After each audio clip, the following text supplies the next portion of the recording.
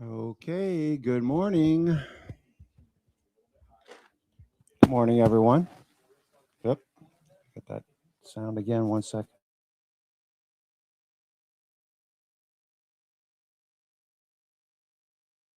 All right, got a little bit of loose connection somewhere. Keeps making staticky sounds. Anyway, good morning. It's a happy Monday. Markets are higher. We're up 112. Lots of volatility. Lots of volatility. We're looking for that March.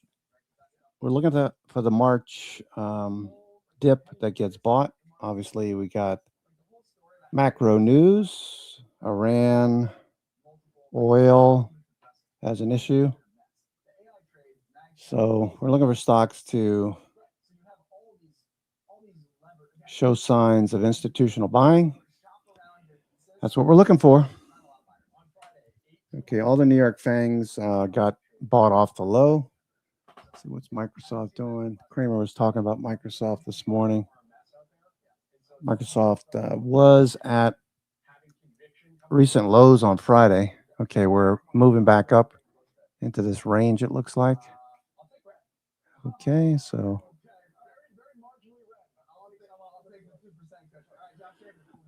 okay, Microsoft looking for something there. Bitcoin is up a bit today. Bitcoin is up a bit today. Okay, remember we had a 4-day drop the last time we rallied for 9 days. Last week we faded for the entire week. Now we're looking for a bounce. See if we can't get a rally.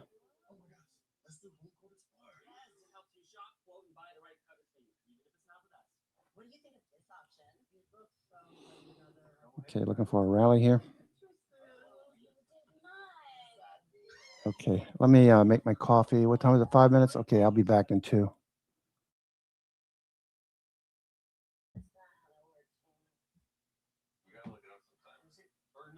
Did you search cool outfits to wear with shark tooth necklace?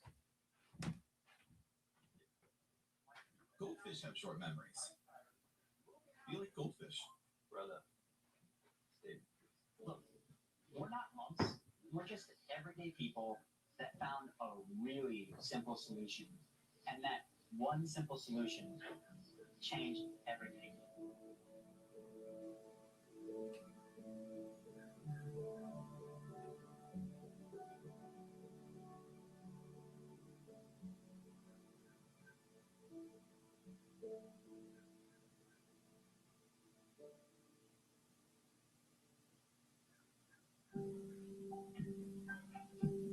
Fighting through forms for new car insurance rates can take forever.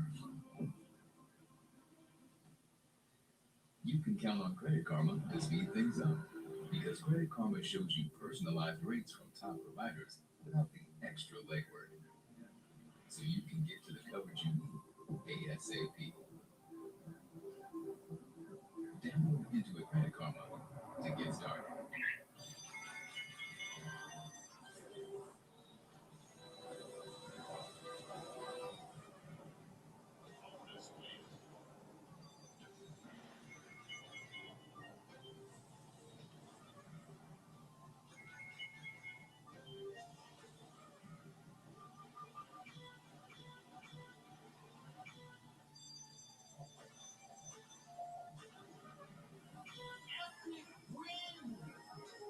For the acute treatment of migraine with or without aura in adults, Nurtec ODT can provide relief in 2 hours, which can last up to 2 days. Don't take if allergic to Nurtec ODT. Allergic reactions can occur even days after use. Get help right away for trouble breathing, rash, swelling of face, mouth, tongue, or throat. High blood pressure and Raynaud's syndrome can occur. Get help for high blood pressure, numbness, coolness, pain, or color changes in fingers and toes. Common side effect is nausea. Ask your doctor about Nurtec ODT. Dive into a world where your favorite Disney characters meet enchanting puzzles in Disney Magic Match 3D. Join Ariel, Aladdin, the Evil Queen, and more as you sort through piles of magical items. Collect them all before time runs out. Match 3 items, vary objectives, and unlock endless fun.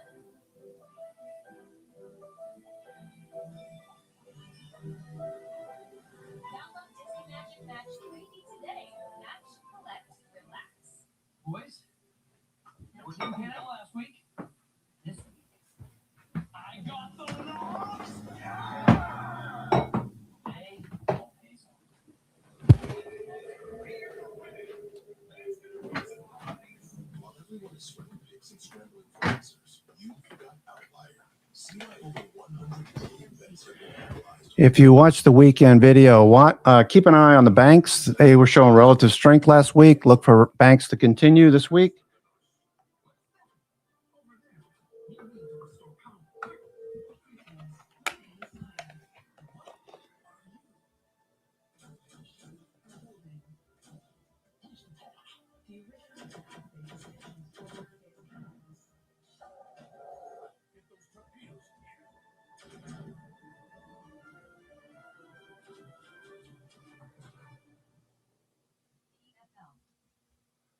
Straight from the casino floor to the Caesar slots.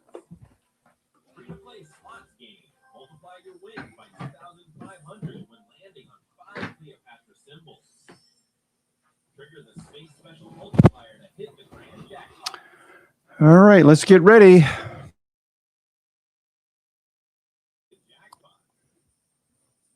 All right, first 15 minutes, I'm not doing much of anything except taking profits off the table. Reassessing the markets after about 9:45. So we're looking for a nice rally.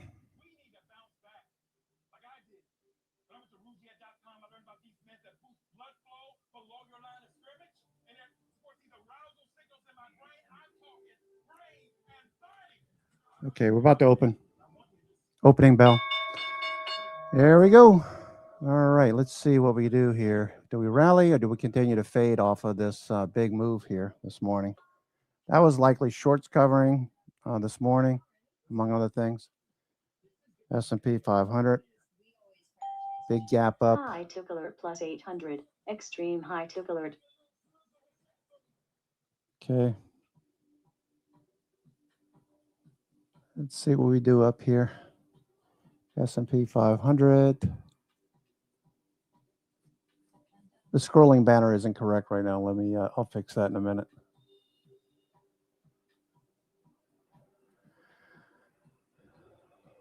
Okay. 6,500. Okay, let me grab that.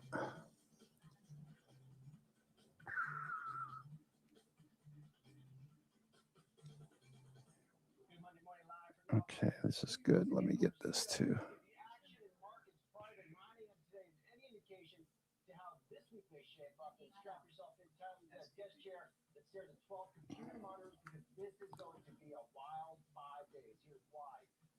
Watching hedge flows to start the day. Extreme high took alert.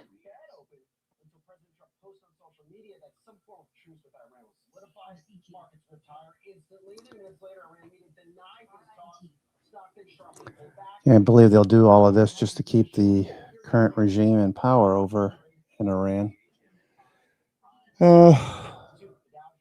Markets continue to fade. People taking profits after a huge run up this morning.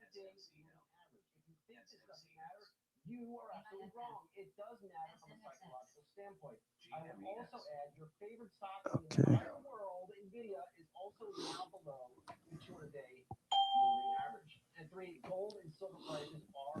Okay, all the New York Fangs look pretty good thus far. New York Fangs look good.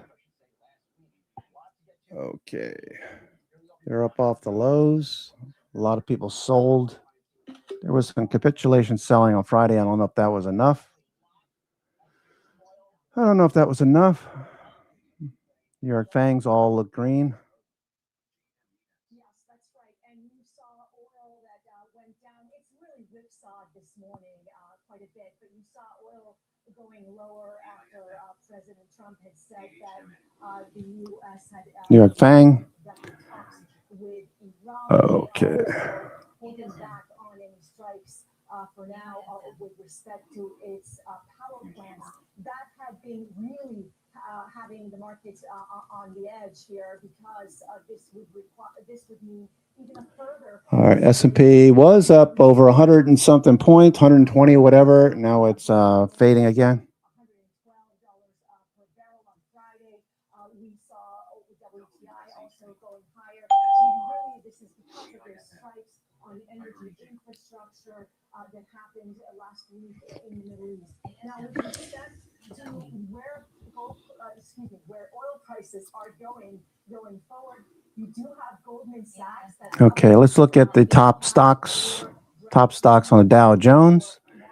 Okay, so for many of you that have asked me recently, what do I do in the morning aside from watching the New York FANG? That's one of the first things I look at. That's on my screen when I boot up in the morning. I look at the New York FANGs, then I look at the most actives. What's up? Okay, most actives: NVIDIA, Amazon, Apple, Microsoft, Cisco. See a pattern there. Let's go to the S&P 500. Okay, we've got all the cruise lines up this morning. Those are off the lows. Those look terrible on Friday. Completely reversed. I believe Norwegian did they have earnings on Monday or Tuesday, whatever? Those look better. Okay, those are off the low. So if you look at that group, all right, travel related names. Okay, so these generally will stay in the top 10. Okay, so what do I do with that? I look at them and I say, okay, let me look at the 1 minute chart and see how we're doing. Enable RSI. You can see this is overbought. Okay, so I would not buy this right here. Okay, you can see RSI is extreme overbought. Showing strength of trend, but it's gapping up. So I would expect to see a fade. Royal Caribbean, same thing. Look where RSI is. You don't want to buy there. Okay, United Airlines. Okay, gapping up. You can see where RSI is. You don't want to buy when RSI is like that because you're invariably going to be buying the high for now. Okay, that'll probably fade. So you got people shorting this right now. Okay, what else? We've got Old Dominion Freight, Old DFL. Okay, what are the banks doing? Banks look good. Relative strength. Okay, those are all gapping up. Bank of America, Wells Fargo, I like the best.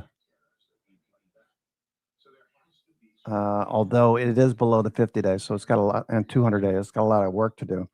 Goldman Sachs, Goldman Sachs above the 200 day, above the 9 EMA, tagging the 21 days. So if I know Corey, you like to trade Goldman Sachs, probably have a position. Looking for the follow through, relative strength. Okay, it's still early. People are taking profits, probably still scared, taking what they can out of the markets. Goldman Sachs. Okay, Morgan Stanley looked pretty good too. Morgan Stanley. Okay, that's coming off the 200 day. All right, fade right out of the gate.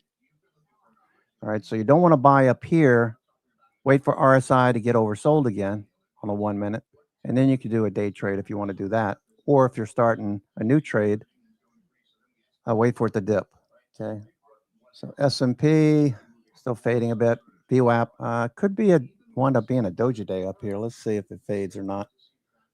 Okay, Tesla's on the move. Tesla looks good inside day. Let's take a look at Tesla. Same lens that we were just looking at. 1 minute chart. Where is RSI? RSI is overbought. You can see that Tesla's bucking the trend. It's overbought right now. It's coming out of an inside day. Maybe it lasts. I imagine there's some people up here trying to short it with RSI where it is. Let's go to the 5 minute. 5 minute. Okay. You can see buying on Friday, while it would have been a risky situation. RSI was oversold. Okay. So you're up nearly 9-10 points. Okay, Tesla's still looking very, very strong here. Watch Tesla. Tesla looking strong. Tesla.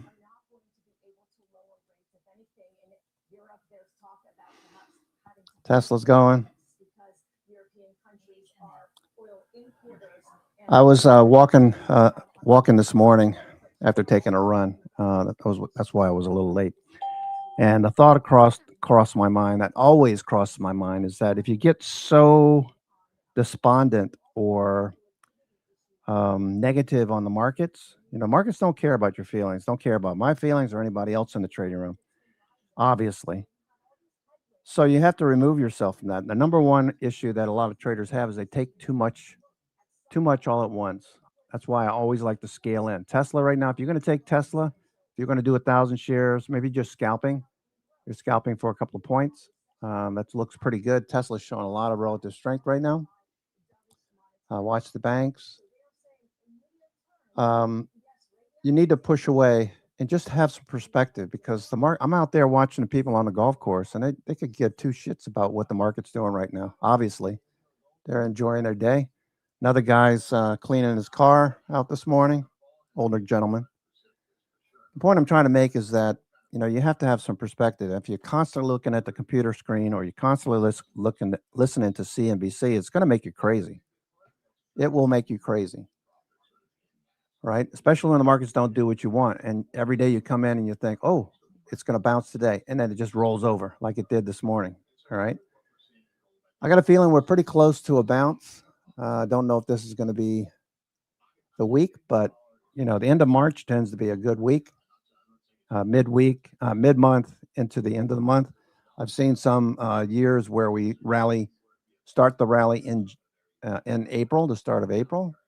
But I think we're pretty close. We're down, what was it, 7%? S&P. And you know what I'm going to do with TRBCX. If you watch the weekend video, you know what I'm thinking. What am I thinking here? Okay, I lost my train of thought. Let's look at this. Number of stocks above the 20-day. Okay, we're getting a nice hook upward. Okay, just like the April apocalypse, February, March, April on tariffs, we finally did make a change in direction. We got down to 10% of stocks. No, about 13% of stocks were above their 20-day. The rest 87% were below their 20-day. So this is an extreme that we look for. This is an extreme that we look for in the markets, okay? This is looking pretty good. So you want to scale in, okay? You don't want to do too much right now, because we could make another dip lower. Nothing says this is going to be it. Last week we thought Friday, Monday, Tuesday was going to be it, and it rolled over Wednesday, Thursday, Friday, if you recall. Okay? But we're at extremes now, so I'm looking for bounces. Let's take a look at the New York Stock Exchange. When in doubt, always check the New York Stock Exchange. If you watch the weekend video, what happened? We stopped right at the 200-period moving average. Is this going to be enough? Are they going to buy down here? It's 2,400 components, 70% of which are U.S.-related names, big companies, U.S. companies. About 25% are American depository receipts, international companies with good balance sheets. And you get about 5% that are REITs. So what happens here if we start to reverse? Well, this is a broad measure of market participation. Look at RSI. Okay. You want to buy down here, not over here, obviously. S&P 500. Let's go check that out. Okay. Now, understand, I'm not doing a whole lot in the first 15 minutes anyway. So if I'm getting on your nerves by going over these things, just bear with me, because I always do this first 15 minutes. All right. So tick alert plus 800. Got a high tick alert. All right. So what do we have here? Let's go to the weekly. I want to just say something real quick. Okay. Whenever you get this kind of situation, right, you see a trend up, that's phase 2. You see markets don't make any progress, that's phase 3. That's distribution. It's pretty obvious that we had distribution over the last few months. We started phase 4. Phase 4 is the markdown. Now, we could get a rally back up to that 10 EMA. All right. You could buy from here to there, right, if we continue to move higher. But just understand what phase you're in right now. We're below the 200-day. Now, Extreme high tick alert. if this gives us a quick V-shaped reversal, we get back above the 200-day, and then we start to think a little bit differently. I'm a little cautious, but I'd like to scale in, because a lot of these positions look like they're going to reverse. The important thing that I saw was that the banks held strength last week. That's really important. Okay, you want the banks to hold strength. Those reversed last week. That was the subject of the weekend video, basically. What's working, what's not. Okay, those put flies, you should be out of most of those, okay? We got to bounce. I'm thinking about taking some more put flies, okay? I want to take some call flies. We talked about that on Friday. somewhere above there, somewhere up here near 60, 68, maybe 6,800, 68, 6,900, 7,000, something like that, 100 points wide. So 6,800, 900, Extreme high tick alert. 7,000. All right. So that's something I'm thinking about. Okay. So got a nice bounce here. Okay. The shorts are probably thinking the same thing we're thinking. If you're considering a long, shorts are probably already out saying, okay, let's see if this fades because we'll trap a lot of bulls, blah, blah, blah. You know the story. So if we bounce and continue to follow through, we take out the 200-day like it's not there. All right, we'll start to analyze this a little differently. Just remember, institutions need to outperform the market every year. Okay, so this is only March. Right, so you've got 9 more months. You got 9 more months for them to outperform. Actually, less than 9 months. They have to outperform into like November, I believe it is. My buddy said that's over at UBS. Every firm's different, but if they have to outperform, they'll be buying down here, I would imagine. I haven't heard from him in a couple of days, so I think he's in Barbados or something.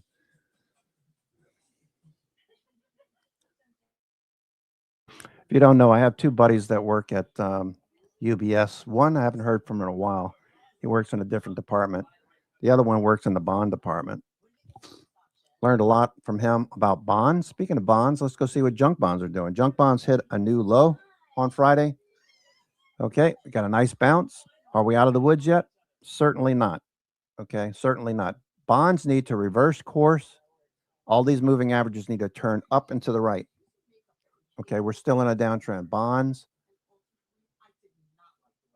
TLT. Let's see what TLT looks like. TLT, bounce. All right, so we need a 10-year to move lower. All these things work together. Okay, it'll take you a while to get used to what happens, what needs to go in what direction, but 10-year needs to fade, obviously.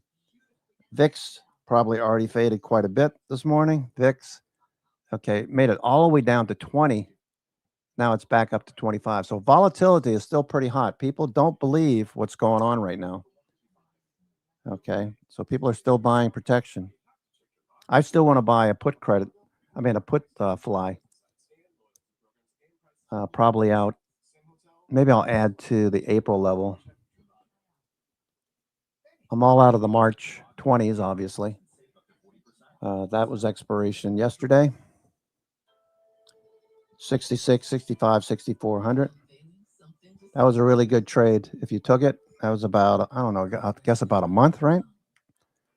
Okay, we closed 6,500. So that's almost dead on the middle of that put fly. So that, the last time I checked, the put fly was like $13, $14, something like that. We bought in at 3. Average. Okay, so I'm looking for a reversal back up, but I'm also looking for rejection here at the 200-day to take more put flies centered around 6,400. So 65, 64, 63. That's just protection. That's a hedge. It's a cheap way to do it with VIX moving lower. Okay, all the New York Fangs still look good. So New York Fangs, that looked really ugly too on Friday. Okay, now we got a reversal candle. In the weekend video, I did this. I showed you what I was thinking. All right, triple bottom, more or less. Let's see if we do this. Okay, RSI is already turned up. RSI is already turned up. Okay, so watching that. Stochastics oversold. So if you understand how stochastics works, this is what you want to see. All right, so we're flat here on MACD as a function of price. We're moving sideways. About to turn back up. Okay. All right, let's just see if the bulls are going to be victorious here or if they're going to trap them again. Tesla off the high of the day, just slightly. Tesla. New York Fangs look good. Okay, again, if you're going to trade any of these like Tesla, just check your RSI on your 1-minute chart. You're going to scalp these. Okay, you can already see that we're about to give us a bearish divergence. So see if this holds or not.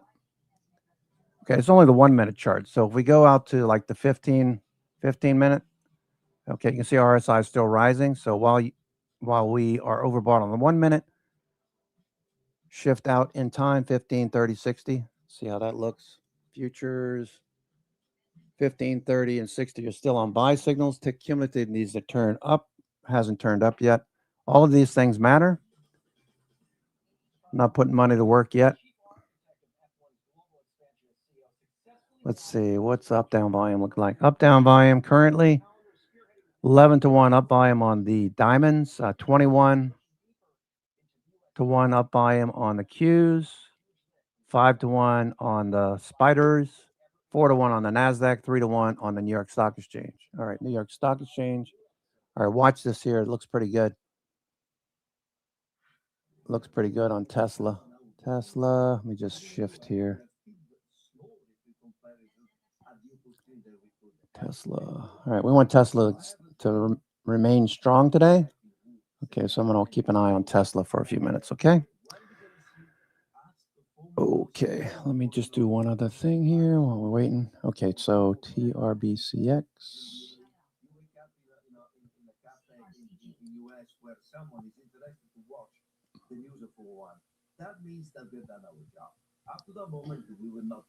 Okay, TRBCX, we're at that buy zone. Okay, we want to see if we start to bounce. High tick alert plus 800. Or more high ticks. Okay, tick cumulative, not quite there yet, but it is turning. I just get the feeling this is a bull trap to start, okay? So I'm not biting just yet. I know I'm missing a few things here. If you're scalping, you already made some money on Tesla this morning from the open. Okay, that's a nice move on Tesla. Let's see what hedge flows look like. Hedge flows turning up. Okay, let's go to 0 day and see where they've added or what are they doing here. All right, let me go back to the open. Open, not much change here, right? Let's see. Any change? No, it's up there at 6,700. You see it up there at 6,700? There's a little bit of change going on up there at 6,700. Some profit taking.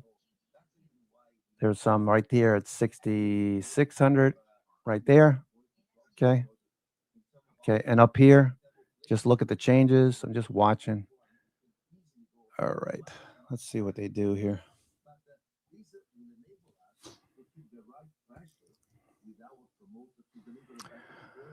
Okay, this might mean nothing to the average person, but this is what I look for. Okay, I want to tell you what I look for in the S&P. First day, I don't bite. Okay, first day I don't bite. I look for a second day. Now, this is great. If you're day trading this, go for it. We've got up volume 5-1 on the SPY, so they're obviously buying here. It just jumped to 8 and back down to 5. But what I look for is a second bullish day. Okay, so first bullish day is great. We got the reversal, 3-candle reversal on a big stick from Friday. 64.75 was the JP Morgan collar. All right, the put, they buy a put spread and they sell a call. They buy a put spread, they sell a call. The 64.75 was the level. High tick alert plus 800. I don't know if they took any of that off. I don't think they do. They wait until the end of the week. Maybe they start to move some. I don't know. The point is that we got until the 31st. If this moves all the way back up, I imagine they just keep the strategy on, right? They wouldn't take it off just because we hit 64.75. That's the strike that they use. Anyway, ARM Holdings, higher ARM. That was part of the weekend video. It talked about ARM Holdings. Let's see, ARM. Okay, that got an upgrade. I think it was HSBC. Looking for a follow through today. ARM Holdings.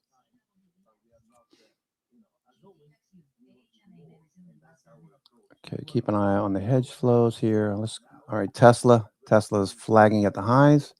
Remember, this is overbought right now. RSI on the 1 minute, 5 minute, 15 look fine for now. Okay, we continue to rally up. This is looking pretty good, actually. Extreme volatility. I don't think anybody's surprised. If you've been in the trading room for more than a month, if you're a new investor, new member, Okay, we're looking for the bounce. We're looking for the March. We're looking for the end of March, early April bounce. This is 20 years. Statistically speaking, we get a bounce usually in March. Now, obviously, we've got something we don't normally have. You want to call it a war. I call it a conflict. It's a war if you're there forever, for like Ukraine and Russia. Anyway, it's neither here nor there. I'm looking for a bounce, looking for trades to continue to move higher. Okay, let's see what they do here. What else do I want to do in YSC?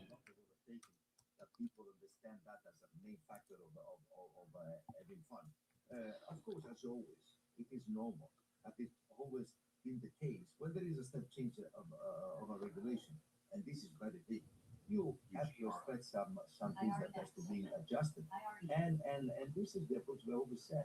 If there is something that we need to adjust, we will take the time with, and here the federation, the FIA is responsible to coordinate everything. Okay. No negativity.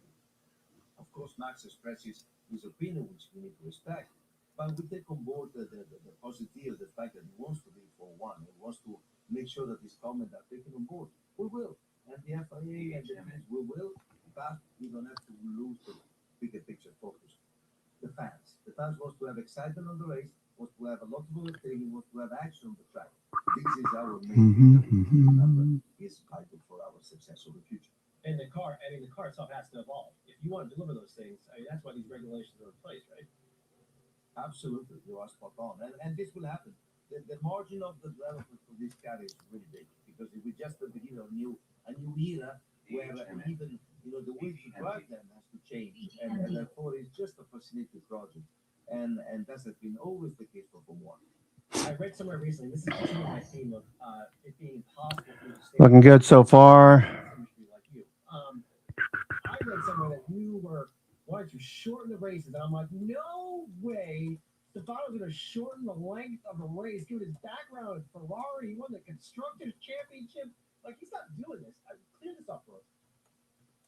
Well, first of all, Brian, I didn't say exactly that. I always said we need to make sure that we connect with the past to understand if the length of the race is too long or too short. And that's the reason why, for example, instead of talking about the length of the race, we brought in the sprint concept. So having an event starting from Friday, Saturday, and Sunday, where everything Looks good. the sport inside the drivers have to fight for. That's the approach that we need to have. Listen and watch and try to be progressive in anticipating certain things. Not to All right, looking for a follow through. Okay. Would love to see it just move right back up to the highs today. Tesla, all right, fading a little bit. Okay, we got support right here at 6,600.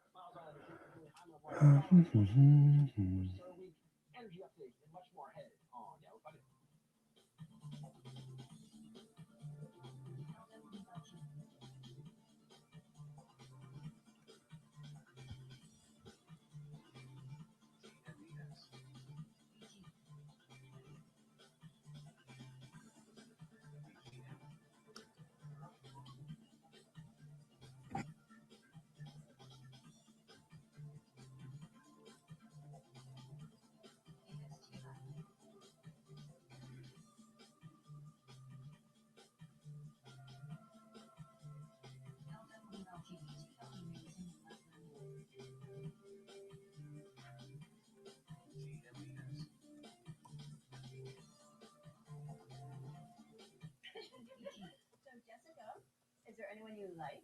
Like anyone here? Oh my gosh, let's do home court explorer. Yes, it helps you shop, quote, and buy the right coverage thing, even if it's not with us. What do you think of this option? We look so good together. Don't hate me, I just told them that you're interested. You did not. Oh, I know. Let's prank call each other. That's not how it works, Amy. GMEX. What the hotel?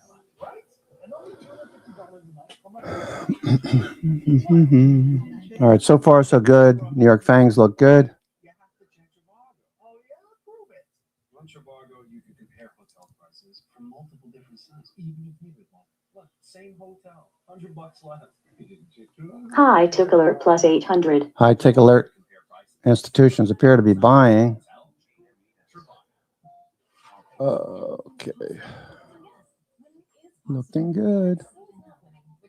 Tesla looks like it wants to keep going here. Still flagging. Squeeze. Okay, Bitcoin going. All right, so if you're in Bitcoin, nice reversal.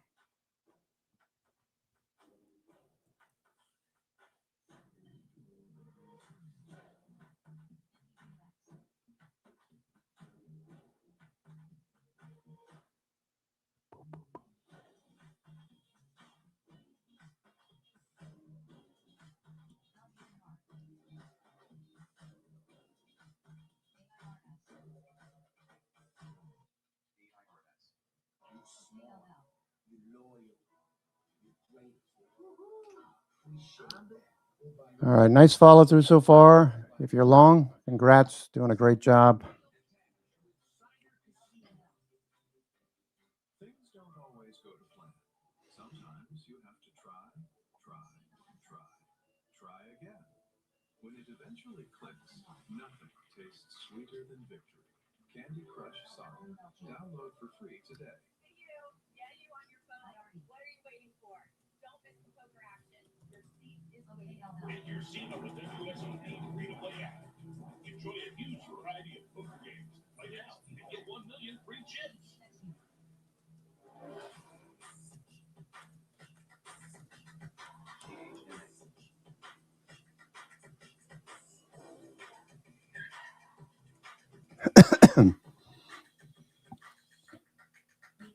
I'm changing my body and my love life.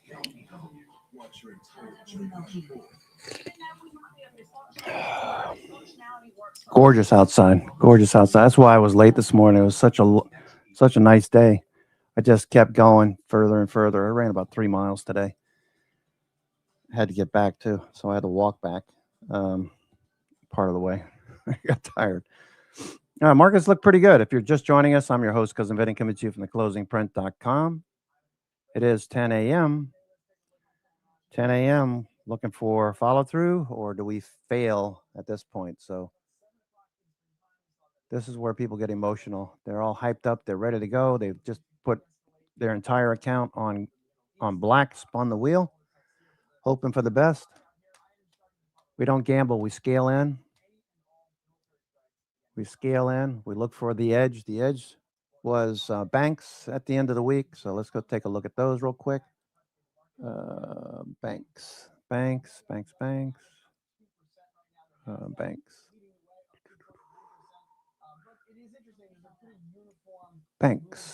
Okay.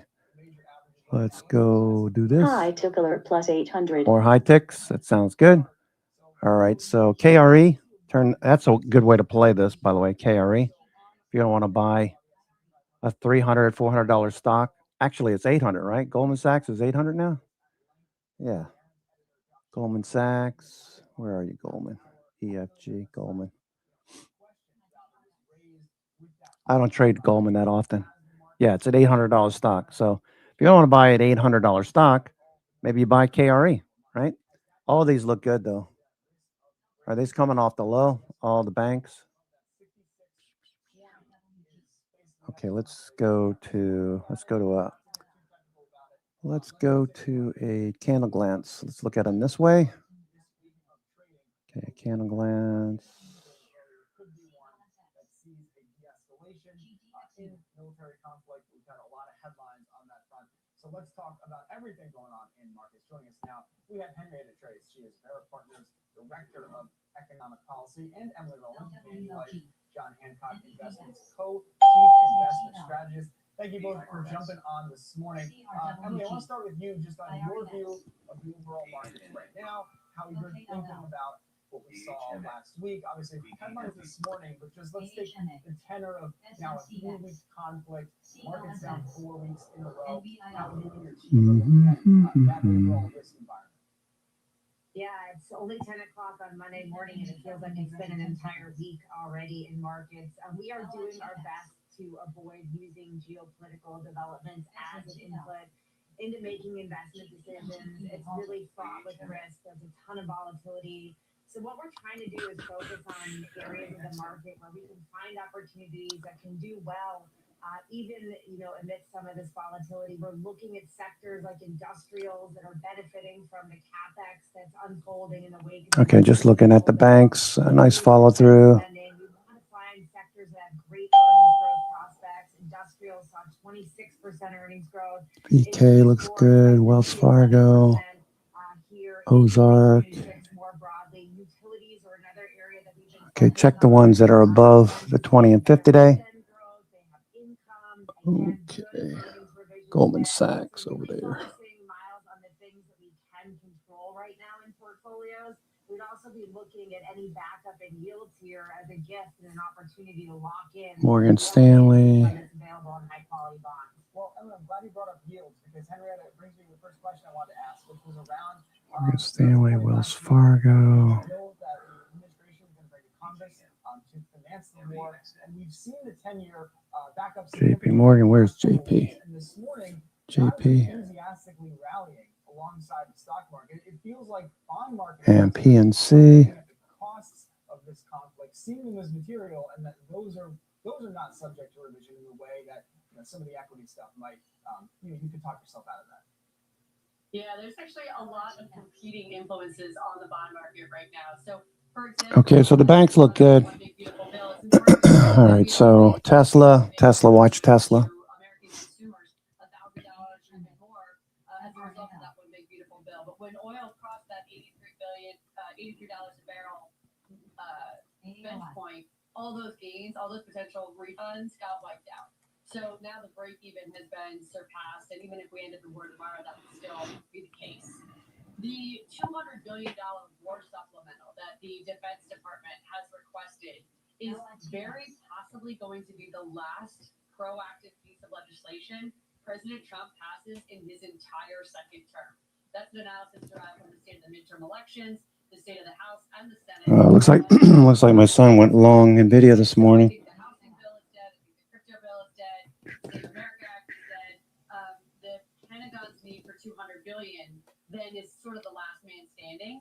And what happens in that situation is the bill starts to spiral and really get quite large. So $200 billion for the Pentagon is one thing, but it doesn't include the $15 billion that we're going to see for another farmer's bailout. Tesla. All right, New York Fangs, they're just kind of holding here. Looks like people are waiting to see, do we follow through or do we fade? That's the sense I get right now. In my experience, going back 20 years now, we have not passed a standalone reconciliation bill that's less than $700 billion since the Great Financial Crisis. So the potential for this bill to balloon really exponentially if Republicans try to go it alone is very real and should be front of mind for bond markets right now. Well, Henrietta, this brings up something that I think, from a market's perspective and someone who is mostly just looking at, earnings, what are we paying for them, et cetera. The midterm elections, I don't get too excited about it until we get right on top of it. But what you're outlining is like, this is it, and then it's campaign season. All right, watching. Feels like traders have paused at this point. Watch Tesla. Do we take off to the upside? Think about the stocks. Think about the stocks that the average trader will know the name of. What this sort of morass, let's say, looks like from an economic policy perspective, from what you're bringing to the trail if you're up for re-election, and how you think Tesla, Amazon, Nvidia, etc. They absolutely do, and it's a whole different calendar. I highly recommend their work because it's important to understand that S&P. on a different time horizon than the earnings schedule and anything in the markets.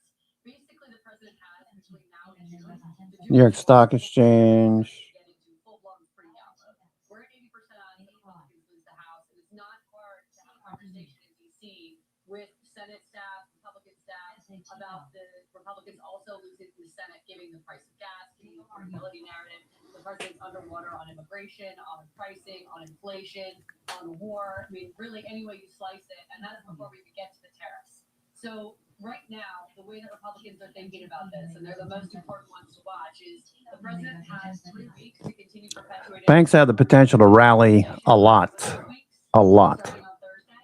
I would say. Thereafter, so start of like late April, May, they're going to be in a crunch time where they try to get anything they can out the door for consumers and American voters before they go and pull the ballot box for them, hopefully in November.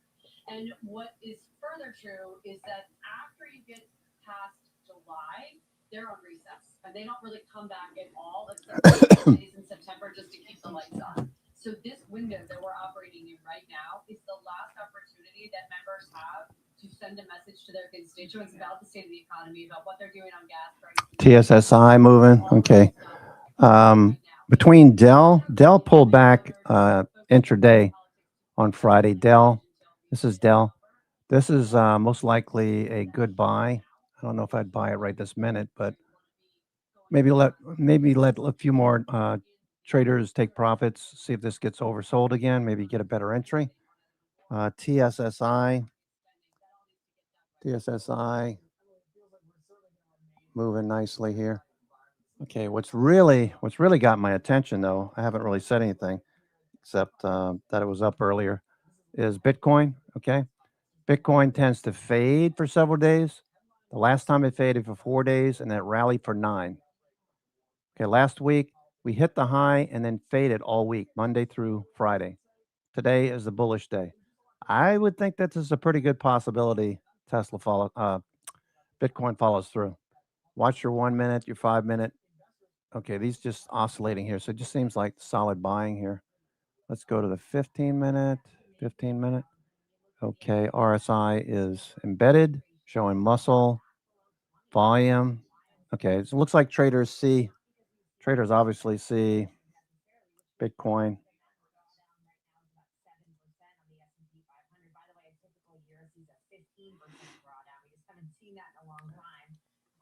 Really happening here is around the denominator. Okay, so obvious now with Bitcoin following through. Analysts are penciling in about 14% earnings growth for 2026. Maybe it's a little bit optimistic, but we think the United States has the best chance of seeing companies continue to be profitable here. So the other positive thing that's developing is just breadth across markets. It's not just tech names that are sporting elevated earnings growth prospects. It's really a broader set of companies, a broader set of sectors, more on the value side as well. So there's still an appetite here to sort of think about leaning into quality and continuing to be constructive on equities here. All right, we'll leave it there. Emily and Henrietta, appreciate the time on this Monday morning. Thank you. All right, coming up, rising gas prices hitting U.S. households' finances. You're going to want to watch. Market Catalyst coming up.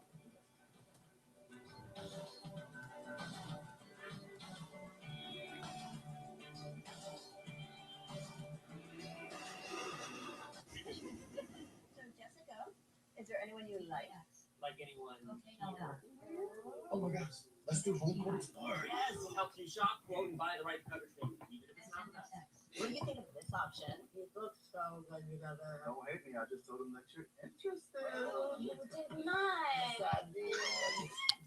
Stupid commercial. Let's prank call each other. Progressive. That's not how that works, Jamie. Timberwolf is a 25-year-old brand based in the United States. Timberwolf entered the Chinese market due to the immense growth potential. We understood that if we were to succeed in China, that we need to partner alongside the market. Due to our success in China, we've been able to expand our global team. In the United States, we added additional offices along with increased production. We've become one of the fastest growing pet products here in the Chinese market, imported from the USA. Independent seniors can go where life takes them safely with the Iris Ally, the most affordable medical alert device on the market from Consumer Cellular. With GPS location tracking, fall detection, and 24/7 emergency response, peace of mind comes standard. At just $25 a month, the Ally is the most affordable medical alert device. And you can save $4 versus leading providers. And if you call right now, you can get 50% All right, let's see if we can't get something going here. Bitcoin. I can't be everywhere at once, but with Intuit QuickBooks handling payroll, invoices, and customer leads, it's like I am. My payroll agent proactively compiles employee hours and spots any gaps, giving me time to land more clients. And if I have any questions on how my business is doing, I have access to trusted experts. With this team at my side, I can multiply my wins. Nice. Bring it a savings with Westshore Home. There's never been a better time to upgrade your bathroom. Right now, we're doing free installation on all bathroom remodels. Plus, if you think your project started this week, you can be interest-free for an entire year and a half. With 18 months, no interest financing. Scan the QR code on the screen now to log in these limited time savings. Or check us out online at westshorebath.com. Don't miss out. Westshore Home. Remodeling, reimagined. I got 2 words for you. Loyalty program. Snag this hotel for $250 a night. You didn't check Trivago? I got it for $155. Yo, babe, Scott didn't check Trivago. Oh, you have to check Trivago. Okay. Not a bad day, huh? And loyalty programs and prices for hotel websites. Same hotel, $100 less. 2 words. Check Trivago. Baby. Check Trivago to compare prices and save up to 40%. Hotel? Trivago. Turfgrass management is not just guys going out and cutting grass and putting bases down. There's so much more to it. Major League Baseball has made a substantial increase in the standards that all ball clubs should have. And a piece of it is you have to be a graduate of a 2 or 4 year turfgrass management program. All right, Bitcoin. New York Bank still looks good. Tesla still looking good here. Tesla. A lot of volume in the morning, at first thing this morning, right out of the gate. Tesla. New York Bangs look good. Microsoft off the low. Microsoft almost made, I think it made a new low actually on Friday, right? Microsoft. Everybody's counting Microsoft out. Kramer and Faber this morning, they were talking about Microsoft, about the end of Microsoft, basically. Really, guys? Really? You think Satya Nadella is that stupid? I don't think so. I think that guy's brilliant. They got something up their sleeve. They will. I can't imagine a company management meeting where you got executive officers in the different departments meeting with the CEO and the board. I can't imagine them sitting there and saying, throwing their arms up and saying, oh, well, I guess we lose. That's not going to happen. Now, obviously, price action says, otherwise for now. So we can think what we want. I'll stick with it for now, though. It looks like, all right, S&P looks like it wants to go some more here. S&P. Okay. I don't think Microsoft's out. We're above the 200-day. S&P 500 is above the 200-day. We got a 3-candle reversal. We got a doji last week on Thursday, a big drop on Friday. We hit that 64.75 was the JP Morgan collar. Okay. Let me see what Brent's talking about here, if he said anything.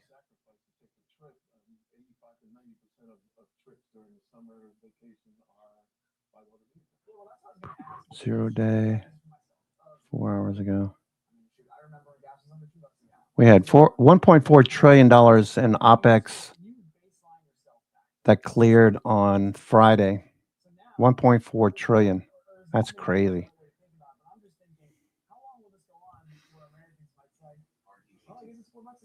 I guess that's just what I'll live with, and there won't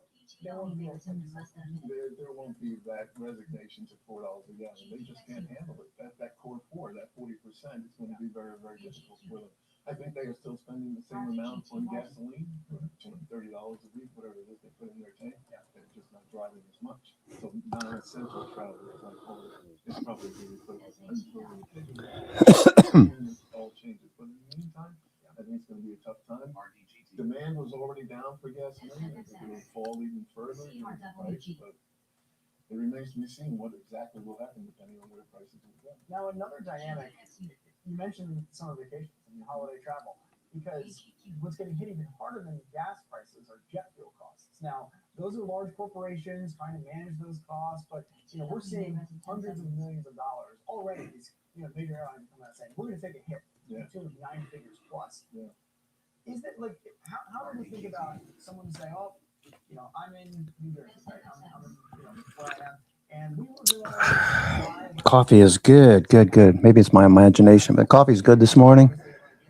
All right, Tesla still looking good here. Tesla. If you day traded it off the low, I'd probably take a little bit off here. If you day traded it from this morning's low, probably take a little bit off here. Feels a little bit overdone. I keep some on just in case it's got more gas in the tank. Tesla has an ATR. Just so you know, Tesla has an ATR of $13.55. Okay, $13.55.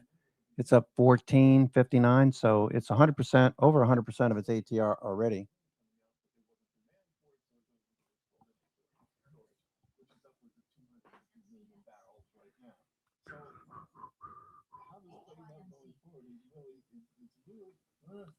It's hard to say. It's really, really hard to say. I worry that there are a lot of people that are really struggling, and they're just really playing it day by day to see what's going to happen. But the demand Tesla. Market's just grinding higher. That's great. Great to see. All right.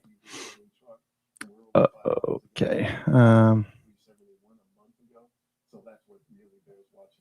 had a long road trip a couple weeks ago out to see family in Ohio, and all across 80, it was like mid-fives, basically. All the logs and around. That's a big number. Now, thinking about the structural demand for gasoline, if we had been having this conversation a couple of years ago, let's say, we probably would have led with electric vehicles and where that fits into how that changes the picture.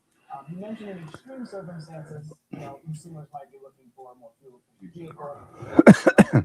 Off the grid, as it were, on the grid anymore. If you think about it that way, just how these kinds of disruptions do or don't impact that trend, which was only last few months we saw the big three automakers actually pare their EV plans considerably, and it just feels like that timing has really stood out in my head. And have taken a major hit as far as expenses are concerned, because of the decreasing popularity of electric vehicles, which went away with the government subsidy. There's a lot of talk now about increasing futures moving higher. Okay, looking good. But EVs are expensive. The average vehicle is about $50,000. Now EVs tend to be even more expensive. So I think the popularity of hybrids is going to play into that. A friend of mine just bought a RAV4 and he had a G, and he's getting 42 miles per gallon. He's loving it. He says he doesn't care about high gasoline prices. So the EV conversation is going to be there. China is a big producer of EVs, and there are lots of regulations that are playing into EV safety coming up. So I think that's going to play into the situation. All right, futures continue to rally here. All right, 5, 15, 30, 60 are all on buy signals. Tick cumulative. Okay, I'd really like to see tick cumulative turn up. Okay.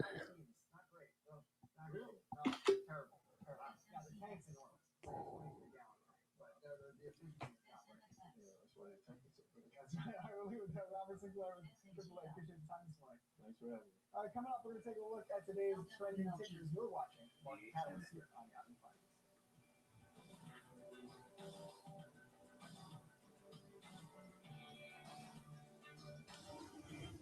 With USAA Safe Pilot, I can save when I drive safe.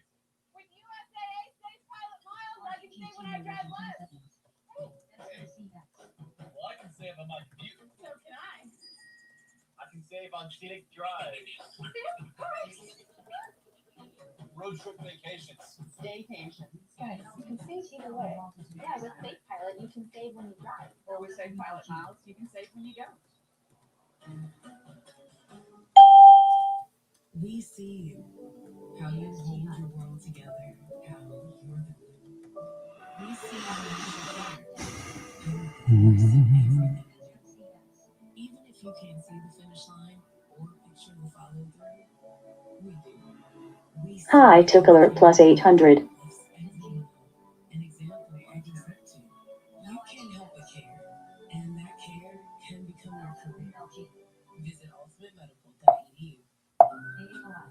Easy to book.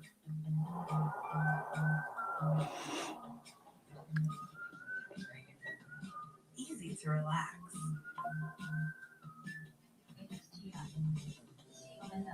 Easy to earn loyalty points. The American Airlines Advantage Program. Your travel goals made easy.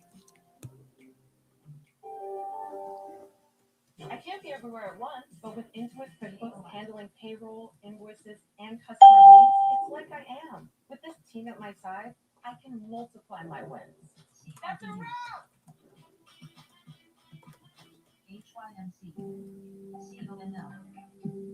Fighting through forms for new car insurance rates can take forever. You can count on Credit Karma to speed things up, because Credit Karma shows you personalized rates from top providers without the extra legwork, so you can get to the coverage you need ASAP. Download Intuit Credit Karma to get started. Finding a snack the whole family loves? That's the daily struggle. Until now, meet Yogi.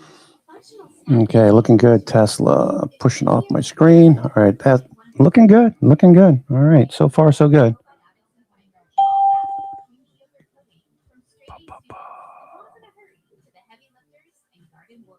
Whatever your flavor, there's a Yogi smoker for everyone. Finally, a snack the family will fight over, not about. Yogi's, America's newest snacking obsession.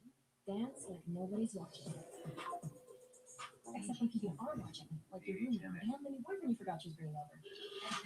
Believe in yourself. But know your limits, because right before an interview isn't the time to try being a hairstylist.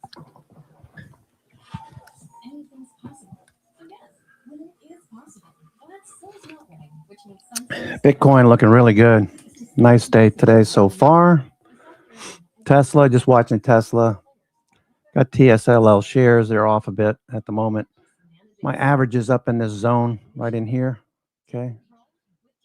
Tesla, my average is in here.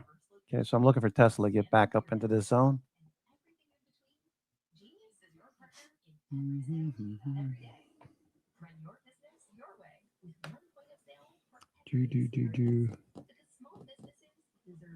Amazon. Let's see what Amazon looks like. Amazon looked so promising last week, Monday, Tuesday. Then we faded Wednesday, Thursday, Friday. I was really disappointed in that action. I called Bezos to let him know. All kidding aside, though, looking for a follow through in Amazon. Looks good. 50 days right here, so we'll anticipate a rejection at 50 day once it gets there. Okay, Tesla looking good though. Tesla, Amazon.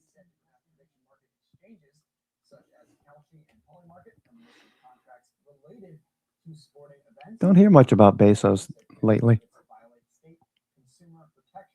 Proposal will mark the first bipartisan Senate bill to regulate prediction markets.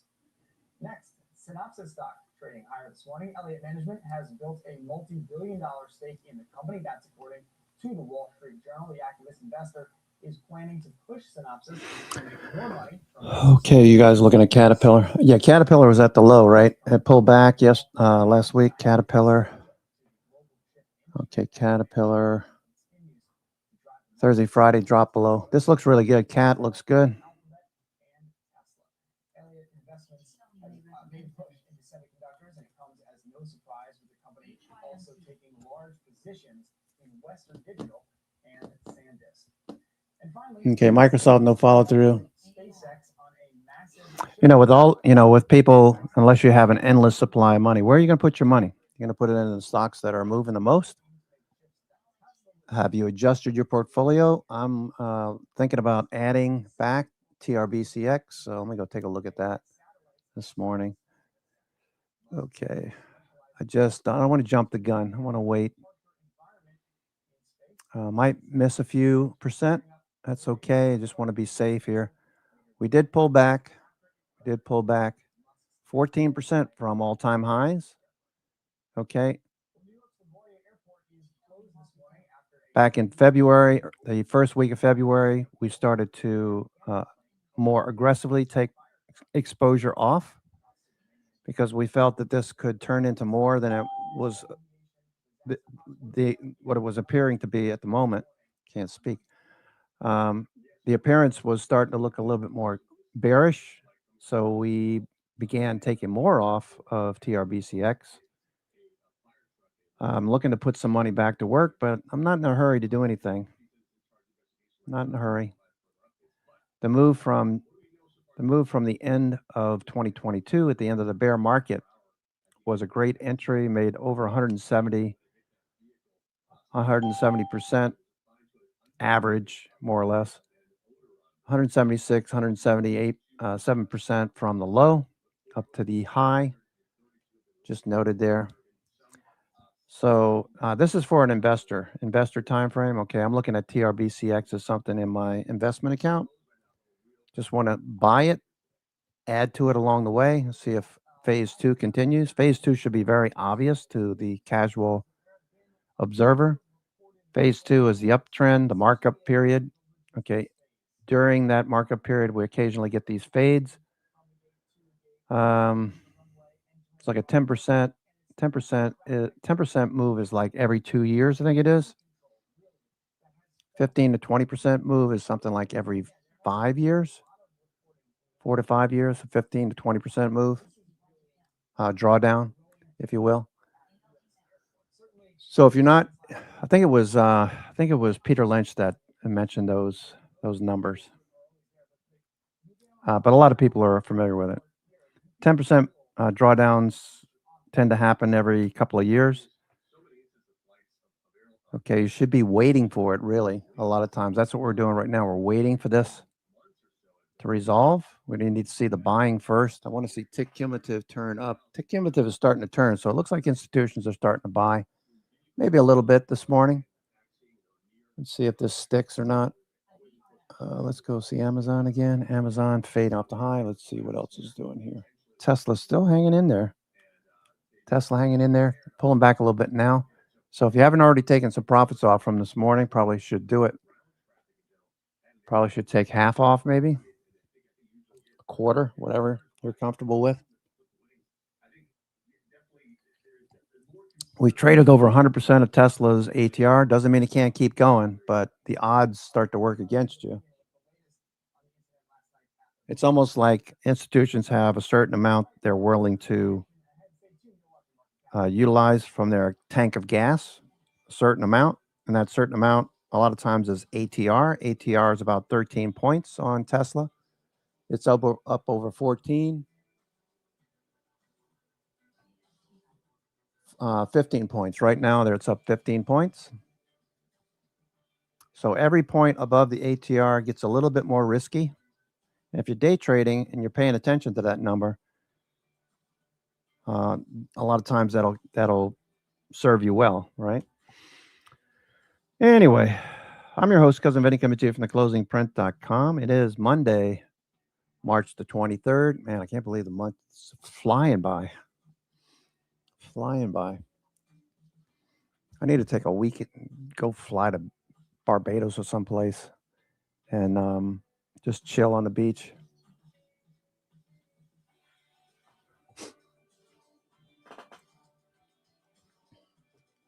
Haven't been on a week-long vacation since before 2017 when we started the room. I've been on a like 4 or 5 day. I went to see my mom a couple of years ago for my birthday. That was about a 5-day trip, but I haven't done like a family thing for like 10 days, leave on a weekend, come back on a weekend. Haven't done that in years. Maybe I'll do that during the summertime. Summer is usually slow anyway. It's like July, end of July. Speaking of July, all right, think about this for a second. All right, the markets are lower. Okay, let's take a look at the New York FANG. Okay, I want you to think about something here. Let's go to New York FANG. Okay, think about this. Put this in your pipe and smoke it. All right, here's the TR. Here's the New York FANG components. All right, look where they are. They're at the lows, basically, right? The lows of the year.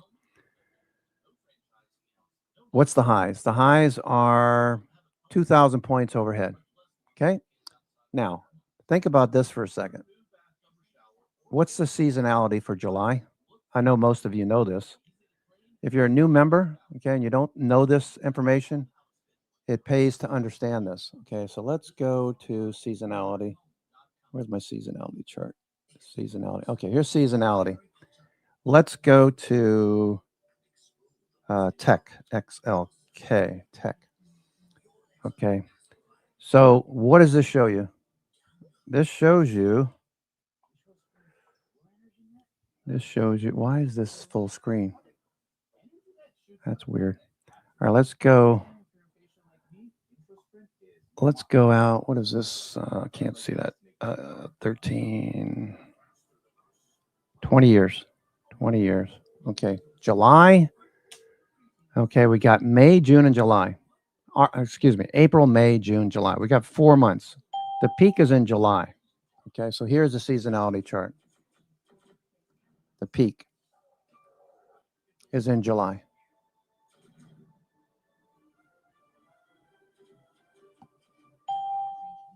So what does that mean? It means that it's highly likely that this pattern will repeat itself. 20 years. 20 years. Okay, here we are. You are here. You are here. Unlock Cleopatra's secret chamber and unleash Cleopatra's mega jackpot. Come play Cleopatra straight from the floors of Vegas. New York FANG. All right, so that's where you are.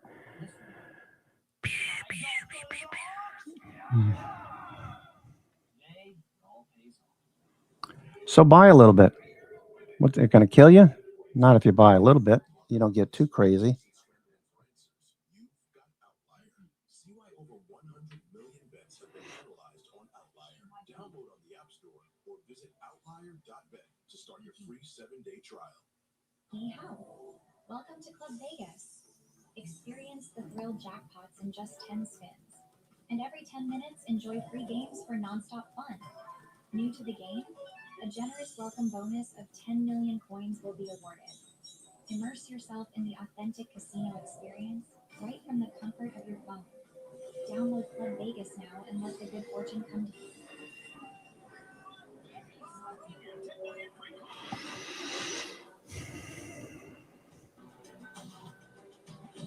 Our mortgage rates have ticked back above 6% ahead of the busy spring home buying and selling season. I spoke with Brad Case, the Homes.com chief residential economist, on Friday about the state of the U.S. housing market. We are involved into the upside. You know, well, the housing market's really been disrupted over the last several years since 2020. And what we are seeing is that the market is really slowly coming back into balance. Now, it was actually kind of set up for a nice recovery in the spring, and then then, as you said, the mortgage rates bumped upward because of new inflation concerns, and that puts a little bit of a hesitation in the minds of potential buyers.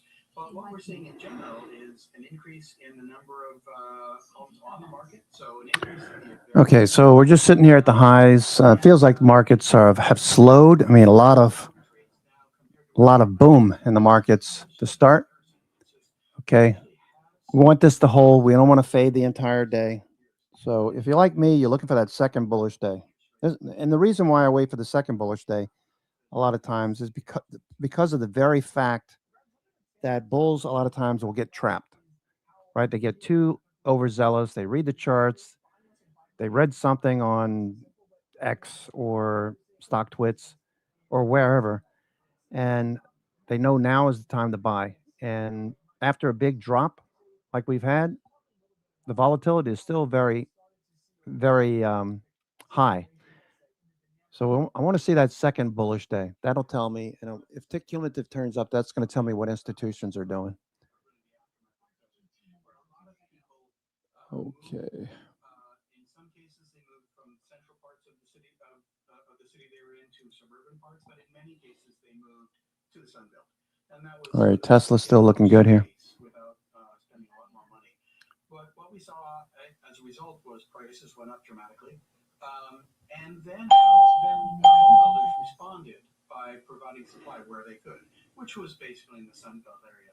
So when we look at the price pressure right now in Sun Belt markets, it's because of the fact that the supply was inadequate and is now adequate again, and that's really a relief.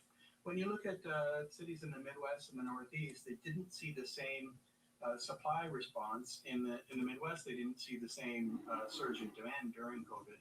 So sometimes it looks like, Midwestern cities are doing especially well, and what's really going on is that they are not making the adjustment from the supply response that cities in the Sun Belt are making. So we're really getting back into a normal market. But remember, we haven't really seen a normal housing market since 2018, 2019. So double clicking a little bit on those dynamics in the Sun Belt, where you are seeing supply come online from projects that were probably conceived of 3, 4, 5 years ago. If I look at the stock market, I'm seeing home builder stocks have been under quite a bit of pressure. I think from a consumer standpoint, sticker price and things are looking better, but it feels like perhaps builders they've already grown more cautious and may have a little bit of an inventory overhang they were not really hoping to have, if this kind of dynamic of rates 6% or so, and those migrationary flows really slowing down, like that might be a challenge, it seems, in the years ahead. Yeah, absolutely. Home builders do have a little bit of an overhang, and so as a result, buyers who are willing to look in the new homes part of the market are able to talk with builders about price cuts and other incentives, and that makes that part of the market sort of a little bit easier to deal with than what we have seen in the existing homes market.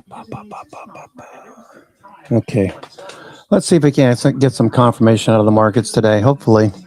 I'm your host, Cousin Vinny, coming to you from theclosingprint.com. It is 10:40 a.m. Wow, it seems like it's 12 o'clock already. It is March the 23rd, Monday. If you watch the weekend video, you know that we're looking at banks too. Banks were pretty showing relative strength last week. All right, let's take a look at Goldman Sachs. Okay, gapping up. Goldman Sachs gapping up. There you go. Wells Fargo gapping up. There you go.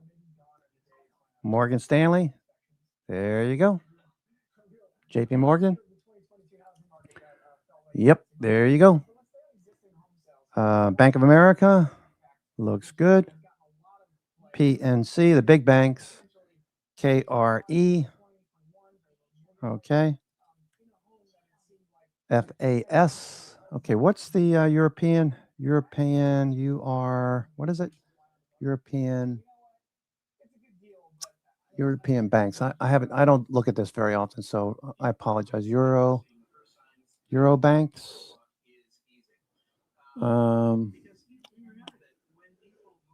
What are the Euro banks? Maybe I have it in the banks group. I don't think I do, actually. Banks. Do I have it in here?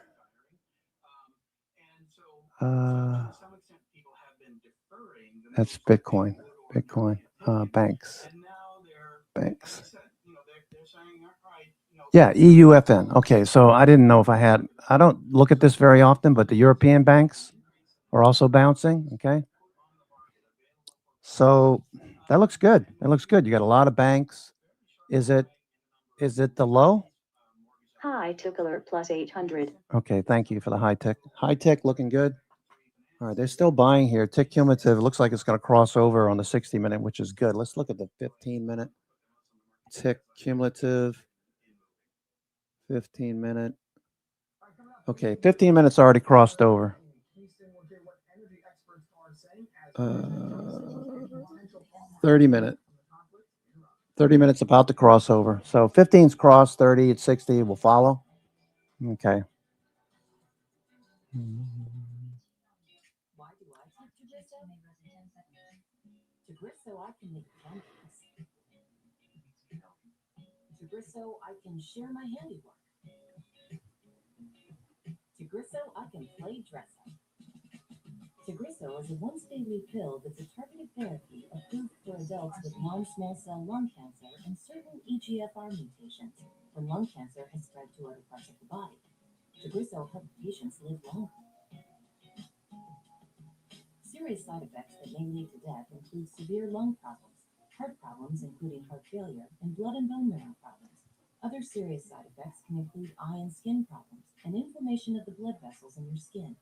Tell your doctor right away if you have trouble breathing, shortness of breath, tiredness, weakness, cough, fever or infection, pounding or racing heart, swelling of your ankles or feet, dizziness or any eye problems, severe blistering and peeling of the skin, purple spots, skin redness, large hives that last more than one day, or easy bruising or bleeding that won't stop. These are not all the possible side effects. Tagrisso can harm your unborn baby. Ask your doctor about pregnancy, breastfeeding, and birth control.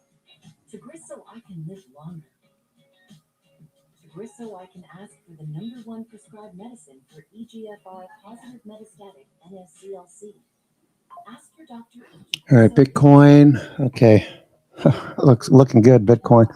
All right, I'm not that active right now, but what I have on is working well. Okay, some of the banks, I got JP Morgan. I want to add some Wells Fargo. I want to add some KRE as well. Microsoft, I'd like to see that following through. Have some Amazon. I'd like to see that continue as well as Google. What's going on here? All right.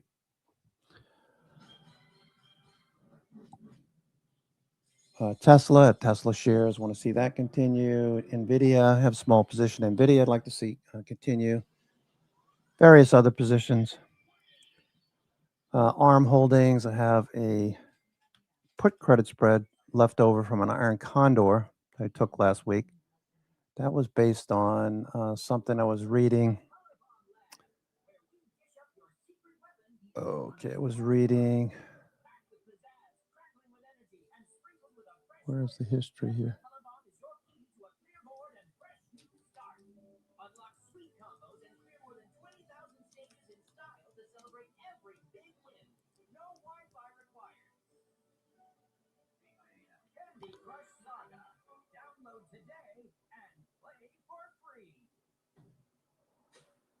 Aren't you the least bit sorry about the people you killed? You have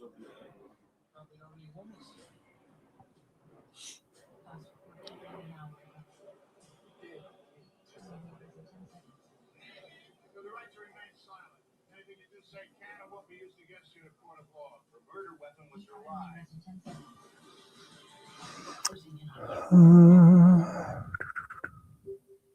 High Tech Alert plus 800. Okay, we're bouncing again. High Tech Alert. Thank you very much.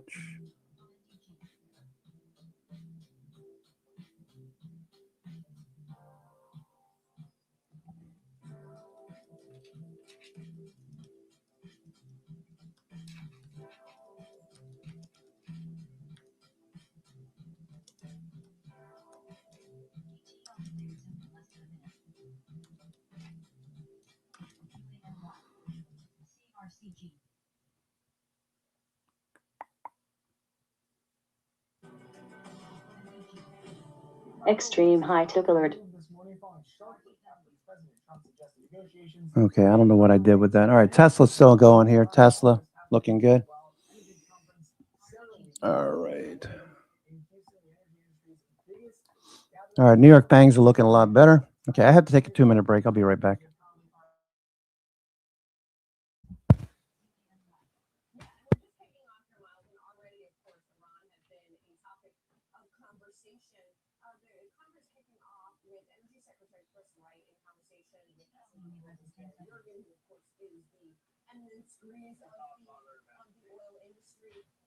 And then we also heard from Mike Worth, CEO of Chevron, they touched on Iran. They didn't really dig that much into it. But Chris Wright really described this as not being sort of a long-lasting withdrawal. This is a short-term pain for a long-term pain. Is essentially the argument he made. This is something the administration could not make. Extreme high tick alert. The military threat they see from Iran, the 40-plus years of disruptions. He cited the Tehran hostage crisis. He cited Iran's funding of global terrorism. Said we couldn't delay this. He obviously pricing going to go in the short term, but in the long term, this is going to be better for energy security, for local security, for the oil market. I don't know what a lot of oil strategists agree with that, given what prices are right now, but that's the argument that's making. Well, and right now we're living in the short term, right? We're in this time of volatility. Like Mark, Chevron, he addressed that a little bit as well. He talked about the fundamentals being very tight out there, and he talked about something that you have talked about on Yahoo Finance, which is that the physical prices to actually buy actual oil are much higher. All right. Had to fill up my coffee. All right. Bitcoin's at the highs of the day, low profit taking at the moment. Looking for a follow through over the next few days. Last time we faded on Bitcoin, if you look at the chart, about 3-4 weeks ago, we faded for 3 days, and then we rallied for 9. 3 to 4 day fade, you get a 9-day rally. Today is day 1 after a 5-day fade. Last week, all we did was fade. Bitcoin shook a few people out. Now we're looking for Bitcoin to continue to rally. Okay, BTC, USD, Bitcoin. Okay, so over here we had that 4-day drop. Okay, 4-day drop led to a 9-day rally. Today is day 1. We're back above the 21 day, the 50 day. 74,000 is our target. We want to get above that. We want to get above actually 75. Let me put this up here at 75 now, because that's the recent high. Actually, it was 76, wasn't it? 76? 76, I believe.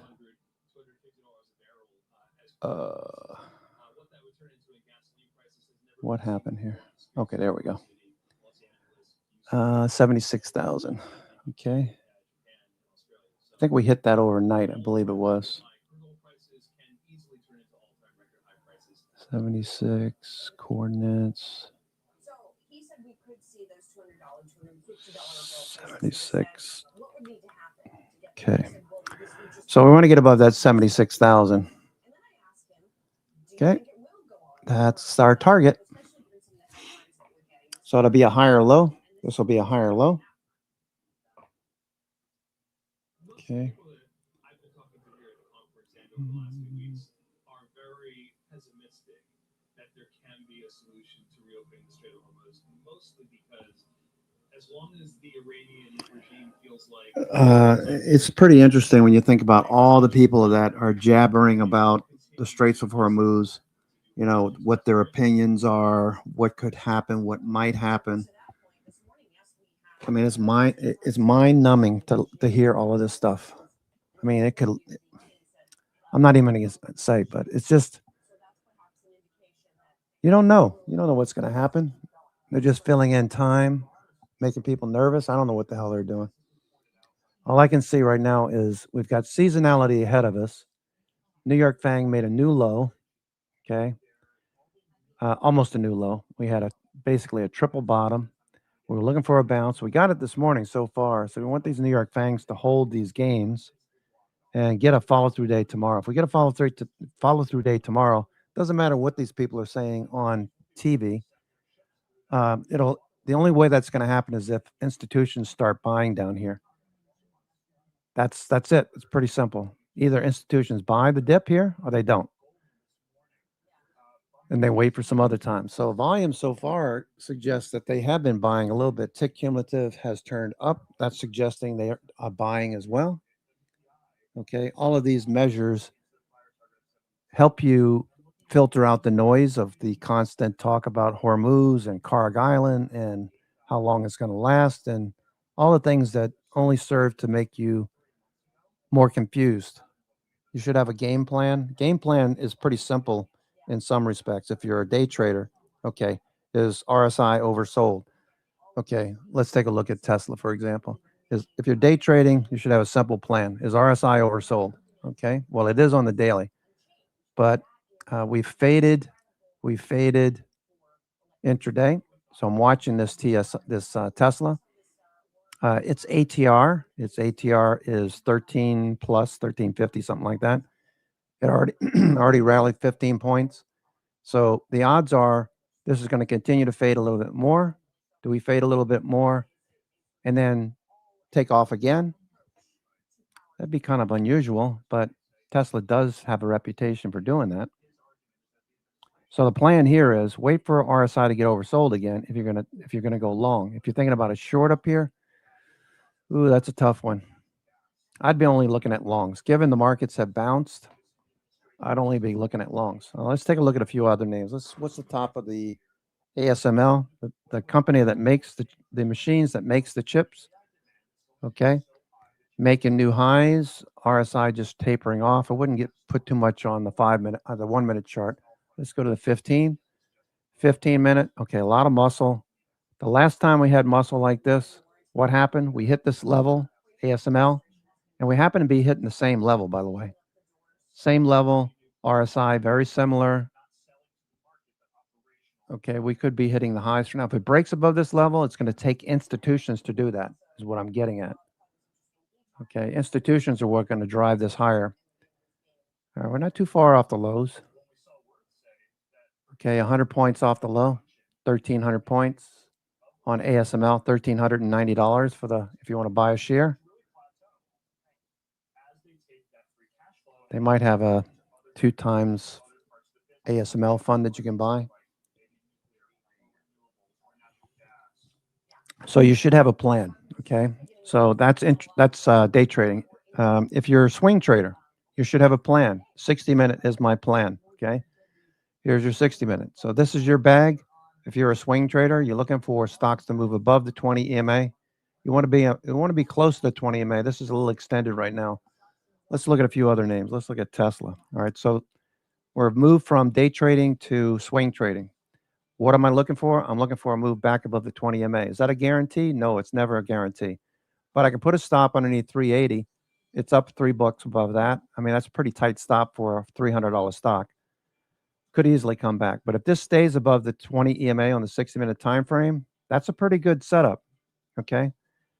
Let's look at a few more swing trades because I know a lot of you would like to see, gains over the next week or two. The only headwind we have right now, well, there's two. Volatility. The volatility which is being introduced by oil prices back and forth and Iran news. All right. And commodity prices. Let's see what commodity prices look like this morning. DBC. Okay, those are gapping down. This is actually exactly what you want to see. If you're a bull, equity bull, you want to see crude oil prices, commodities moving lower. My brain's going 90 miles an hour. My lips are not catching up. I apologize. Okay, so this is something that you should understand as a swing trader, right? What the hell's going on outside of the one stock that I'm trading? I'm trading NVIDIA, and I have no idea what's going on in the rest of the market. You can't swing trade if you don't know what's going on, especially in this market because of volatility and crude oil prices and the whole business that's going on in Iran. But we are backing off. That's a good sign. All right, so you should understand that you're starting to build bullish tailwinds. You want to have more bullish tailwinds. Coming into Friday, at the close, we had 1 bullish indicator, we had 1 neutral, and 18 bearish indicators. All right, so that's extreme. We don't hardly ever see that. If you go over to what's his name? Tom Bukowski's site, the pattern site. All right, this is a useful tool as well. The pattern site, that's not what I want. I want up here. The patternsite.com. Okay, you go here. Okay, Bukowski, very brilliant guy. He's written like a dozen books. He retired at the age of like 38, I think it was, or maybe 35. Go right here and click on blog. Yeah, there's a lot of advertising. I get that. But look at this right here, okay? The chart pattern indicator. This is a very useful tool. Like you have 5 You have 5 of 5 of his indicators bearish, well, 4 of 5 bearish at the moment, red. But click on this, and this pulls up this little chart, right? Okay, look at this number right here. On 320, what was this number? It was 1.1%, his CPI. That's extreme, extreme bearish. Anything below 35% is extreme. Why does that matter, Vinny? It's telling you that the odds of this bouncing are extremely high. Extremely high. Okay, you can see only double digits, low double digits for the past month. Okay, past few weeks. Just, okay. So this is CPI signal now. No, that was so too. This is the current number, 1.1%. So that's telling me there's a very high probability that needs to be matched by other indicators that also say the same thing, right? I'm not looking for things to agree with each other. Oh, sorry about that.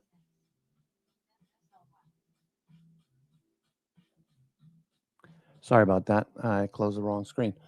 So I'm looking for other indicators to agree with junk bonds higher. Junk.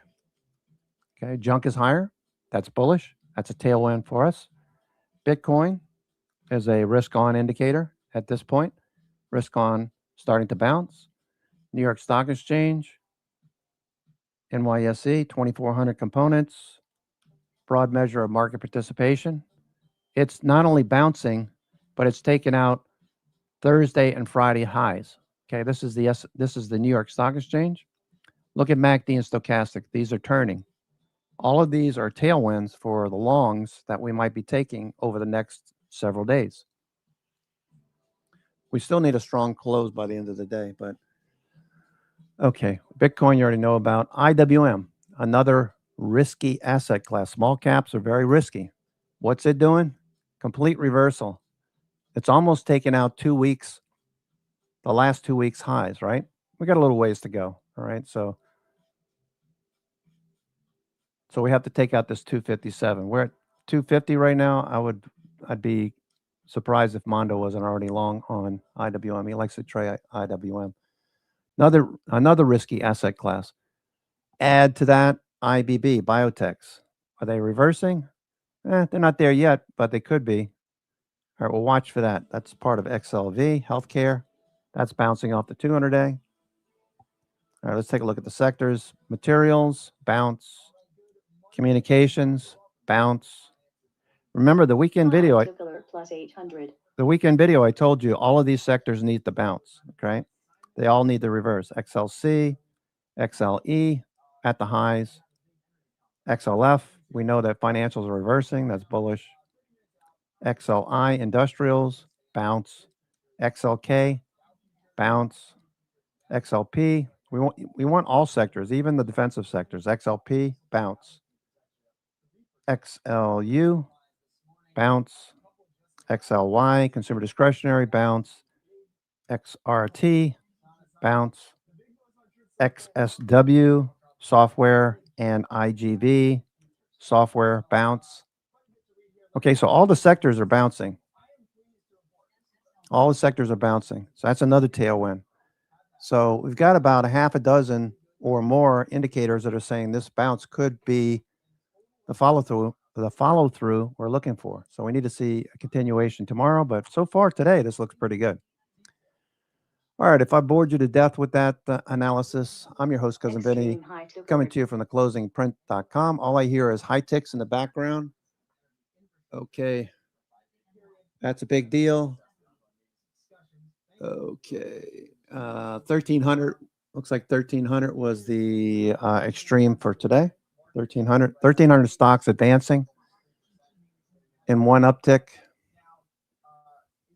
Okay, here goes NVIDIA. NVIDIA's on the move. Okay, NVIDIA. Okay, trying to get back above the 200-day, that red line on the right. That's the 200-day right there. NVIDIA's going. NVIDIA looks good.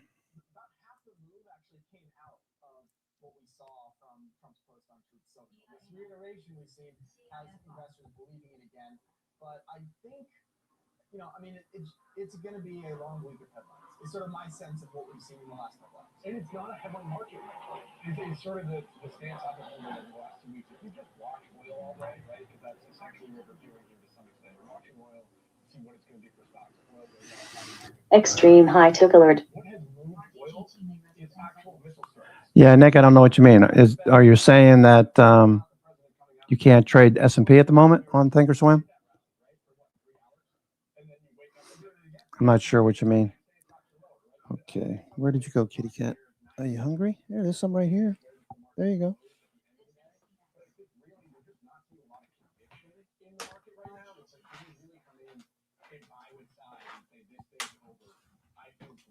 I swear, cats are weird. You know, have food out. They walk right by the food. They come aggravate me, telling me to get them food. I walk over to the food bowl. I pretend like I'm putting food down. They walk over the food they walk past already. They see the food and they start eating it. I thought they had like a keen sense of smell. Like dogs, you leave food out, the dogs will eat it. At least that's my experience. What is Vinny talking about? He's just rambling right now because the markets are moving higher. Looking good. Market's looking good. What is that? What is that? All right, so we want to follow through. A lot of our indicators are flipped from extreme bearish. WTI went from about $100 to 85.86. It went back to 93. And then again, these most recent Trump comments again saying the negotiations took place last night, naming Steve Witkoff and Jared Kushner as the liaisons from the U.S. side as the members of those negotiations.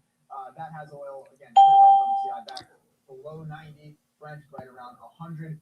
So we've seen those moves in oil, which again, you know, the oil piece and the economy piece we'll do in a second. But you mentioned like conviction in size, the investing positioning here.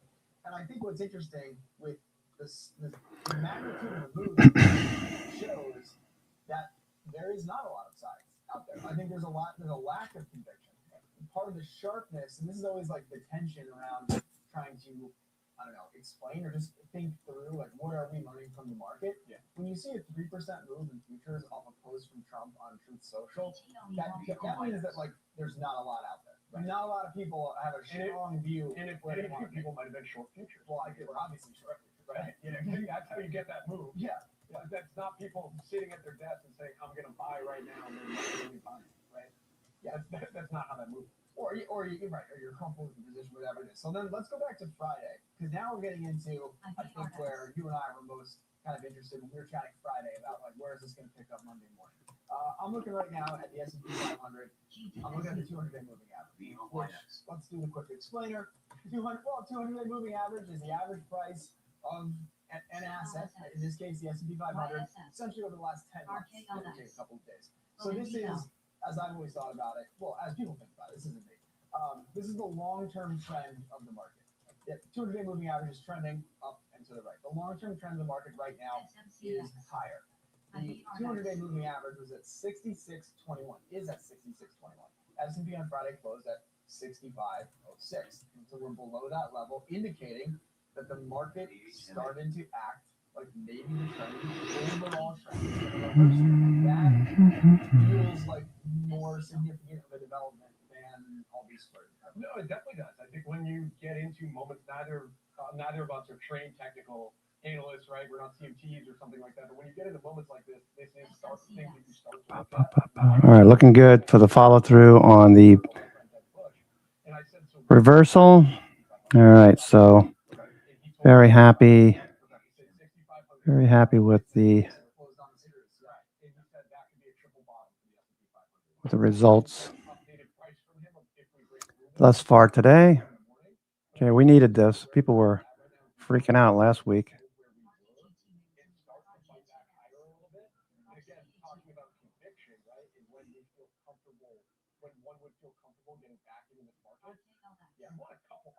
You don't want one day where you just get a hockey stick and it's like, okay, everyone bought off this one headline, but what are we actually doing here? And it feels like we're at least there this morning. Can I bring up one other thing that we haven't checked yet? You can do whatever you want. We haven't talked about the bond market, which I find very interesting. So I'm looking now. I see the 10-year down about 3 basis points. It was flat when I looked about 10 minutes ago. Isn't that one of your biggest issues right now? Right? If High took alert plus 800. 10-year go up over 40 basis points since this thing started, and basically looked like there's no lid on it. Yeah, and we talk about how the administration clearly watches the 10-year too, right? He's not really moving that area. Okay, nice follow through. Looks like institutions buying. I mean, the 10-year. So I think that the 10-year and the stock market are kind of saying the same thing, like, or the point that I'm most interested in. And you can get there with whatever with the price of whatever asset you want. But last week, it felt like the market's judgment on the overall Middle East conflict was that the economic damage will be greater than zero. Yes. Because when we sat here 2 weeks ago, I think there was a headline like a similar headline to what we've seen this morning. It was on a Monday morning, and it was one of these like, oh, WTI is back at 85. And it's like, okay, I guess that's it. You know, we're gonna grind back to 60, and everyone's gonna move on. That feels like that's all. Yeah, and we can go through, and we will. And we've seen, I'm sure your inbox looks similar to mine, where you've got all kinds of economics teams across the street doing the math on, well, energy spending or percent wallet. Household consumption looks a little bit different. How is it going to show up? Yada yada yada. The tax refund bit, like I feel like we've done way too much on this. Gas is going to eat up the tax refunds. They're just different parts of the household budget, and I really don't think that people. If you get a tax refund, but like leaving that aside, the market's view, and we'll go through a couple of the losers from last week. Is that now there's an economic that no matter how quickly. Okay, Nvidia looking good. Sorry.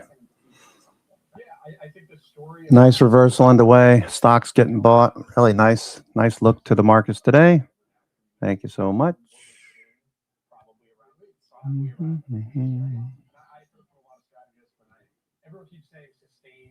Okay. ARM Holdings. ARM at the highs. All right, ARM looking for a follow through. ARM.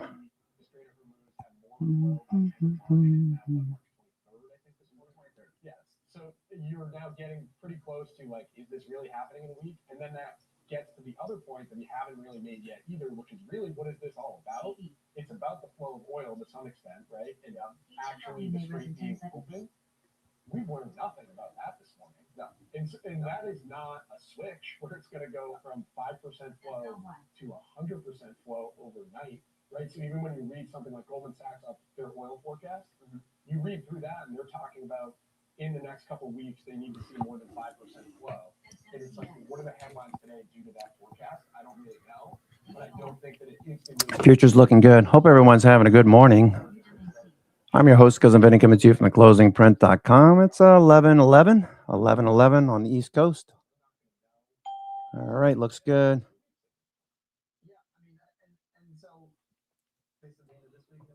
Nvidia,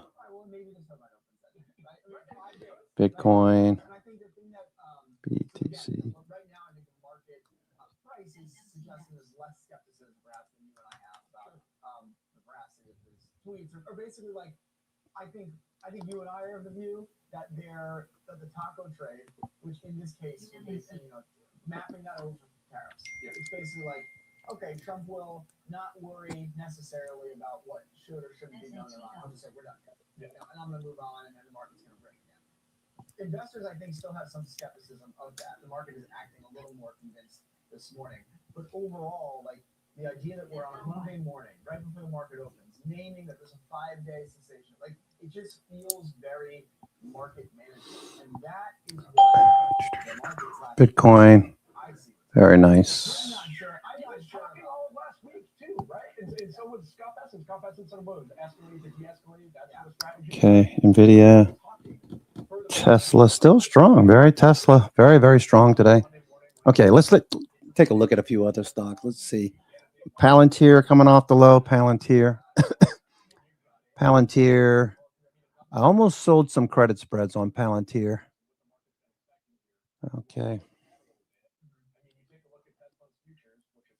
Palantir.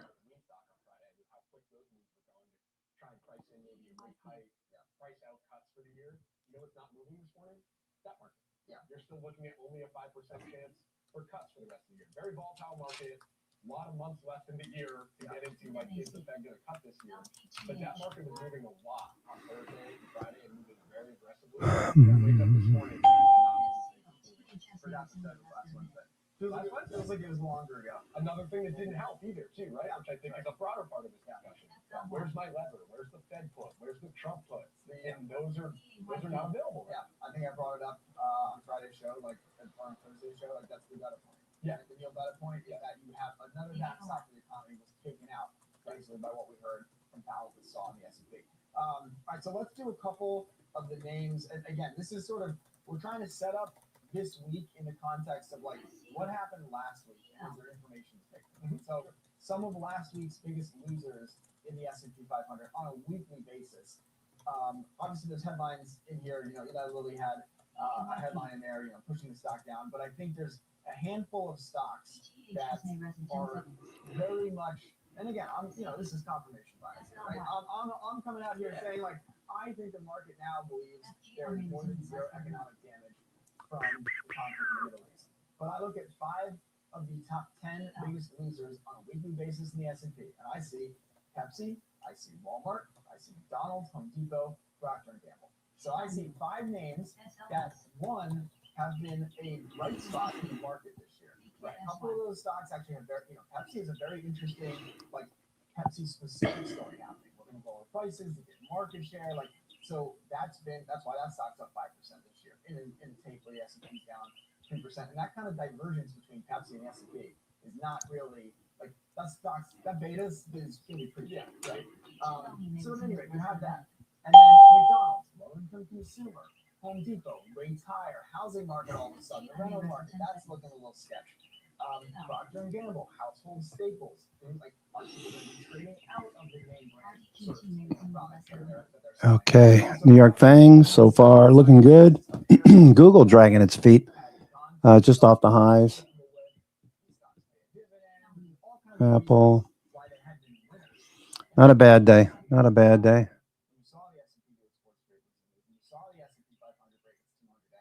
It's just a less constructive environment overall. I mean, and you like to do this. Show me your passport.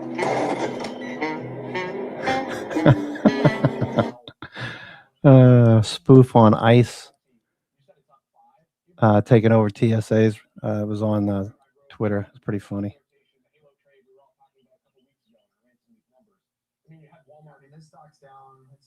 Oh, man. Got to have a sense of humor these days. Talking to some older folks this weekend is so taken aback by the youth of today. Older gentleman, older lady.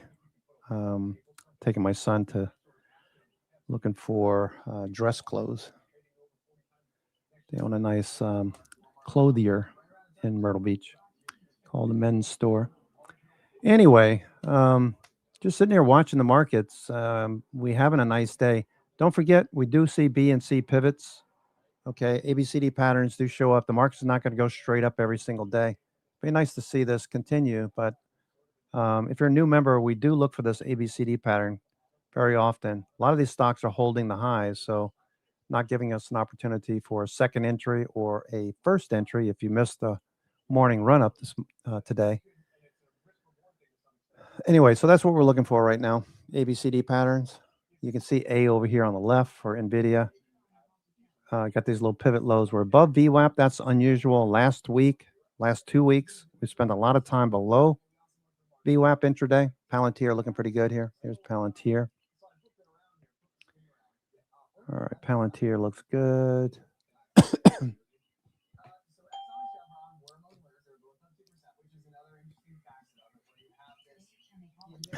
You have to excuse me. I tend to ramble a little bit when the markets are bullish. It gives me time to talk more instead of focused on, markets selling off.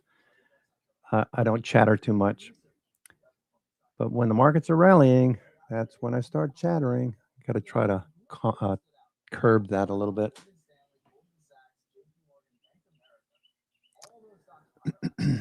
All right, Palantir looks good. Let's see what else is going on here.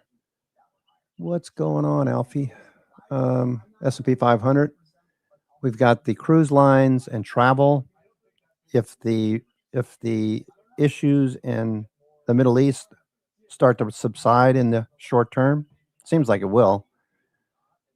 What's it been? 20 days, 21 days, whatever. If it starts to subside, these travel related companies should start, even though they're not over in the Middle East, they should start to see more activity, buyers. Okay, all of these are higher, looking good. Corning, looking for a push out of this base. Carvana. Okay, the cruise lines, Sienna, Teradyne Instruments, Albemarle Materials, Smurfit Westrock. Okay, these are all coming off the lows. Caterpillar, of course, Caterpillar, you guys are trading Caterpillar. Caterpillar back above the 50-day. Okay, so I generally don't buy the first day. If we get a follow-through day tomorrow, that's when I buy. Okay, first day, I want to see a bullish trade that holds above the 50-day. In this case, 50-day is the go, no-go, long, short area. If I get above the 50-day, I start thinking long. I start looking at my 60-minute chart. Okay, I'll look at my 60-minute. Are we above the 20 MA? Yes. Okay. Are we a little bit overbought on the 1-minute chart? Yes, RSI is moving lower. So I might want to enter once RSI gets a little oversold. That's the way I look at it anyway. Palantir. Okay, it's up on the day. RSI is fading as price action moves sideways. Doesn't mean sell, just means that momentum is slowed. Palantir looking really good.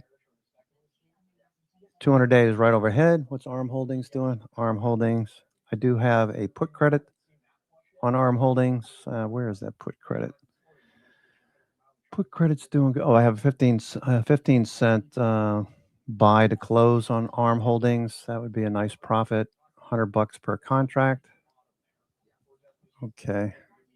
I did have a Iron Condor on this one. I did a quick, let me show you what I did here. Let me show you what I did. I have a script, just easy way to find a lot of these without spending a lot of time. Let's see. Scripts. Okay, so this one here. Find stocks where price is near the 20-day, center of the Bollinger Bands, and the Bollinger Bands are wide. Rank the stocks that are the best for Iron Condors. Collate results with stocks expected to move more than 10%. And identify those stocks where skew is balanced. Puts and calls, skew is balanced. I want to see that elevate a little bit. And what came out of that script was, you can't see what I'm showing, what I'm talking about, but what came out of that was ARM Holdings. And I had a Iron Condor. I took the call side off because it's got threatened on Friday, but it faded. And I took it off towards the low of the day. I kept the put side on. Let me just see where we are here. I don't know if I recorded this or not. I think I put it in the, I did put it in the spreads channel, I'm pretty sure. Okay. Spreads. Yeah, I put it, did I? No, that was Lulu. ARM. I didn't do it? I didn't put it in there? Oh, I thought I did. Anyway, I took an Iron Condor. I took the call side off. I'm keeping the put side. ARM Holdings. Okay, okay, this is what I did. Okay. So that expires in April. They got an upgrade. They have some sort of event as well. So I took this on Wednesday or Thursday, I believe. And you can see what happened. They got that upgrade. HSBC upgraded it. It jumped back up to the 200-day, got rejected, faded, and I didn't panic. Faded towards the end of the day. I took the call side off on the end of the day, and I still have the put side. So what I might do is I have a 15 cent buy to close on this. So that's about $100 per contract. It's more than $100 per contract credit. Okay, so if I close this now, I'll make $100 per contract. I have 10 of those. So what I might do is the same trade, same month, but just roll this up to 110, 105. Okay, if this keeps going, 110, 105. All right, so I got rid of these. And I kept these. Okay. Arm holdings just off the highs. That looks good. Also took some calls on arm holdings. Let's see, which ones do I have here? Arm holdings. I believe I have 140, 145. Let me just check. 145, 150. So I have call verticals 145, 150. 145, 150, and that's for May. 145, 150. High took alert plus 800. Lovely. More. Okay.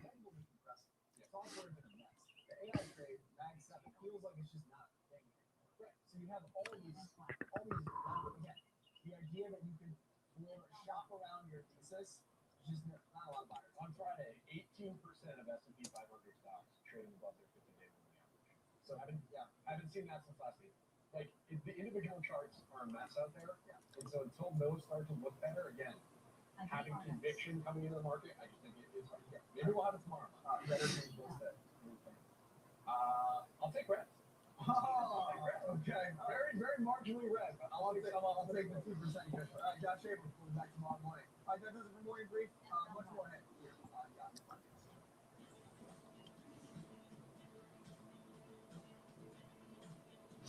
Okay, so let me just post this in the spreads channel.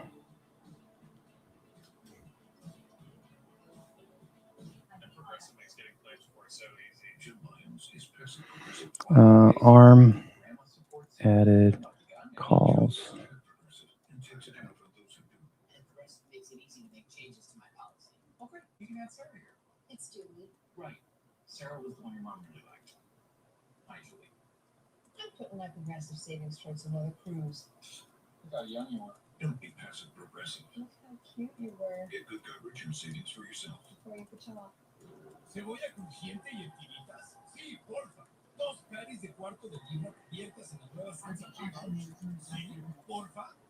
La Big Arch. Okay, what did I have here? Let's see. Arm holding. From inspiration to installation, Shade and Shutter Expo has you covered. Add shade, add style, add value. For more than 20 years, Shade and Shutter Expo has been your #1 local source for everything from interior blinds and plantation shutters to retractable awnings and outdoor shades for your porch or patio. Come check out our showroom. Shade and Shutter Expo is your complete indoor and outdoor shade store.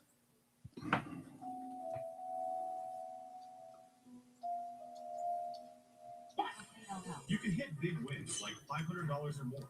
No ads, no scams, no withdrawal limits. You can quickly cash out to your bank account.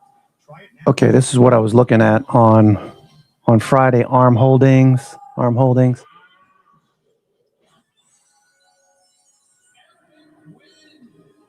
Okay, there is a primary driver, HSBC.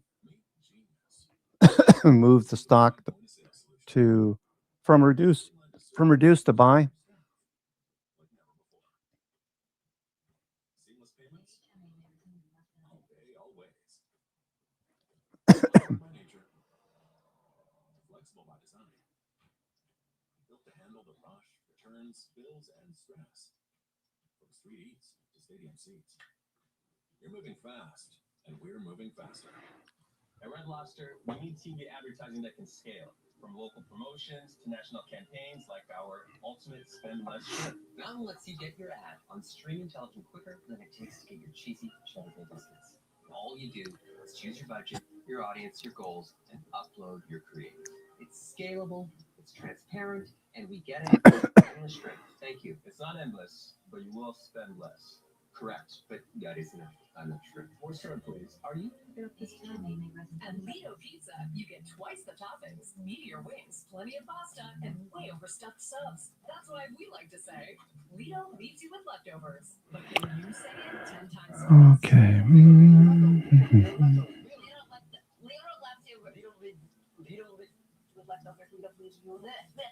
We don't leave you with leftovers. Okay, you're just hungry. Lido Pizza is square because Lido Pizza never cuts corners.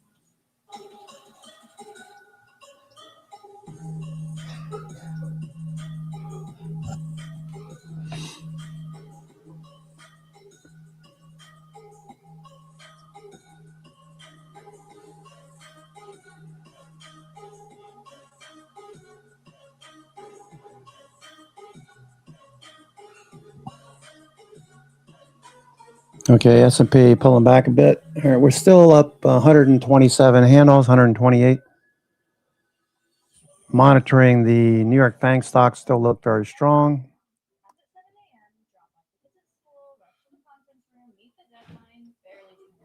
Sometimes I win a little, and sometimes I get big. Either way, it's just a breather. It's one of those rare things that just lets me be, without any need to recharge or watch any ads. No waiting, no hassle. Click on the link below to download the game for free and see how much you can win.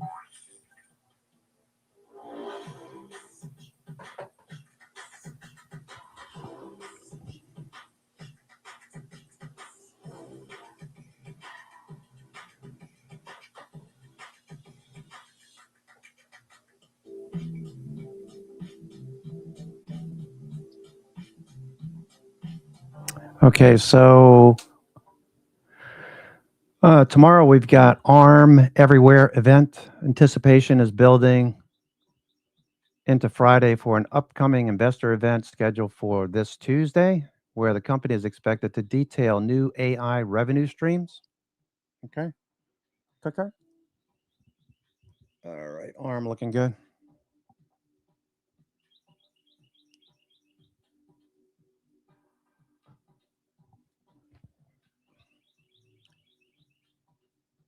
I got to take a 2-minute break. I'll be right back.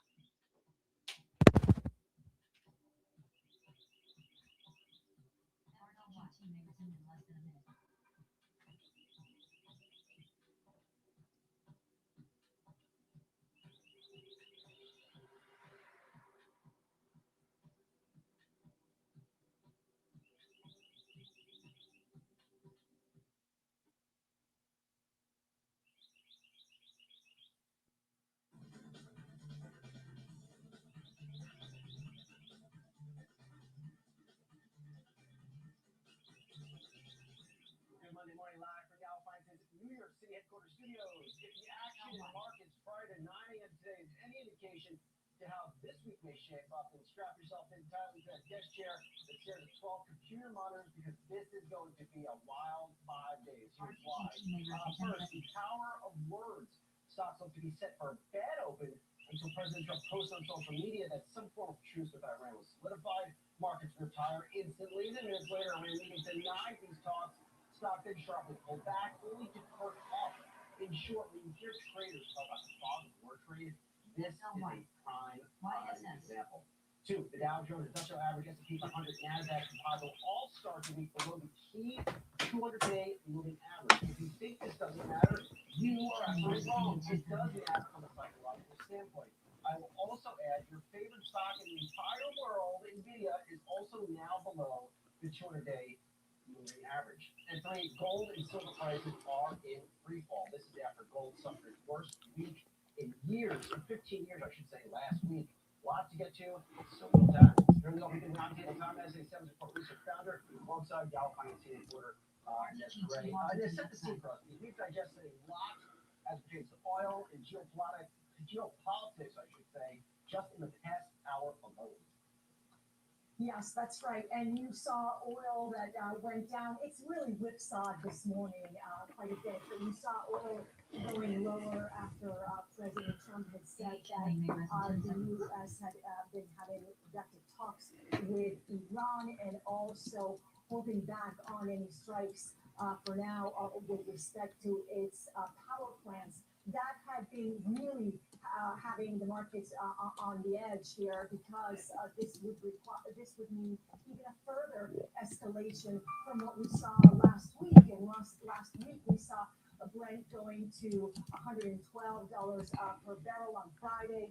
We saw WTI also going higher, and really this is because of the strikes on energy infrastructure that happened last week in the Middle East. Now, with respect to where where oil prices are going forward, you do have Goldman Sachs that upped its forecast for Brent crude for March and also for April, saying that they are forecasting $110 per barrel for Brent, and that is because of the Strait of Hormuz, which is still at a near standstill. And that Strait of Hormuz is really the key here for getting oil flowing. And they're saying These people just keep talking about things. They're going to change when they're going to change. Not going to make any difference at this point.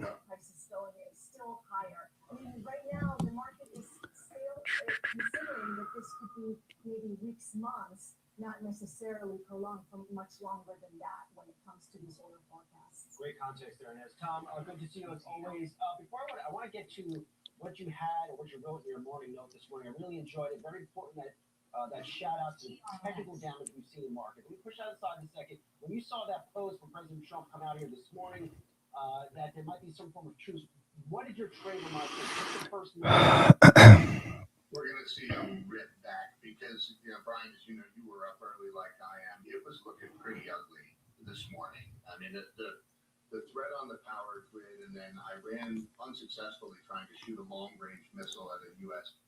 Base over the weekend, all just pointed to further escalation. And at the end of the day, for all the politics and all the headlines and all the social posts, from a market standpoint, the only thing it really cares about is the price of oil. And more escalation means higher oil prices, which means increased chances of a global slowdown and lower earnings.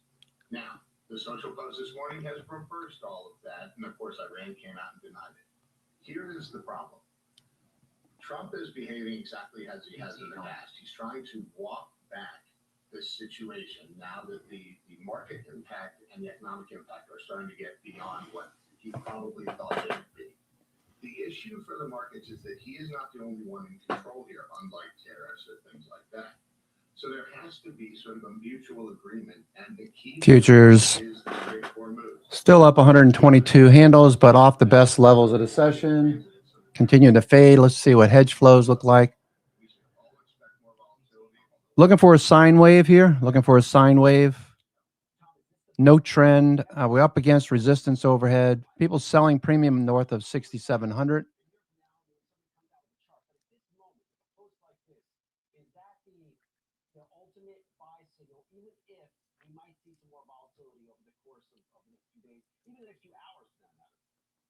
I think that it can be a signal to begin to wade back in. If you've been looking for an opportunity to step in, and I'm not talking about an entire allocation, I'm talking about starting to piecemeal in, because what typically happens is that there's sort of there's a de-escalation, and then maybe the Iranians don't agree, so then we escalate again, right? And I think what is happening is that we are moving towards some sort of a ceasefire.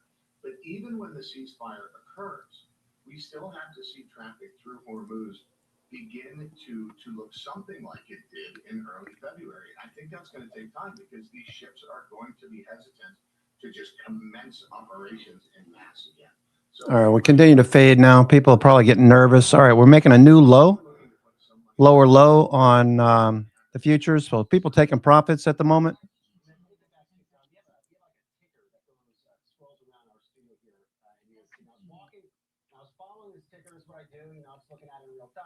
I see Bitcoin. Bitcoin has had a heck of a few weeks. At the same time, gold prices continue to be in free fall. In fact, one of the first things I read today was how far gold prices have come down to today alone. What happened to gold being a safe haven trade in this environment? Yeah, it's been acting anything but a safe haven trade. Look, over the last week, we saw gold really take a hit.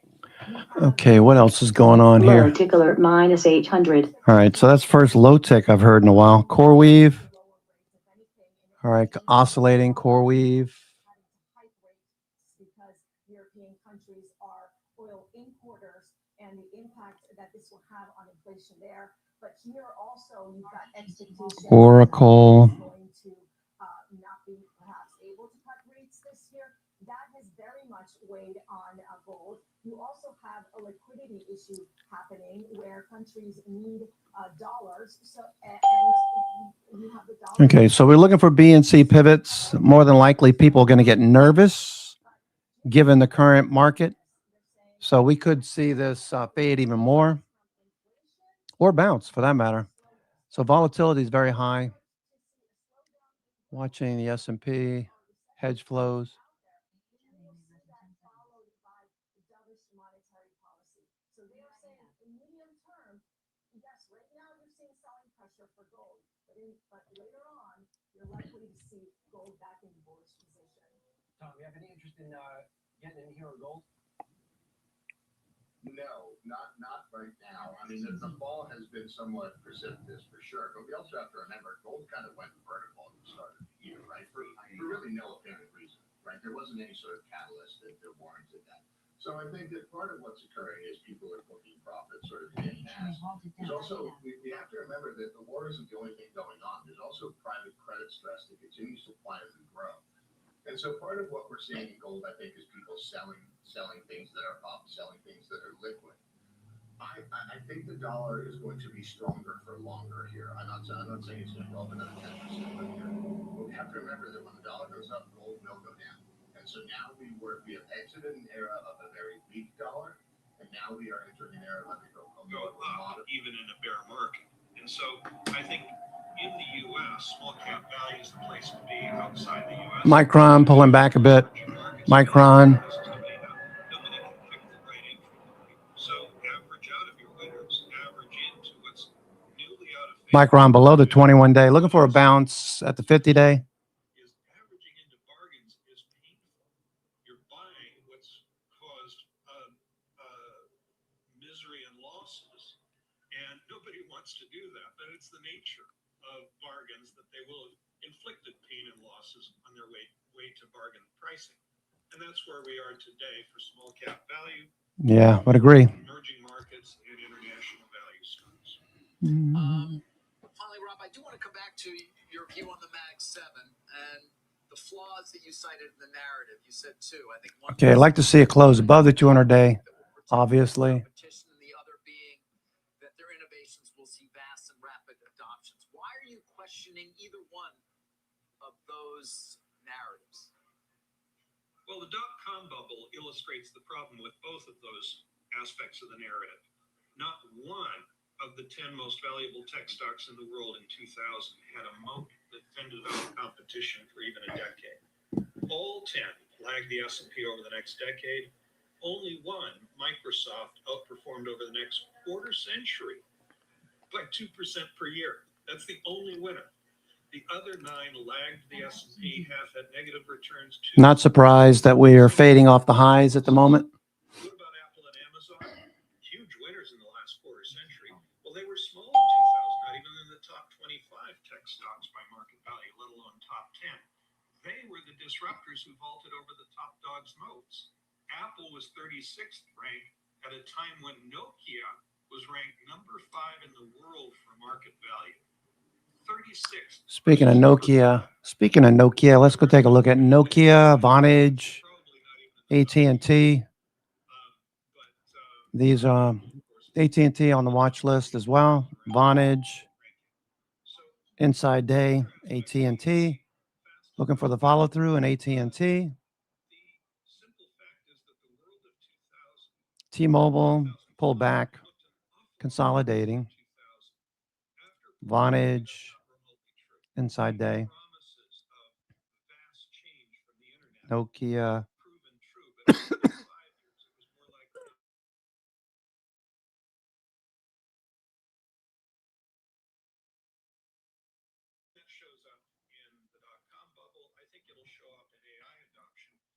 is in fact huge. But the industry needs to figure out how to monetize the most important innovation since the computer. They will, but that's still a work in progress. The industry offers AI to end customers for near zero pricing. That's going to change, but they have to figure out how to make it change. All right, something to think about. I mean, certainly the historical precedent is there, Rob. Thank you for joining us. Appreciate the view today. Enjoyed it. Founder and chairman. Yeah, we're on that at some point. We'll have to bring him back. All right, speaking of America's Q's. the EU's new competition chief will be with us after the break. The Q's also at the 200-day. Trip of the year. One question, of course, is how potential regulation will impact the growth of AI. That's when we're back in 2 minutes. Futures continue to fade. S&P continues this fade for now.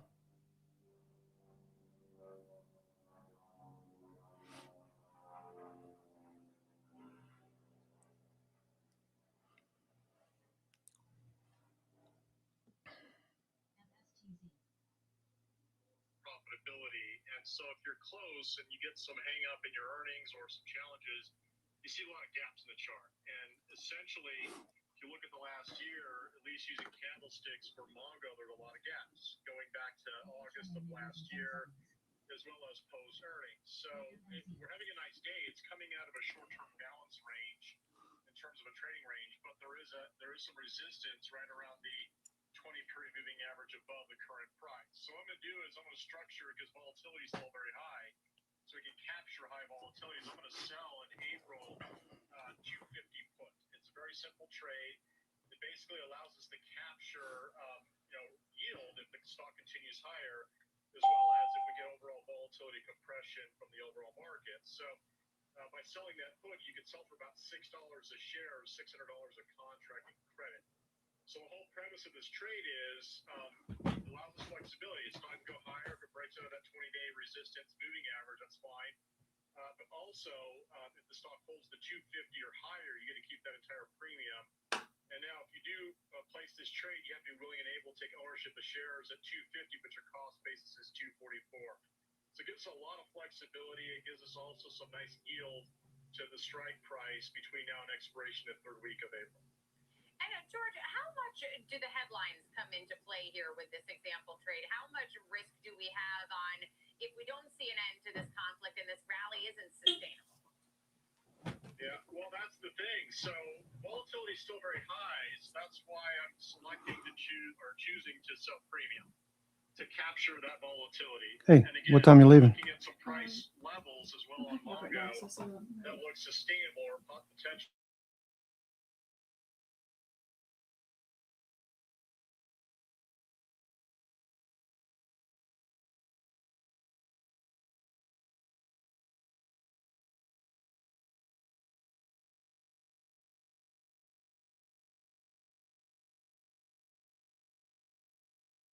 Where even though we're breaking out that short-term balance, All right, we'll continue to fade. S&P continue to fade. Qs. VIX. Big range today in the VIX from 20 up to 30. Volatility is still extreme.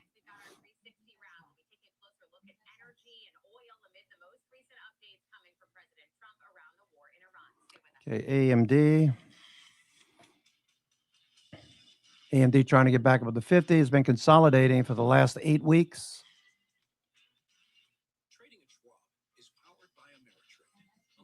This will be week number 8 below the 50-day.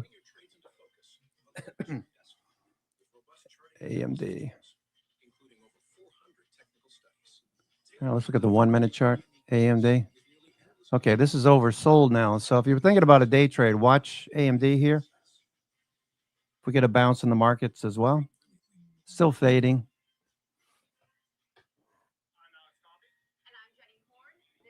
Palantir.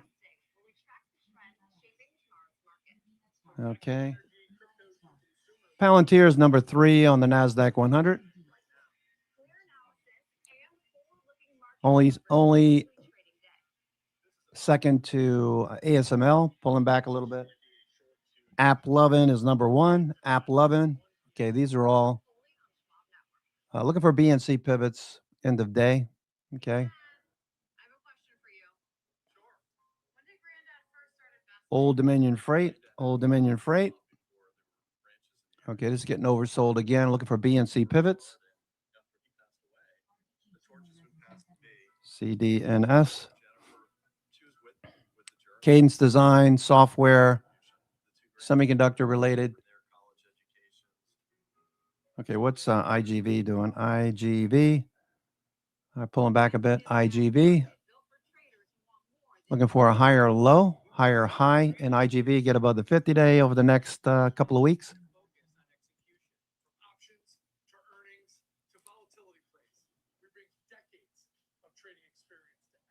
Shopify. Shopify. Okay, Shopify looks like a good setup right here. Watch Shopify here on a 1-minute chart.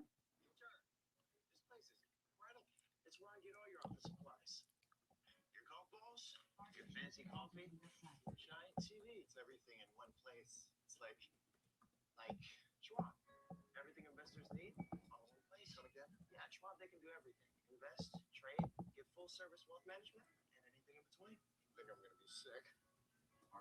We have to buy that. Invest your way. Shopify. Welcome back to Trading 360. I'm Marley Caden. It's time now for our 360 round to discuss Shopify. We'll come back and look at this. It's not completely oversold yet. Trying to hold this level.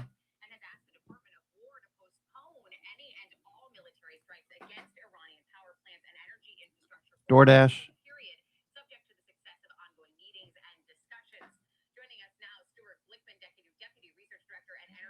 Broadcom in the top 10. Okay, these are oversold too. Okay, Shopify as well. All this giving us oversold conditions. BNC pivots most likely.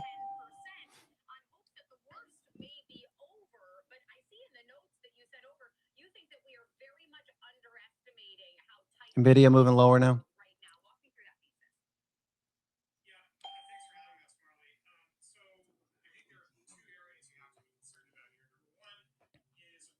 Let's look at some of the ETFs like SPHD. Looking to get back into SPHD.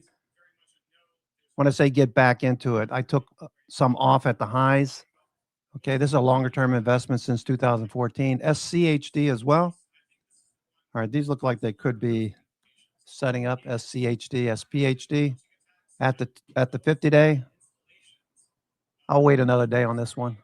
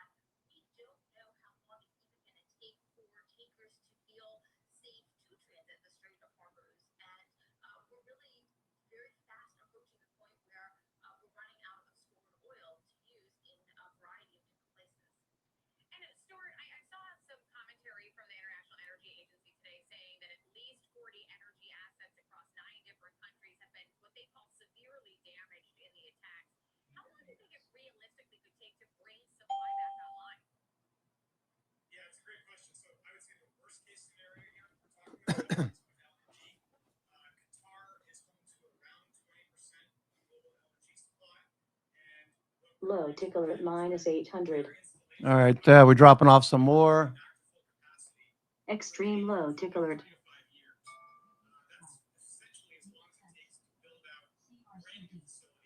Okay, so S&P 500 getting rejected at the 200-day for now. Not a good look for now. We need this to follow through tomorrow.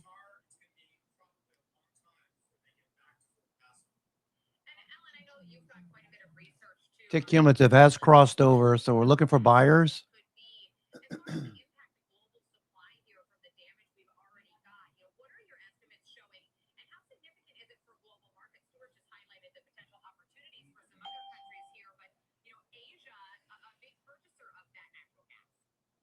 Exactly, and I think what we're going to see are more purchases of Russian LNG. This is definitely a moment for Russia to get on that, and as well, we're going to see an increase in use of coal.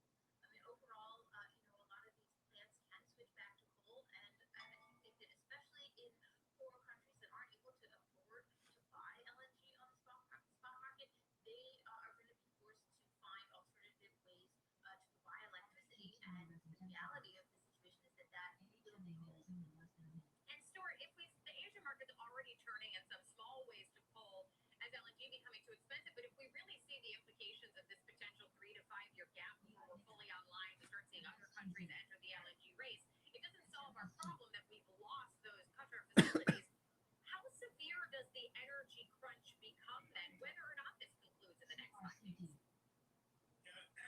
The longer this drags on, the greater the risk to the global economy.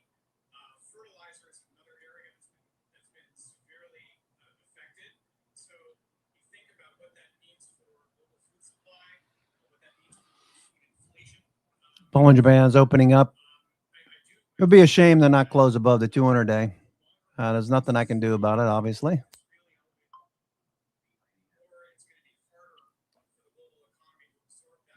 New York Fangs look really good this morning. They're all fading now, so it's like scared money.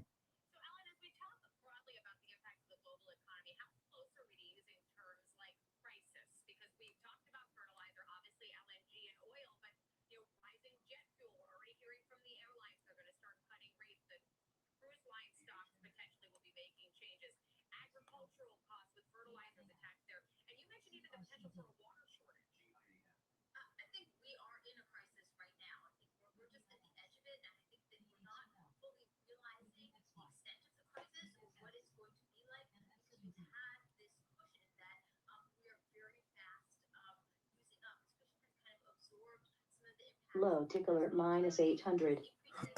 More low ticks. Lots of volatility, folks, so I'm not surprised. We've given back, 40 points, 45 points already from the high?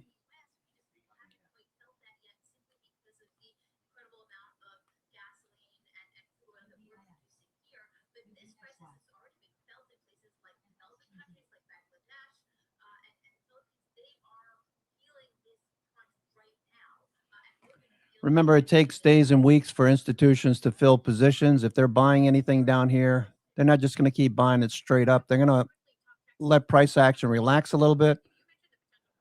You add to that the volatility, also macro news. I'm not surprised that we are having trouble at the 200-day. First attempt to get back above it. But it takes days and weeks for institutions to fill positions. So we're watching for that type of price action.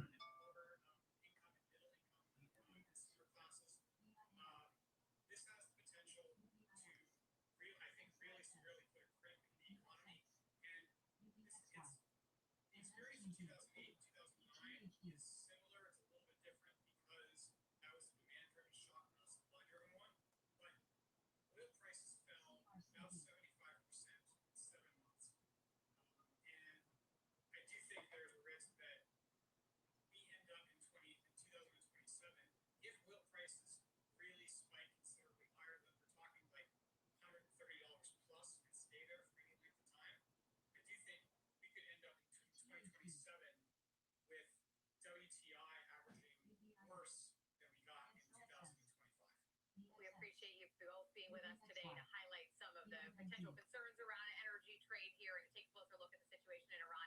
Stuart Glickman from CFRA and Alan Wald, author and president at Transversal Consultant. I want to thank all of you for being with us on Trading 360 as well. I'm Marley Hayden. You can download the free Schwab Network app in the Apple App Store. You can also tune in 24/7 on SchwabNetwork.com.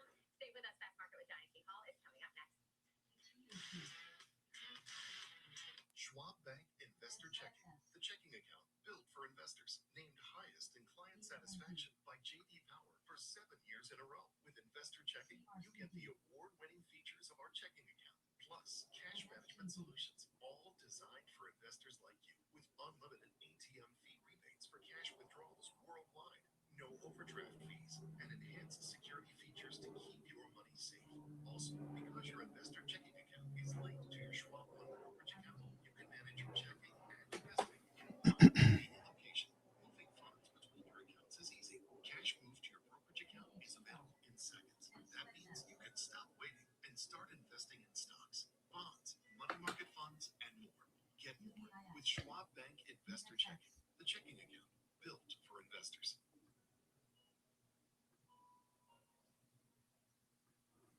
Okay, fading. Looking at hedge flows. Okay, still somewhat downward sloping, but looks like it could be sinuous and a cycle back and forth.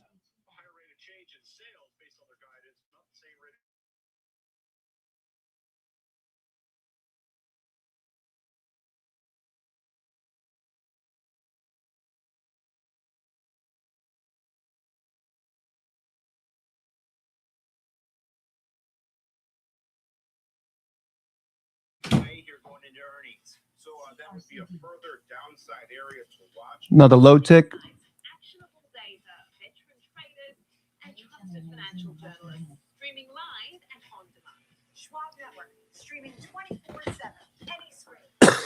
Here, free. SchwabNetwork.com. 6,600. There was a lot of volume there. That's gone now. Let's see. Longer dated. We got 65.50. There's a little bit there. 6,600, 65.50. A little bit there. We're down below 6,600 now. 65.85.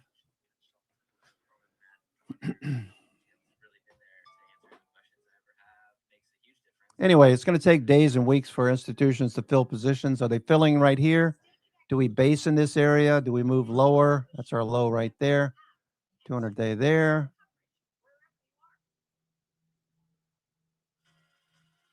All we can do is wait and see what institutions are doing. For now, Tick Cumulative is saying that they are buying. So let's see what the New York Stock Exchange looks like. We're focused on the S&P.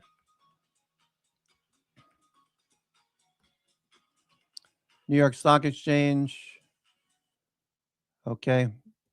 Making some progress up towards, this looks like institutional buying here. Okay. We're at the 200-day. You're going to need, I think we're going to need the rest of this week to see what's going to happen here. So today, tomorrow, I'd like to see this hold. RSI is oversold. MACD, stochastics, everything is set up and ready to turn. So you would think institutions are buying here. We just need to see, confirmation from our indicators like Tick Cumulative, which is turning up.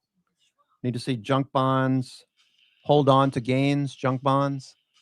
Okay, they didn't hold on to gains. We got up to 95, 95.85.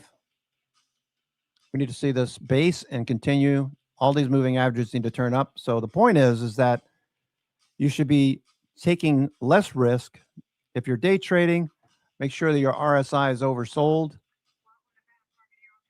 Make sure your RSI is oversold. So Palantir, for example, Palantir off the best levels of the session. It's oversold now. Do we bounce? Looking for a follow through. S&P continues to move lower.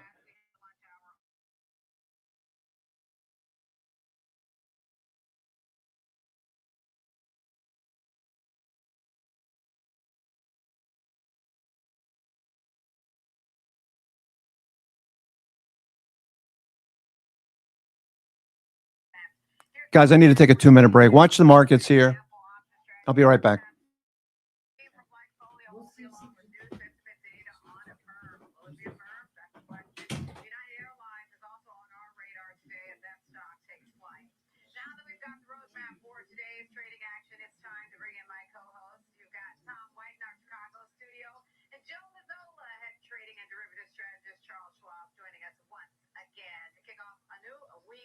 Here, actually, honestly, we're about a month away from the the end of the, or a week away rather, from the end of the month, guys. All right, de-escalation diplomacy, that seems to be what's leading the markets higher today after President Trump announced that pause on U.S. strikes against Iranian energy infrastructure following what he calls, quote, productive talks. We know there's been some pushback since then, but it seems like the market's still optimistic. Tom, your take? Well, you're seeing it in action right now. We're down over 1% from session highs just on the back of the fact that Iran's parliament speaker just came out and said this is fake news, that they didn't have any discussions. Now, remember, they're not going to have any direct conversations. It all goes through intermediaries at this point. So as far as the belief of what's going on, yeah, you're seeing crude oil back to $90 a barrel at top of its session lows by about $5 or $6 also. But this is probably going to be the market reaction in the near term and for the foreseeable future until we get some concrete evidence of conversations between Iran and the U.S. and Israel on top of it. So, yeah, I'm not surprised that we're seeing additional volatility. We're off of those highs. You're seeing all 11 of the S&P 500 sectors positive, which is a good sign also after 4 straight weeks of losses for the S&P 500. So a resetting, I think, but I think it's going to be a wait and see type of scenario here in the markets. And I think you're going to continue to see, higher volatility than anticipated in this, volatile market at this point. So, yeah. It's he said, she said, and we'll see what happens and what comes out of this. But it's probably good that the U.S. is kind of pushing back from the over the weekend comments that they were going to attack the infrastructure as far as power plants and such. So a little bit of a reprieve there, a 5-day balance into maybe we get some more clarity on this. But yeah, just expect some more volatility. I think that's going to be the call this week. Yeah, absolutely. And I mean, there were many strategists I talked to at the beginning of this year who said volatility would be a feature or not a bug this year. And that seems to be the case, but we didn't know all the reasons why. Joe, your take as you look across charts. Yeah, Tom mentioned we're well off the highs of the day. And what's interesting to me is, the market's been pretty broad, or the rally's been pretty broad, at least in terms of sectors. All 11 sectors were up. I think at one point we were about 10-1 advancers, decliners. I think it's pulled back probably to about 7.5 or 8-1 now. We were in oversold conditions. RSI got down to about 30 on the S&P 500. There's a lot of bearish sentiment, a lot of kind of short positioning that probably got squeezed this morning a little bit off the news. I mean, just look at what happened with futures coming into this morning. I think the S&P futures were down about 60 points, and then you get the announcement they ripped higher, 120 points all within a matter of a couple minutes. So it was carrying forward for a while, but just like anything else, Diane, it's not the open, it's the close that matters. And as we are making our way into that close, a couple things to pay attention to. 200-day moving average 66.25. We were there, we were above it. The level I'm paying a little bit more attention to is 67.30. Why? Because that's the 20-day exponential moving average. If you look back to kind of the beginning of the Iran conflict, that has been the resistance, even on times that we popped when there was perceived positive news. It keeps kind of fading at that level, and that, like I said, is around 67.30. So we got a ways to go before we get up there. The other couple things I'm watching right now, and what are driving the markets, are oil prices and bond yields, and they have definitely strengthened a little bit throughout the course of the day. Those are you're going to have to watch for those to break before you have any strong belief that this rally has legs to it. To me, like I said, it's great to see us rally off the levels we were at, because we were pushing down areas where there wasn't a lot of support down below. Especially if you look at some of the option positioning, we were short gamma down there, and as we start moving further and further below, that creates more future selling. So that move that we got back up, like I said, I think it probably predicated a little bit of a short squeeze. The hope, right? The hope is that it continues and that we move back up. And the hope is that the conflict comes to an end soon, not just for the markets, right, but just for everything that's involved with it. We don't want boots on the ground. We don't want any of that if we don't have to. So if you know, we got to see kind of how this goes through the end of the week, because on one day so far it looks okay, but it is fading as we move closer to the closing bell. Okay, and I want to get into oil in just a minute, but Tom, just a follow-up based off what Joe said about watching the 200-day moving average and those, you know, key levels that we broke through, right? Jay Woods put it this way: it has been a market that's bending but not breaking. What's your thoughts, Tom?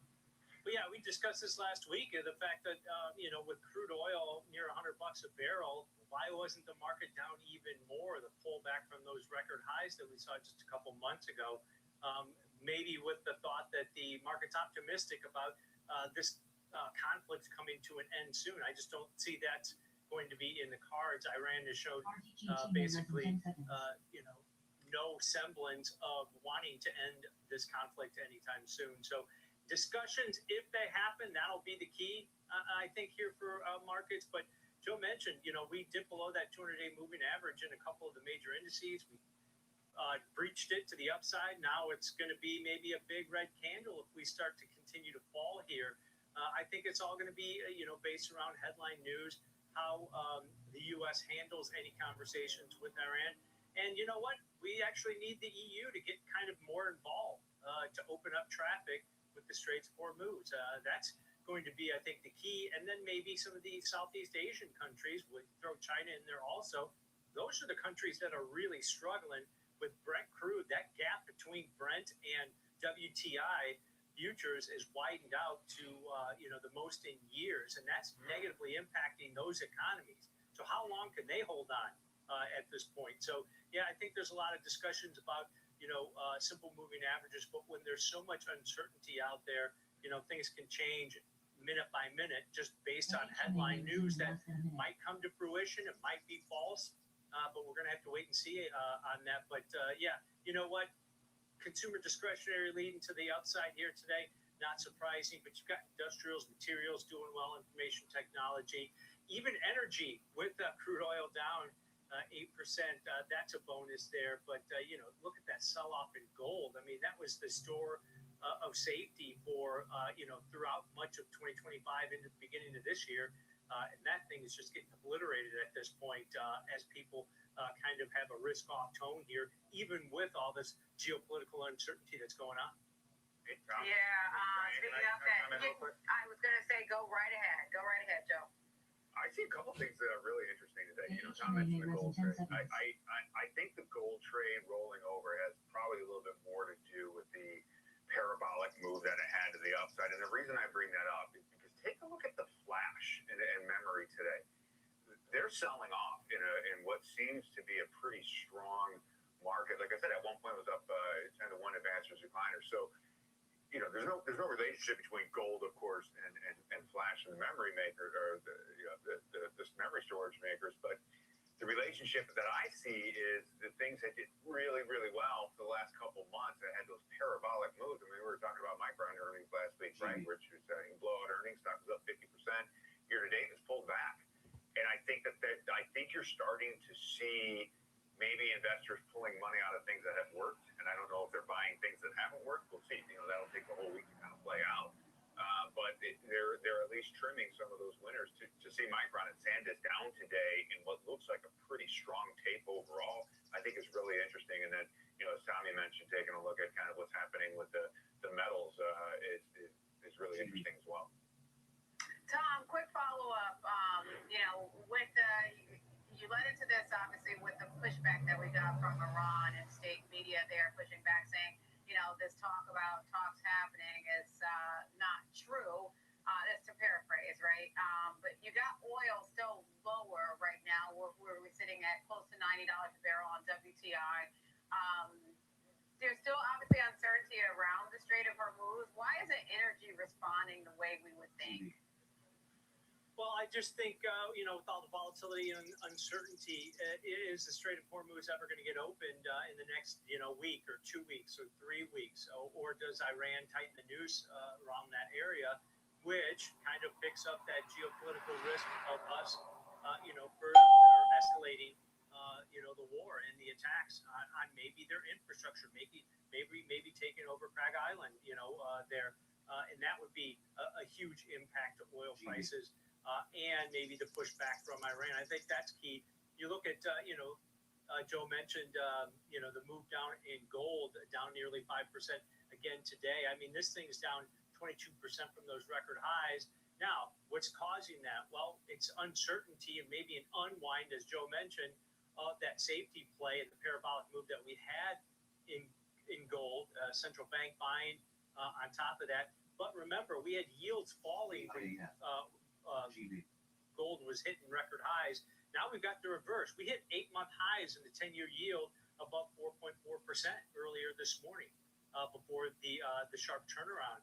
Those higher yields, that inflationary pressure. We talked about PPI last week being above expectations. The Fed talking about inflation continuing to perk up. And with crude oil prices at $90 a barrel, that's not going to be negatively impacted. It's actually going to probably increase inflation in the near term. It's just how quickly we get this reversed where maybe crude oil prices fall back in the, in the $70, $60 a barrel level. I'm not sure when that's going to take place. It may take place sooner than the market probably anticipates, but right now there's just too much uncertainty out there.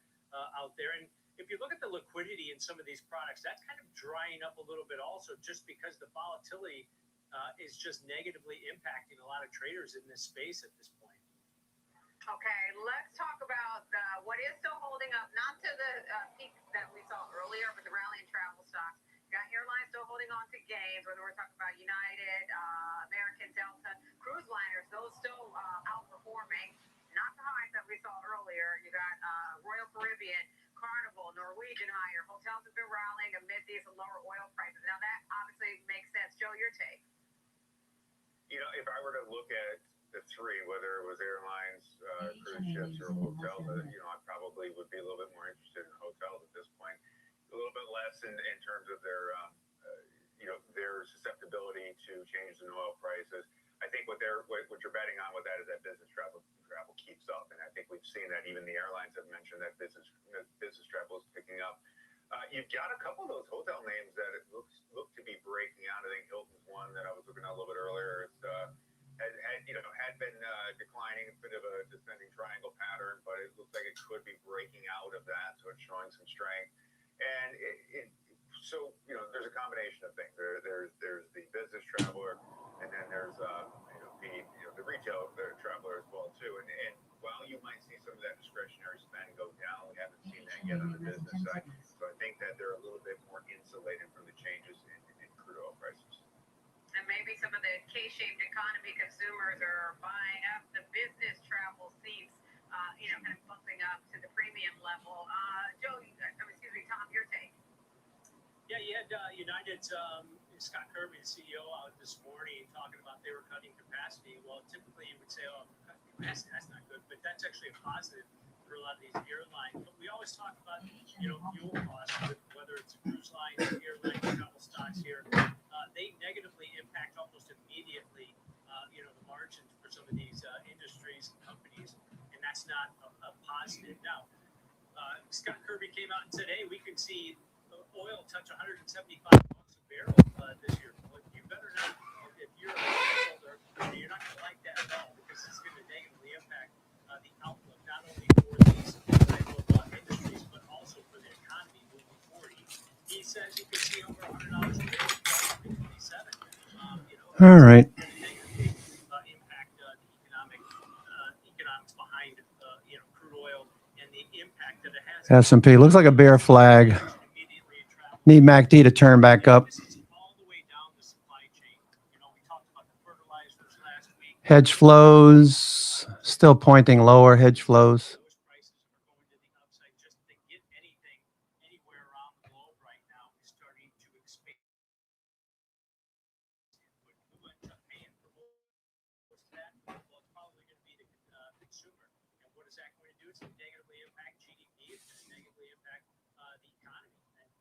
Spending, which is a majority of our economy. So yeah, the negative impact from oil prices up here, at the $90 barrel level is really going to be bad. You see it, the positive impact that we're seeing. Netflix trying to break higher. Netflix.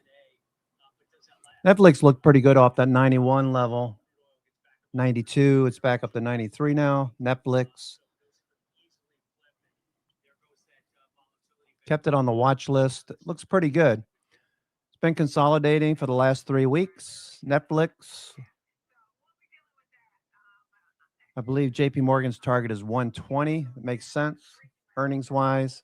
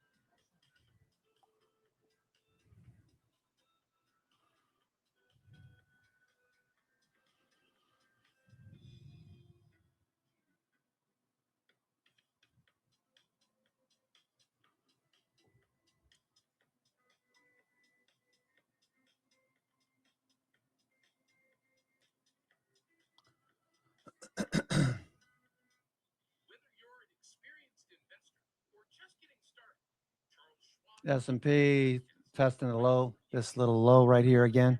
S&P hedge flows said yes, we're moving a bit lower here. S&P 65.50. There's some decent amount of volume there. Support. Let's see what net open interest looks like. There's not a whole lot down here. Need to see some puts sold.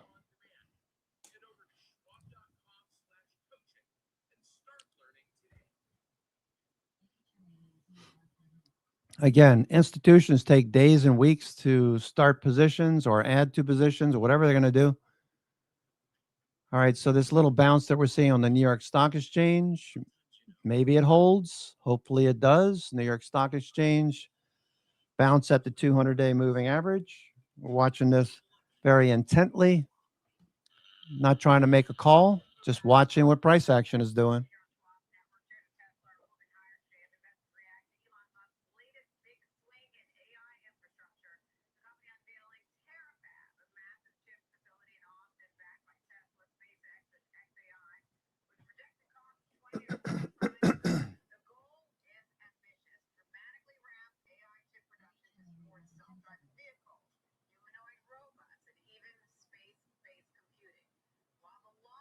All right, making a new low here. S&P new low.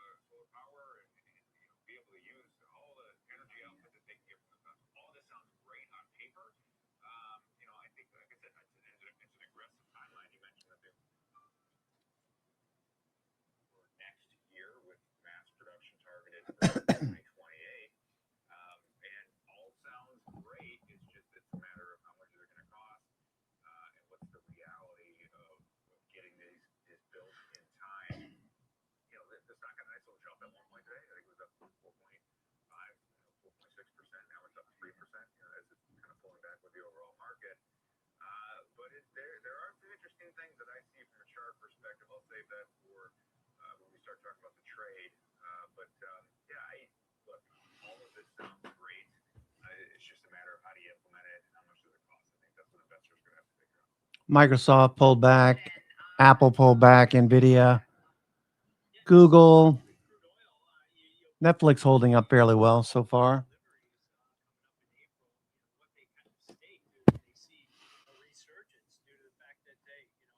Gas prices are getting so high, we're up, basically $1 from levels that we saw just a month ago in a short period of time. Does that make people more interested in their sales of EVs because those have gone down? But Joe mentioned, the Terrafab project, and we've heard this from other, major tech companies that they need more infrastructure. They need more chips, right? That's why they're working with AVGO and Google Alphabet to start creating their own type of silicon, just due to the fact that, hey, Okay, the number of stocks advancing.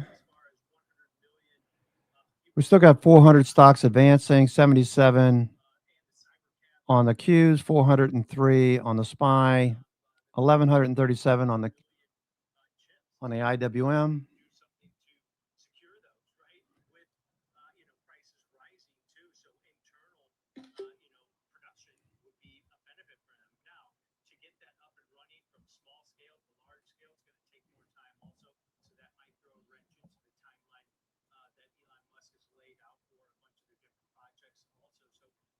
There's some concerns there, but as Joe mentioned, this is you're basically investing in Elon Musk at this point, and that's been dicey, it's been volatile.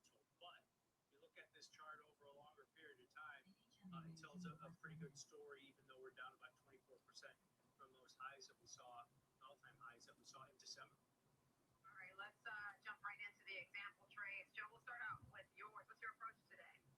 Yeah, so first thing I looked at is kind of what is the implied volatility right now? Where is it relative to where it's been? It's in it's the lowest decile in terms of kind of the percentile range. So it's fairly cheap.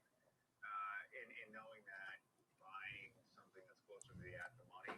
Okay, we continue to move lower at the moment. Kind of a broken wing butterfly, buying the 370s, selling 2 of the 350s, and buying 1 of the 340s. That is an April 17th expiration. So that's the regular April expiration month. At the time I did it, you could do it for about 3 1/4. It's probably a little bit more expensive now as the stock is pulling back a little bit. But remember, anytime you have a butterfly, or anytime you have any type of a spread, and a butterfly is just 2 vertical spreads embedded, you want to move that short term. So with this, if you're buying the 370, the idea is you're buying this with the thought that this thing pushes back down towards 350. So a couple things that I looked at this, and I kind of hinted at this a little bit earlier, just from a chart's perspective. It's really interesting. The RSI is still pretty bearish, shy of 42. We're seeing an ADX at 26, which tells you that, look, this is a trend that is building some strength, and so this downtrend is building strength below the 200-day moving average, and all of that kind of lines up to the potential, right? I mean, that's what we have to look at, the potential of this stock kind of testing the gap that we really started all the way back in September when we had that kind of breakout, or that breakaway gap above that 350 level. So this trade, if you get that grind down towards that 350 strike before the April expiration, this thing will expand in value, because that's where it wants to go. And so by having a $20 wide vertical spread on the top side, and then a $10 wide vertical spread on the downside, basically this thing can expand to about 1675 if we pay $325 for it, which will be the difference between the debit versus the $20 wide on the top side. And even if it does go below there, it should still have the ability to make some money on the downside should we break through below that 350. So where does this thing not work? Is if we continue to rally, if we stay still, it does need a little bit of movement. Yeah, let's break this one down. Unbalanced put butterfly, you're paying a debit for it. Remember that, because my flip-flop trade on this one, Joe, is going to be a butterfly also, but you're actually taking a credit, so this is a good conversation for us to have. But going on to the April 17th monthly options, buyers at 3.5 Okay. Amazon off the best levels of the session. Google only up 1/10, almost 0.2%. Okay, Nvidia up 1.4%, fading from the highs. Lilly looking good. A lot of dark green over here in the industrials. Dark green. Okay, you can see some of these stocks that are moving higher. Sienna, Royal Caribbean, Builders First Source. Let's see what that looks like. Builders First Source. Let's see. Builders First Source, BLDR. Okay, at the lows, coming back up. MACD stochastic. Most of the stocks that I look at, we see MACD stochastics oversold for the last couple of weeks, getting ready to turn. Once this starts to turn, it'll become more obvious. RSI turning back up. So if you're looking to buy on this dip, it's a little tough on the stomach at the moment. We continue to fade. Almost 100 points off of the high. Low tick alert -800.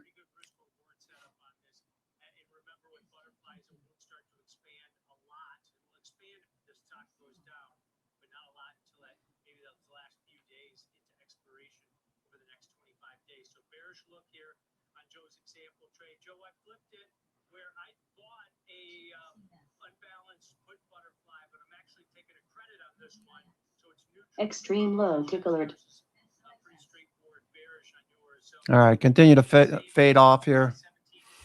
S&P 500. That's a hell of a reversal now. 66.50. Wow. That's pretty impressive. Bears aren't done. That said, stochastics, MACD, and everything is still set up. So a lot of people are selling.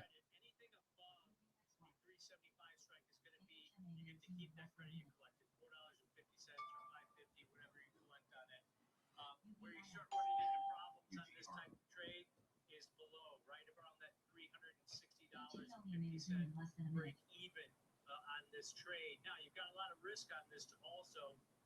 Your risk is over $2,000, but that's all the way below the 340 level. So in essence, you want this stock to stay above the 360 level. But you can see here, Joe, from you hit that little kicker at or near that 370 strike, which is about $8 below the current share price, where you start to profit a little bit more. That would be max profitability. But definitely a neutral to bullish stance here, Joe. But just flip-flopping it where I'm taking a credit. I've got a little bit more risk on this one too. Same idea though, right? You want to move to the short strike, so that doesn't change. I think, where I am looking at this one a little bit differently is the idea that I have a hard time seeing that this thing is going to rally and sustain a rally. Part of it is because of the beta component of the Tesla overall, and the market is having a hard time sustaining today's rally as we're pulling back. Now we're up.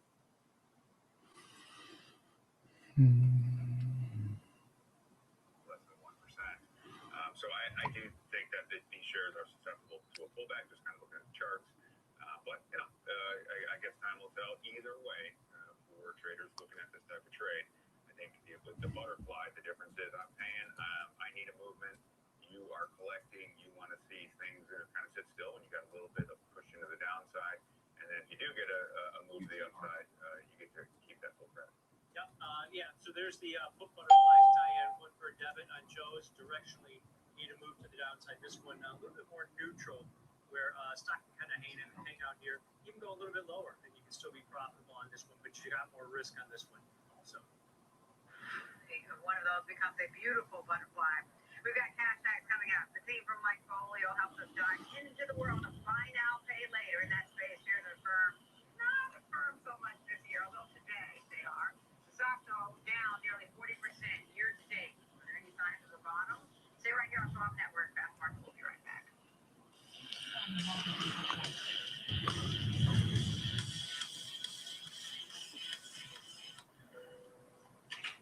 Hi, I'm Alex. MD. And I'm his mom. Sometimes, you could have done better. Same goes for where you invest. Level up and invest smarter with Schwab. I'm Sam Barnes, live from the New York Stock Exchange. When the market moves, we're on it. Getting the real What's crude oil doing? Crude oil, USO, USO did gap down, starting to bounce. USO. All right, so we want this to continue to move lower. Crude oil. This is the USO, United States Oil Fund.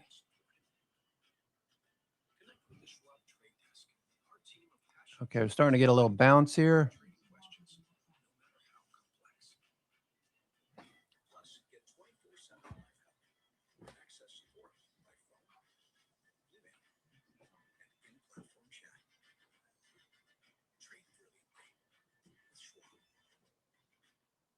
Whether you're an experienced investor or just getting started, Charles Schwab offers a webcast that's right for you. Are you an active trader?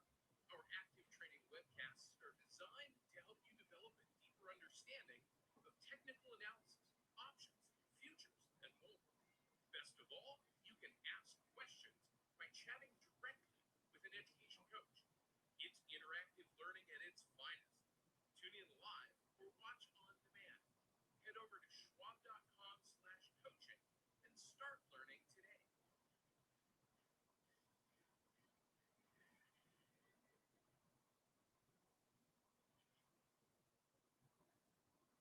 No politics, no spin, just the market from open to close and beyond. Streaming 24/7, any screen, anywhere at schwabnetwork.com. Welcome back to Fast Market here on the Schwab Network. I'm Diane King Hall alongside Tom White, our Chicago studio. Time now for our cash tag segment. For that, let's bring in our next guest, and that's Andy Swan, co-founder of Lightfolio. Taking a look at Affirm today. Andy, good to see you. Good to kick off the week with you. So Affirm it's had some challenges this year in terms of its shares. I've seen your data, and I'm curious to know, is there a seasonality aspect when you think about the sentiment with Affirm, like you see with some of the retailers that you cover? Yeah, it's very, very seasonal, just like the retailers. The good news for Affirm is that we saw a very robust holiday quarter with a lot of adoption and a lot of new customers coming into their ecosystem. So that's all good news. Website visits up very significantly year over year, but still middle of the pack versus some really competent competitors, which gives us some pause. But this overall, buy now, pay later industry, Wall Street may have gotten ahead of itself in terms of the shares, but the companies are executing at a really good clip, and they're starting to turn profitable. Firms starting to turn GAAP profitable. The big, caveat there is it looks like they traded away some growth for that profitability, but that's a choice and a decision that these companies always have to make at some point, and so they decided to do it now. But from our perspective, in terms of consumer behavior, the buy now, pay later group's in a really good spot from a overall macro consumer trend standpoint. People are looking to save money or not give up all the purchases that they want to make, and maybe kick the can down the road a little bit in terms of the buy now, pay later being a good option for them. And Affirm's in a really good spot. So overall, we think this company, the share price is down. It's getting to pretty attractive levels given the amount of quality execution that we see from the company. It's really just can they win versus their competitors in the space. We think there'll probably be one big winner out of this space.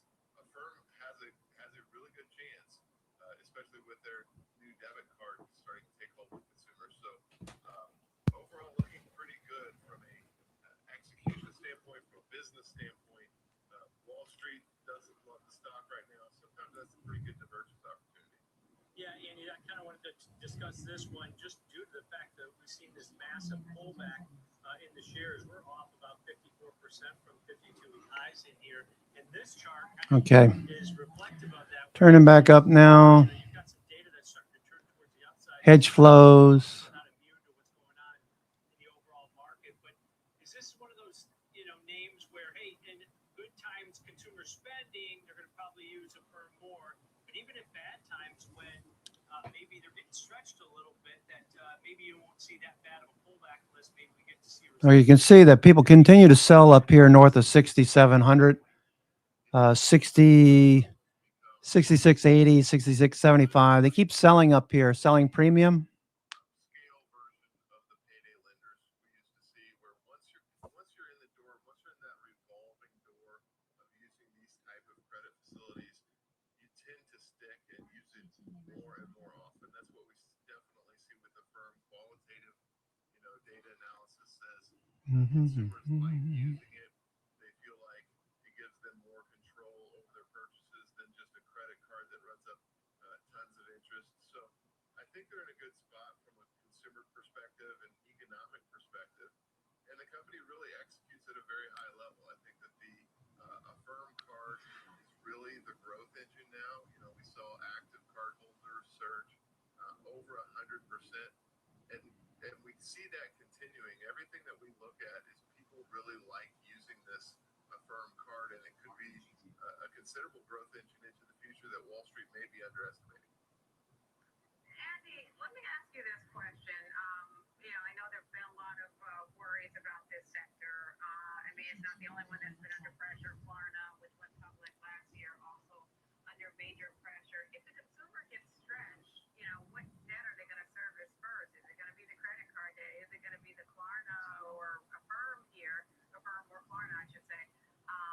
Because it feels like the penalties work with credit cards. So, the risk, it seems like there's some risk there. What's your thought? Yeah, I think there's definitely a risk there.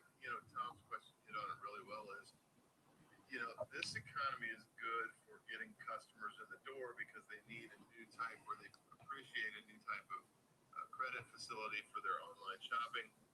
It's also dangerous because if things fall apart, then there's absolutely much higher levels of default risk with these customers, and that could take a big hit on the buy now pay later companies. So you kind of have to make a macro bet when you're talking about these companies. Is the new K-shaped economy just the new normal, and we're just going to continue on this path and not see complete economic destruction? Then these become pretty compelling names at that point.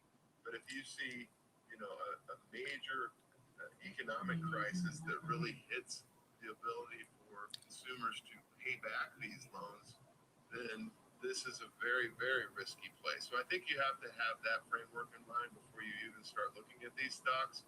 And then once you've, if it passes that hurdle, then you start saying, all right, who's winning? Who do I think can take the most market here? And Affirm is definitely a contender when you get to that point of the conversation. All right, Andy, we'll leave the conversation there for time. That's Andy Swan, co-founder of Lightfolio, with a look at Affirm versus other BNPL. For the trading perspective, I'll take Affirm. Tom, I'm curious to know your thoughts, because you made the point that it's like an upscale version of payday lenders. It also reminds me, to some degree, of a new age version of layaway. I don't know if you remember that. I know it's different because it's tech, this is fintech here, but your thoughts? Yeah, it is tech layaway, and I do remember layaway. I am old in this, but if you look at their gross merchandise volume, that grew 36%. Again, it takes days and weeks for institutions to fill their positions. Expect high volatility. I think this is one of those stocks, and you've seen the reaction and the flows in this name, that big massive pullback. It's a macro story. You've got to take that into consideration. While more people might use it in a downturn in the economic safety out there, it's still going to probably take a beating just due to the fact that it's so macro related. If people aren't spending, that gross merchandise value is not going to continue to move higher. So you've got to take that into consideration, even though valuations have come in with this pullback, massive pullback in the stock. So just based on that second chart that Lightfolio had, where they had some positive commentary compared to where the stock is, I looked at a strategy that is bullish, takes advantage of a move higher, but you do need a move higher in the stock to get to that profitability. I went out to the April monthly options here, so you've got 25 days to expiration. All right, I'll get a little bounce here. We got some sellers here at 6,600 now. Were they there before? No, those are new. As we started to move down through this level, people sold the 6600s right there. So they'll be taking profits soon if this bounces more.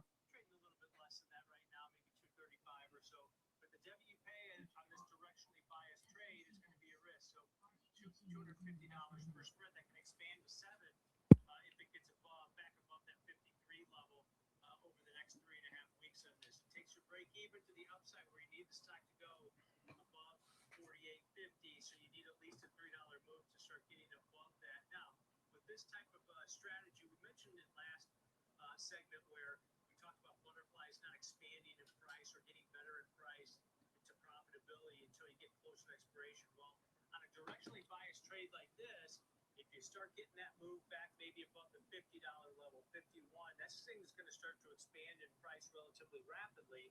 And that gives you, over the next 25 days, a little optionality as far as when to maybe manage this or close it if the market's open ahead of that expiration date. So with that in mind, it gives you that flexibility.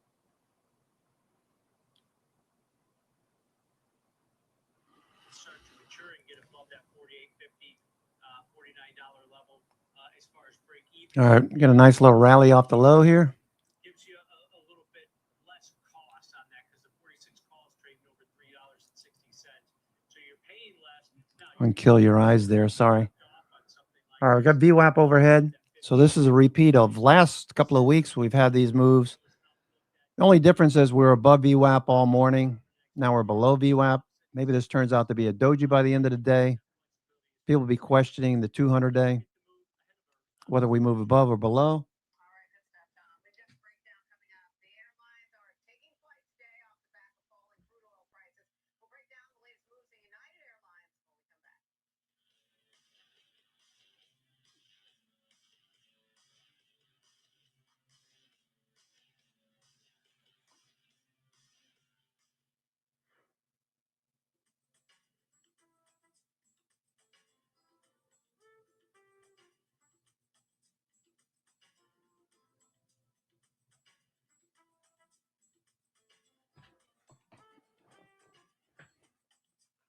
Netflix is trying to break higher here. Netflix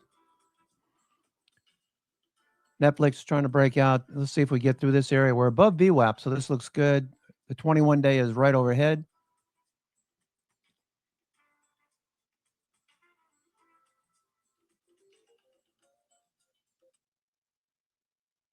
Fiscally and monetarily. So I'm careful on a couple of places. Brazil's my favorite. India has really lagged. I still like India too. So I think there are places that you can invest, Scott, but there's certainly ones that I would avoid. What do you think, Joe? I think that it's a game changer. No, I actually think it's an opportunity, in particular for South Korea. EWY is the ETF. I think that's a name you want to own, given the correlation and exposure that they have to the growth of AI. EIS, Israel, was a name I was looking to get back into. I did that at the early days of March when the conflict began. So lower dollar, I think central bank policy that still leans towards easier monetary policy. I think exposure to developed international EM, you take advantage of this correction. Bryn, how do you see this here? Yeah, I think you want to be specific. So EEM, 20% of EEM is roughly Alibaba, Taiwan Semi, and Samsung. So just know that. I like Joe's point, and I've been talking about this with South Korea. If you want to own memory, SK Hynix and Samsung are 45% of the index. And so if you are long-term bullish on that sector, is a very good way to own that and have diversification from a Micron or a SanDisk here.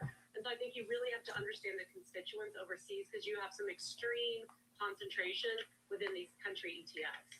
All right, we're going to have to wait a little bit, I think, to really find out if this is a game-changing move or at least a months-long underperformance of some of these overseas markets relative to the U.S. But we'll just wait and see. Mike said ARM Holdings turning back up. What's Palantir doing? Palantir.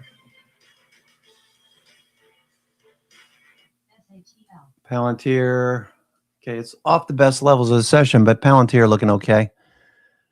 This is Netflix. Netflix looking for it to break out. We'll keep an eye on this for a few minutes to see if it breaks out. Futures off the low. I'm your host, Cousin Vinny, coming to you from theclosingprint.com. It's 12:47. Monday, March the 23rd, here on the East Coast, the best coast, the coast with the most. I'm going to take about a 10-minute break and just get a bit of fresh air, and I'll be right back.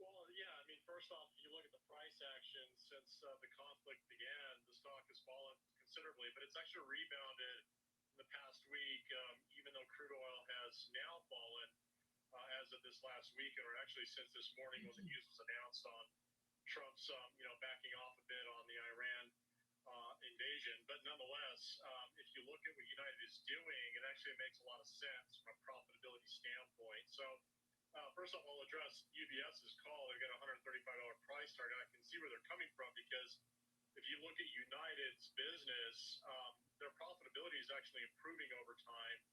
Now, one of the challenges that you would think is a challenge, just from the headlines from the company itself, is what's going on with capacity. So first off, the company did announce that they're cutting back from the unprofitable routes about 5% capacity. As an industry, the capacity has actually been reduced slowly over time. That includes competitors like United, American, as well as Delta. And so what that is ended up doing is actually increasing the price per ticket, and you can actually see this with very high gross margins in United's business at around 36% of sales. If you look at it historically over the last 5 years, it's around 22%. So this company is actually is very profitable, essentially, when it comes down to gross margins. Now, one of the reasons, of course, they say they're cutting the capacity is because they're expecting crude oil prices and, of course, the derivatives, including heating oil, which is, again, used to produce jet fuel, is going to remain elevated. They're talking now, this is their high estimate. They can't say if this is going to be the case through 2027. They see the possibility of $175 crude oil, which is possible, but also the maintenance of elevated prices over time to those levels. And they actually put forth the calculation of approximately $11 billion in additional expenses, which is essentially, and they talked about this as well, double their net income on their highest year, which is around $5 billion.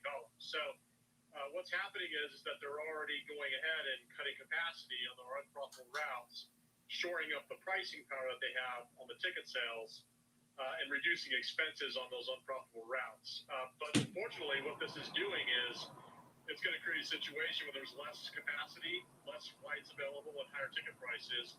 Not good for consumers, but good for the airlines.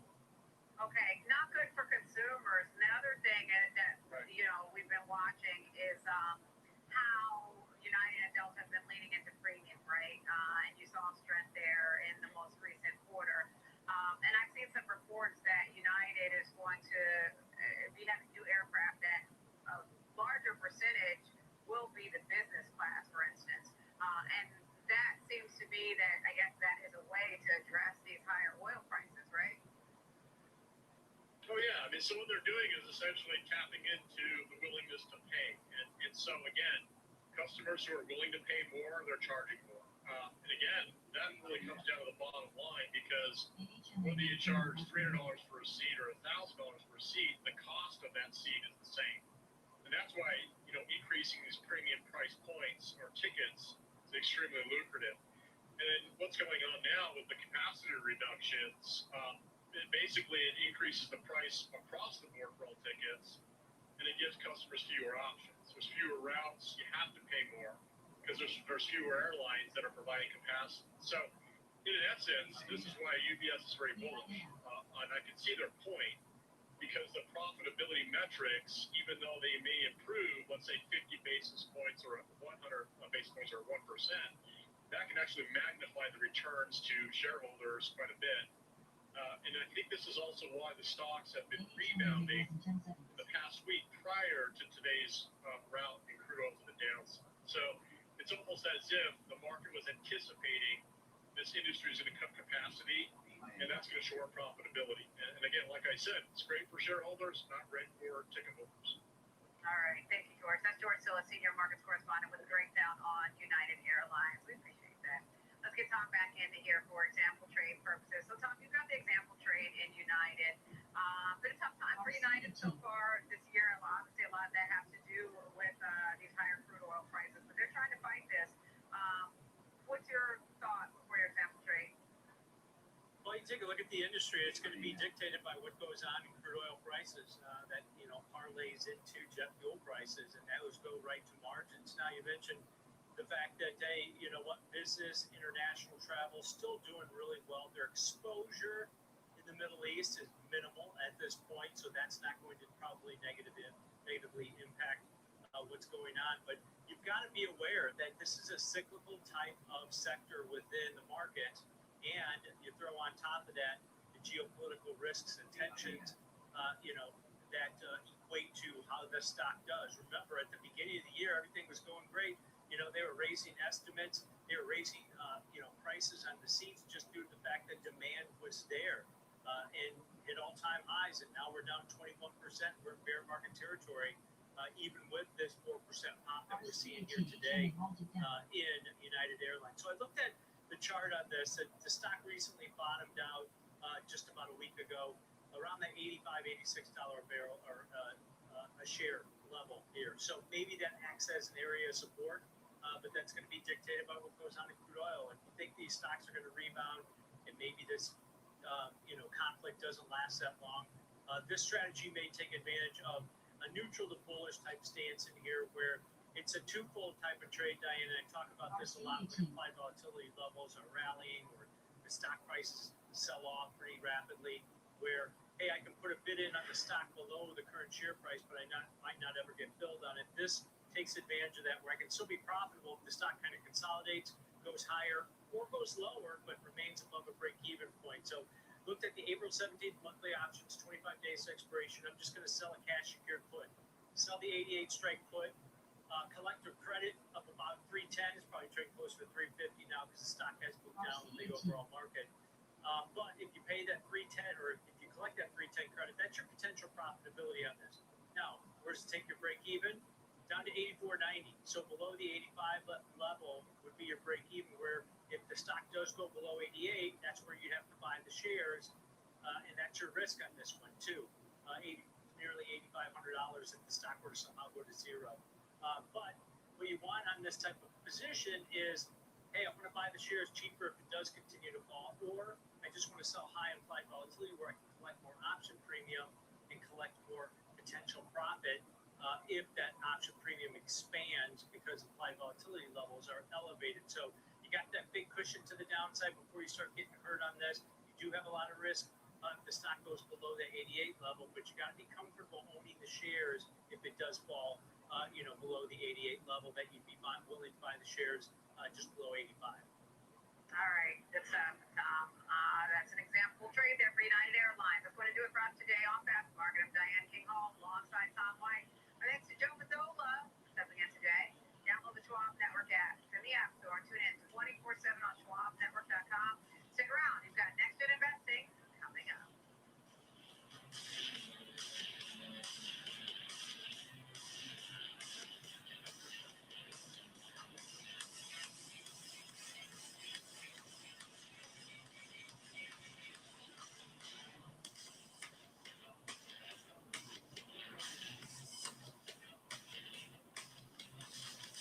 Schwab Bank Investor Checking, the checking account built for investors, named highest in client satisfaction by J.D. Power for 7 years in a row. With Investor Checking, you get the award-winning features of our checking account, plus cash management solutions, all designed for investors like you, with unlimited ATM fee rebates for cash withdrawals worldwide, no overdraft fees, and enhanced security features to keep your money safe. Also, because your investor checking account is linked to your Schwab One brokerage account, you can manage your checking and investing in one convenient location. Moving funds between your accounts is easy. Cash moved to your brokerage account is available in seconds. That means you can stop waiting and start investing in stocks, bonds, money market funds, and more. Get more with Schwab Bank Investor Checking, the checking account built for investors.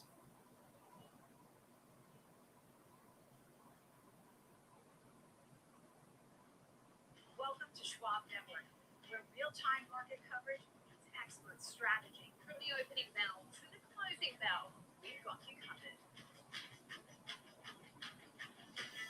Get inside the minds of pro traders. My point is that they're getting a higher rate of change in sales based on their guidance without the same rate of change on EPS. Follow the biggest headlines, live analysis, breaking news, and sharp trade ideas minute by minute.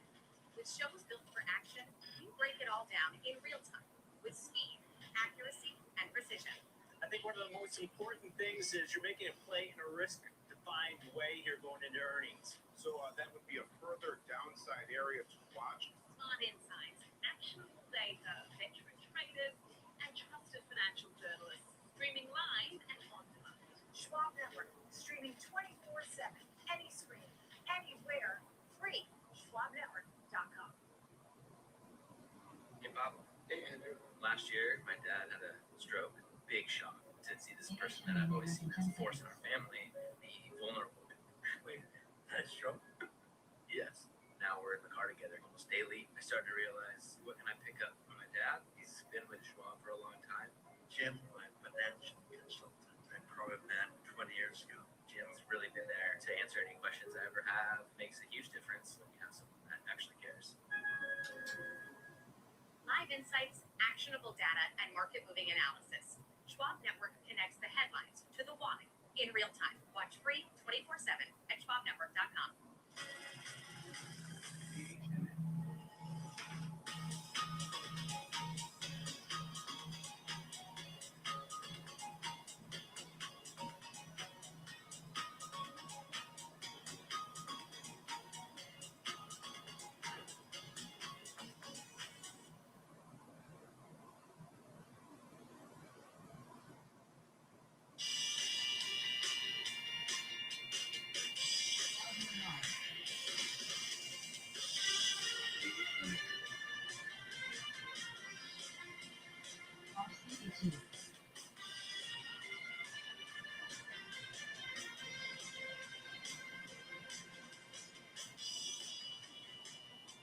Welcome to Next Gen Investing. I'm Jenny Horn alongside Alex Coffey, and we've seen a pretty consistent rally throughout today's session, although consistent is actually not how I'd phrase it, just some broad strength following some commentary from President Trump that the U.S. and Iran have held talks so that we are seeing some results of halting strikes in the Iranian power plants and energy infrastructure, which has given some hope, but the hope has not been as I'd say even across through today's session. Alex, as you can see, we are up 1.2% in the S&Ps. The Dow is up 1.5%, and Nasdaq up 1%. We're seeing strength across all of our Mag 7 names today, supporting that, and the Russell 2000 also the biggest gainer, up 2.4%. But does seem like markets are trying to come back here a bit as we did peak out earlier today, but it's still again been a pretty consistent session of strength. Yeah, and I'm seeing too, looks like there's an event in Tennessee in the last 15 or so minutes that the president's speaking at and reiterating a lot of this same message. So the messaging seems relatively consistent today around still using the words that I'm seeing in these headlines. Very good chance we'll end up with an Iran deal. After 5 days could end up being a very recording in progress. Saying that the talks began after energy strikes threats. And they began last night, a little the previous day as well. So, objectively, if this is the path we're taking from a financial market standpoint and beyond. All right, what's up, everybody? Today is that's the best case scenario. what is today? Today is March 23rd. That reflected today, that strength and that relief rally reflected across all of our major sectors. All 11 S&P 500 sectors are higher today, and as I mentioned, all of our Mag 7 names also contributing to this strength. Although the one notable absent name, Making sure I got all my settings up. 1 second, please. From what was a really strong report last week, markets did not see it that way. We sold off after its earnings, then fell again on Friday, and also seeing some weakness today. So really a green heat map though across the board, with the exception notably being Micron. But Nick as Quality, always great throughout the next hour, today. we'll That's look right. more at these individual Dr. James. stories Victor, in hello. today's Angels Monday. up. Kick things off with some of these Nice to see movers some to new names monitor around right here. now. Then we will be charting and I hope VIX goes to 80. That's pretty funny. My kid bet me that I wouldn't. She thinks that I'm a big deal because I have more than like 100 people listening to me. And I'm not, you know, certainly not a Kim Kardashian, but you know, to a kid who has, you know how this little kid, you wouldn't wear that. And I'm like, I'm kind of embarrassing already, so let's just do it. So, anyways, this is for her. I'll show her that I'm wearing this. It's funny. I'm trying to fix a setting over here because I have a feeling that I'm streaming something that I don't want to stream. So I apologize for that. While we're waiting here, if you have any questions, pop in the Q&A session. Today was I'm going to say it was a frustrating morning for me a bit because I spend about an hour and a half each morning note. That's roughly, I would say that's roughly about right. Occasionally I do it a little bit faster if nothing's really going on. It might take me 45 minutes. But, you know, it's a pretty substantial amount of time, especially in an instance like this where, you know, look, the markets are weird. More people are definitely going to be paying attention to what's happening. And so, you know, look, you got to spend a little more time on the dynamics or things that are happening, right? So, I spent about an hour and a half this morning, get it done, get it buttoned up. I'm like, all right, these are the risks. Like, this is not a moment for watching for that upside. We want to keep an eye on that in case the deal comes, and then what happens? Taco. I mean, I don't want to say taco. Taco makes people mad. Not taco, but just whatever it was, right? And then, is that real or is it not real? I don't even know if it's real. Nobody seems to know if it's real. I think in this case, I think he's being honest about the fact that, well, here's what we know. I think if he says 5 days, you get 5 days. No, Iran saying no negotiation. Israel says they're not aware of it. You know, I got to tread lightly here because inevitably I'll make somebody mad about whatever it is. But the point is, the point ultimately is the same, right? That when you get that release, then you get this big rally, 2.8% off of the lows, right? Which is great, but then is it real? Is it not? I don't know. And so, anyways, back to the main point. I did stream something live. Woo! Brent did something that he shouldn't have done.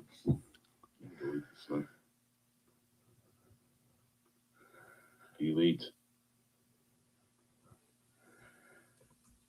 All right, there we go.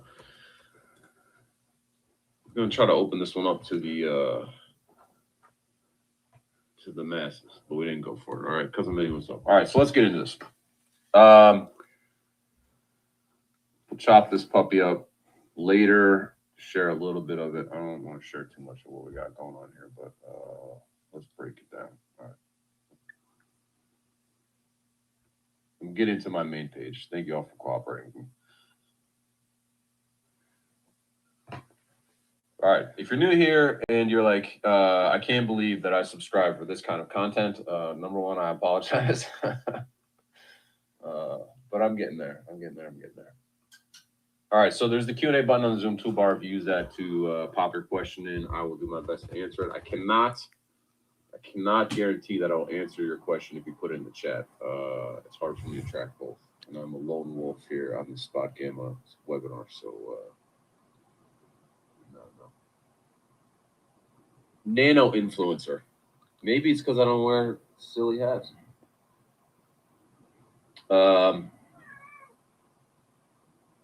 Yeah.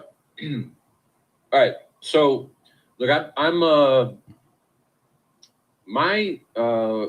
talked about, well, if you were here for Brent's Conspiracy Corner on, well, if you saw the OpEx effect, number one, thank you for watching that. But number two, if you were here for Thursday's webinar from the jungle, I talk about a segment called Brent's Conspiracy Corner. And the Conspiracy Corner linked everything, which I think a lot of times these ideas are obvious to people. Sometimes they're not. I never know like what's actually like a novel idea or some, whatever.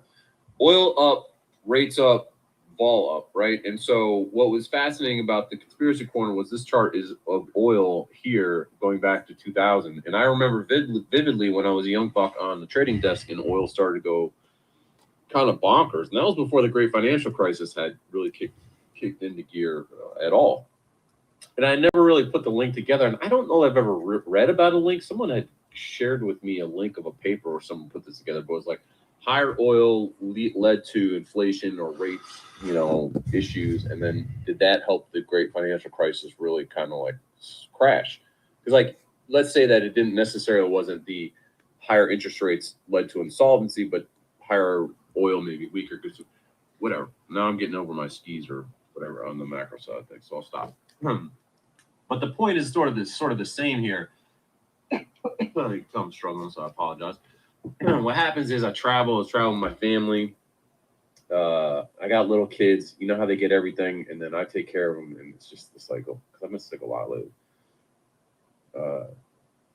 Anyways, back to the topic at hand. So oil up, rates up, vol up, all heavily linked. And then we had the Blue Owl credit issues and some of these other SaaS apocalypse related credit issues, right? And so you start to go, okay, April of last year. Higher low on the futures. I remember the great financial crisis. I don't know that I ever had this moment of, like this system's about to break. I mean, there was some moments, I guess, back then, and I was pretty naive, so I didn't know things as well as I arguably know now. Salty by experience, whatever you want to call it. But I remember there was a moment in April you're sitting there and you're like, this dude is gonna break the financial system. Like that felt like it was happening, and it was like, oh no, because like you have these moments where you're like, oh, is my checking account safe at JP Morgan because the bank is gonna go down? You start to go like, the $250,000 deposit stuff. You start thinking about that stuff. You go, oh no. Anyways, so that happened in April, and I remember that I was like, this is really like, forget how do I trade this low. You start to go like, oh boy, like now we're going off our skis, right? Off our skis. Now we're going off the side of the mountain. And so we hit this situation over the weekend where it's like oil, at 100 is high. And if it starts to really break out and move higher, then all of a sudden I think equity vol would just go bananas, and then rates could start to go bananas, and then suddenly you just have this cascading of issues, right? Very easy to link together. And so, that's the point of the Conspiracy Corner, where you start to go, well, inflation is already a problem. Rates are already a problem. I think the 30-year they were saying is back over 7% for mortgages already. So this thing was starting to look pretty dire, right? And so most of this morning's Founders Notes was based around that situation, right? Yeah, I remember negative oil. That's funny. Dude, what's up? So most of the Founders Note today was about this issue of, and I wrote the 7 a.m. Founders Note was around that, right? And I had to add in this little blurb here about, okay, he just sort of switched us back. But this note, I think, is it's important because it lays out the situation that we're in at the moment. In case we don't go back, like hopefully This is what he's talking about right now. the worst of the situation, but ultimately, hopefully we've seen the worst of it, at least in the short term. Now, the reason I want to bring this up is because it highlights a big problem in this type of an environment. And in fact, there's a book by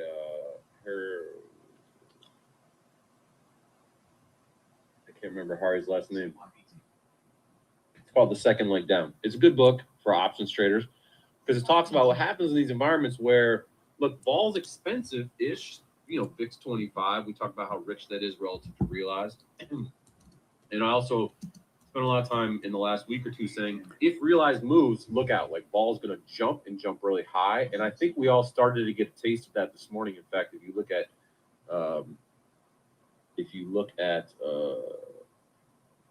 well, if you just look at futures, it was obvious that overnight, you know, things were really starting to get pretty sour, right? I mean, we moved from Friday's close was only down about 1.3%, but the pace of change really felt like it was going to start picking up. And then you get this move, which is a 4% rally off the market low, which is overnight, which almost feels like that piece of data is incorrect or wrong. But point is, the realized vol, the upside now is like very, very big, right?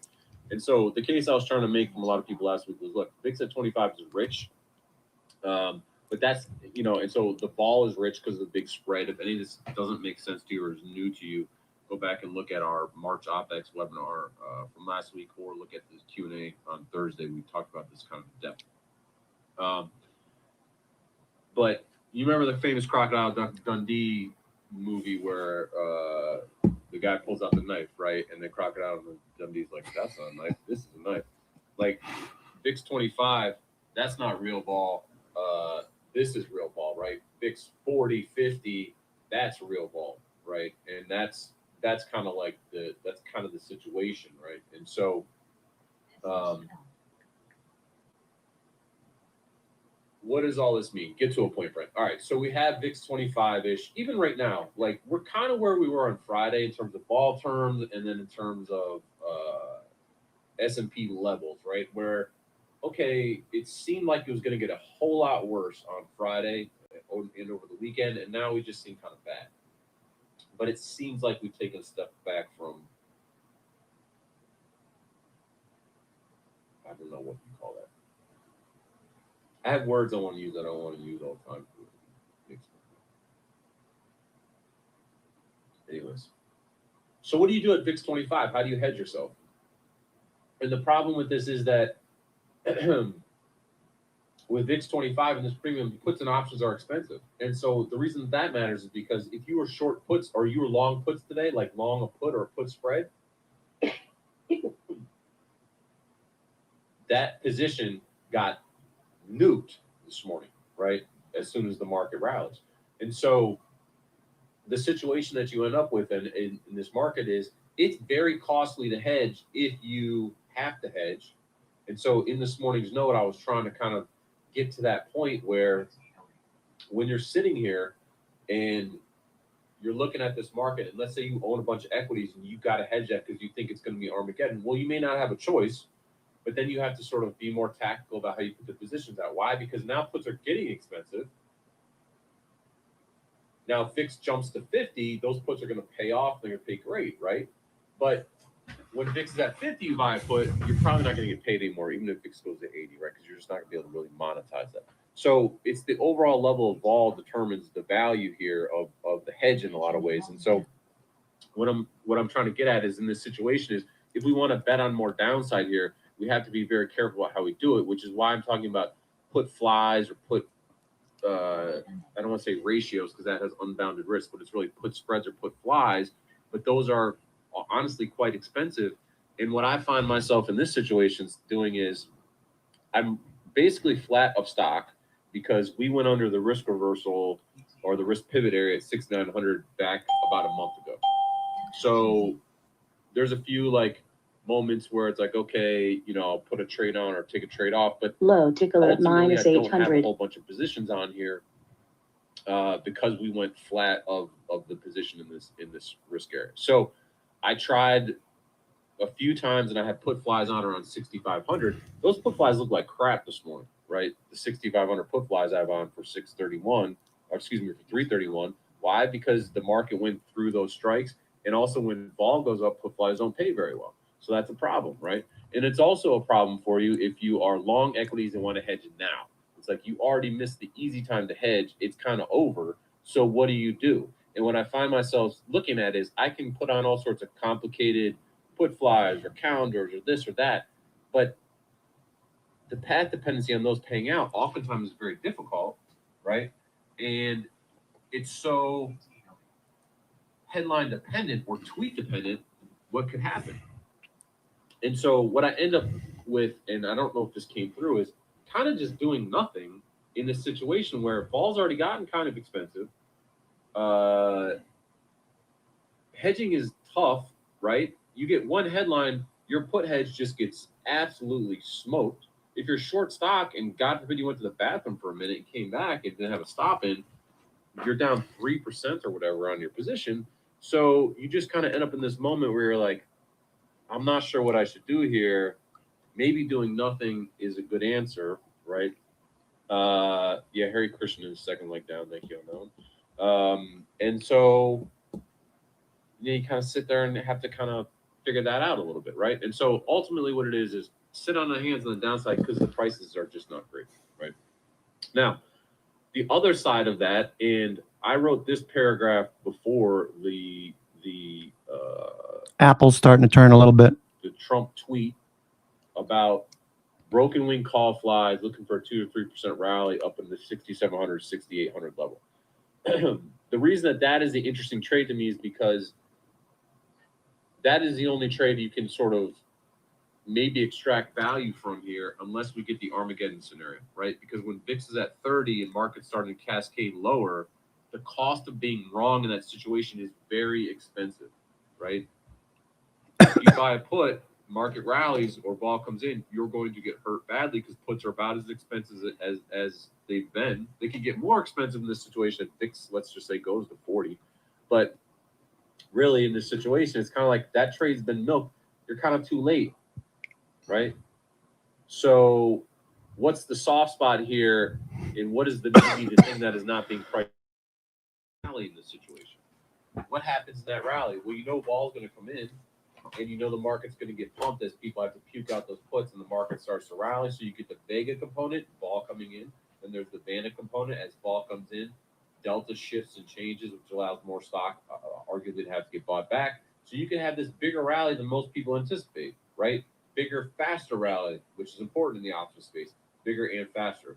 Why? Because if it's a big rally, but it takes 3-4 days, that vol's not going to react the same way as in, oh man, it happened today, tomorrow, right?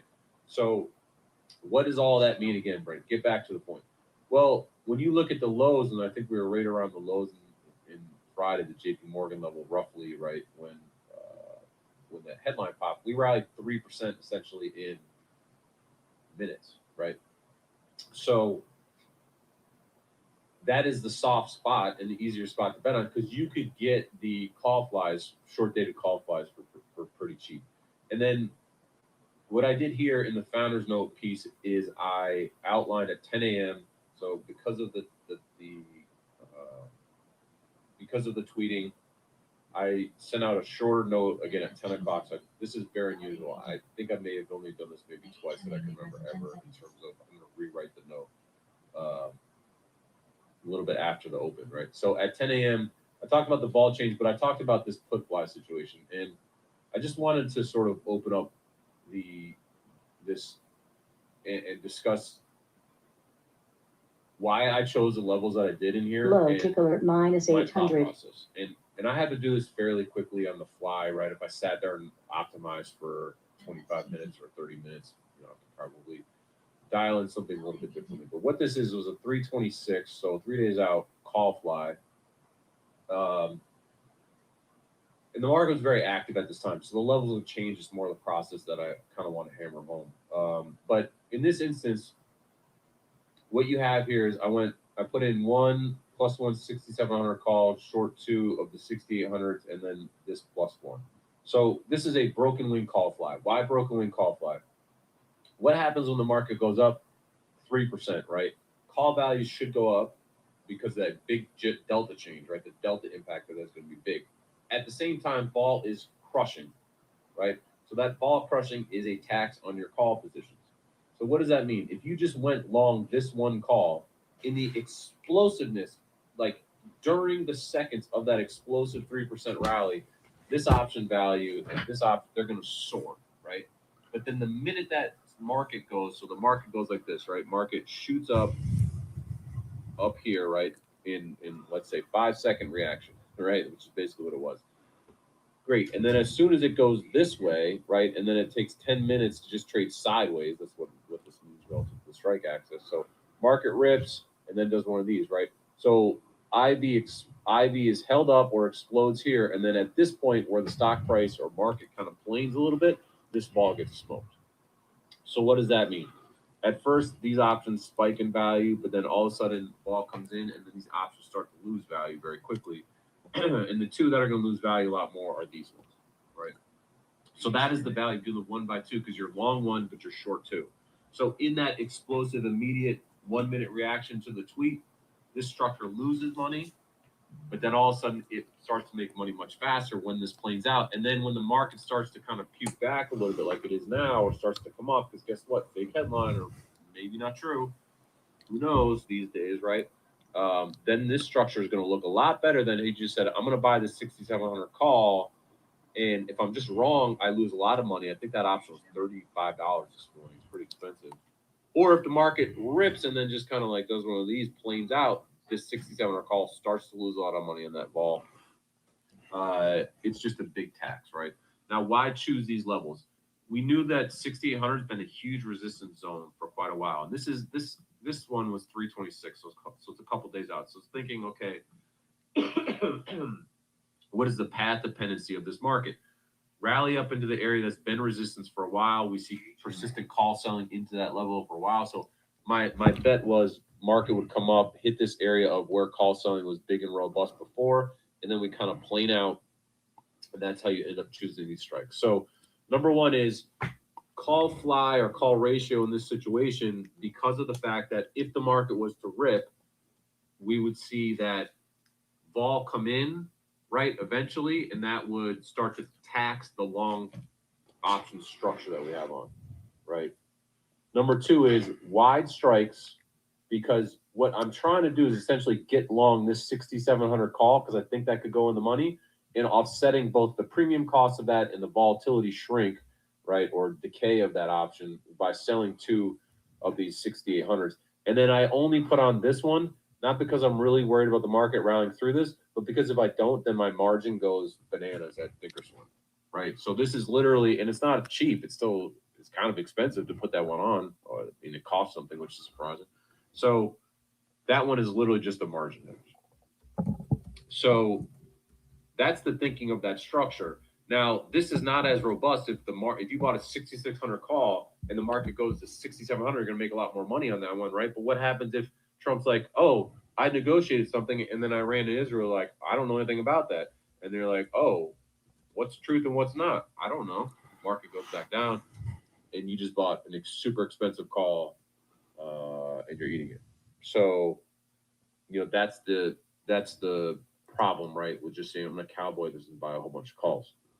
I don't know that y'all came looking for that content specifically or that moment or that note, but that I think is what's critical. And in this environment where the ball is pretty elevated and going to be swinging, that is, I think, the important thing to look at or consider when you're trading these options, right? Now, the other thing that I had been sort of looking at, and put skews are probably back to these similar levels, is you can see the put skew here now in the spiders, right? Let's go and look at Explorer View and then go put skew and call skew here. All right, so what this does is it breaks out put skew and call skew separately. Spider, interestingly now, the put skew percentile is only about 47% and the call skew is 15%. If you remember, over the last couple of weeks, that put skew has been like 90th percentile. So the put skew Apple rallying, Apple. Interesting, and I wonder if Apple's off the low. You know, on Friday night, there was talk of things winding down a little bit. Remember that? And that kind of saved us from 64.75. And I'm wondering, I mean, that's a pretty big move down, right? So there could be a little bit of noise in that. But the overall point is that put skew percentile. Apple coming off the low. 90th, and now it's really come down a lot, which is interesting, right? What that basically means is the wingy puts are not as expensive as they used to be. But that can also happen when vol starts to really pick up because the belly of the surface lifts up. So what do I mean by that? If we look at volatility skew, and we look at volatility skew from the close of Friday, I'm going to look at 422 skew because we have loaded up here. So I want to compare this. Compare this from Friday's close.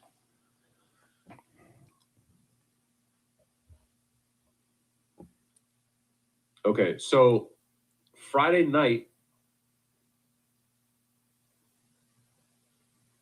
is in gray, fixed strike vol, same expiration, and now teal is where we are now. So what the put skew percentile is measuring is the 25 delta option, which is somewhere around here, versus the at the money option. See that? So on Friday, when I say the belly or the kind of at the money was starting to lift up, that's this option. So what the put skew percentile is measuring is this option versus this option, right? So now what you can see is happening is that belly or that at the money is starting to come in. Why? Because we don't have a deal. So the known unknown of nukes going off and whatever else, still relevant. So do you want to remove your tail hedges if you are macro fund trying to make sure you don't lose every money or a credit fund worried about stuff going to zero or whatever? Probably not, right? But the at the money ball certainly came down. So that we're going to see that put skew percentile probably go up again. That makes sense to everybody. And then look at this upside, right? That's where most of that ball got crushed. So the other funny thing in this environment was the call skew percentile has been very low. And that also looked a little bit better as that kind of belly of that skew curve at the moneyness went up. And now that call skew percentile is probably going to go down again, kind of as a result. But one of the things I think could be an interesting trade here could be longer dated put wise. I got to play around with this a little bit, but just an idea for those of you who are a little more advanced. If you buy, some kind of near the money option like June, July, maybe a little bit longer, so you get long one of these and then shorting one of these. If and when vol comes down, these two could get crushed a little bit more than that one, right? And so that could be an interesting way to play a market rally, or some type of a counter spread, right? Betting that maybe that vol comes down. You don't want to end up in a situation where you're short puts, short net puts or short vol, obviously, but that's kind of an interesting scenario to think about in case we just sort of like muddle through this for the next couple of weeks. So anyways, the relative vol moves are all kind of interesting. All right, I've meandered a lot. I've gone through a lot. And people want to talk about live support or resistance, so let's do that. What could we do for this Friday? Support zones, Hero and Equity Hub.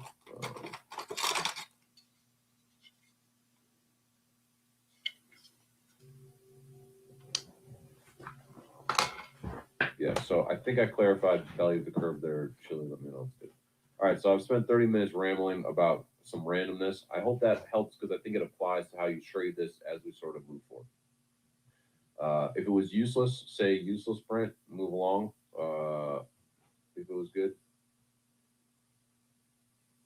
hopefully all right. All right, so let's talk about the way that things currently go. Number one, the JP Morgan put strike. There it is, 64.75. What's so fascinating about the market low on Friday? 64.75. Funny how that works. What does this mean? The situation right now is this. Trump has allegedly given a 5-day pause on, I don't want to say attacking Iran, conflict, right? So that means for the next 5 days, if you are trading short-dated options, you probably feel a little more comfortable coming out and sticking your head out of the hole, right? Or at least when the market opens, you can do your stupid zero DD strategies. I joke about them being stupid. Sometimes they're good. But those are kind of back in play now, right? And they were disappearing rapidly, I think, before. And if you look at the founders of this morning, you saw how zero DD percent has dissipated strongly, right? So those games are Netflix still trying. The odds of a big realized move are probably down a little bit. They're moved down a little bit because it seems like things have de-escalated a little bit. So, yeah, John says not bombing power plants, but military start. Who? I mean, look, him saying that is better than we're about to come and fuck you up, right? Like, guess what? Missiles are launching now. So it's a slight de-escalation, but there's nuance and there's a whole bunch of lying and bullshit everything. It's not a partisan statement. So anyways, 64.75. Amazing we bounce rate at that level. Now, why does that level matter? Again, number one is everyone's going to start talking about this strike if they haven't already. And number two is it matters. Why? Because this is the gamma for the JP Morgan strike. Gamma is highest for at the money options, and it increases as we get closer to expiration. So as we get closer to expiration, if we're within 1% or 2, two's a little bit much, but a percentage of this strike, the gamma is going to grow massively. You can see right now it's about $40 or $50 million of net gamma there. This can get as big as about $1 billion of gamma, if I recall correctly, the last time we were at that level. So why does that matter? In this situation where it's still kind of fucked, like it's not good, it's not as bad as it was, but it's still, you know, I know I've dropped the upward here twice, but it's still like, that's kind of the situation. That's how it feels, right? Then the odds of us coming back down and revisiting this thing and this thing having a much bigger magnet is way bigger in this moment. If you High remember, took alert in plus the 800. presentation that we Extreme showed, high took alert. this is March of 2025 when we were starting to do what? Well, let's bomb the economy with tariffs, right? Here we go. We hit the low at OPEX, right? We were on the 55-65 strike. It's like we live in the Matrix. On March OPEX, we hit the JP Morgan strike and we bounced. And then there was a brief rally, and then we went back and landed on expiration on that strike, right? So Extreme high tick alert. So that is the thing I'm thinking about right now. What does that mean? I want to own put flies around this strike. So 65.50, 6,500, 64.50, playing for a pin, playing for some move back down there. Now, I currently have on the 6,500, 6,400, 6,300 put fly because I was thinking the market would move down and tag that level. Extreme high took alert. It did, but the ball also jumped a lot, so that structure actually didn't pay off at all. It's like mildly positive. So in a perfect world, a day or two before expiration, we come kind of careening down into that strike.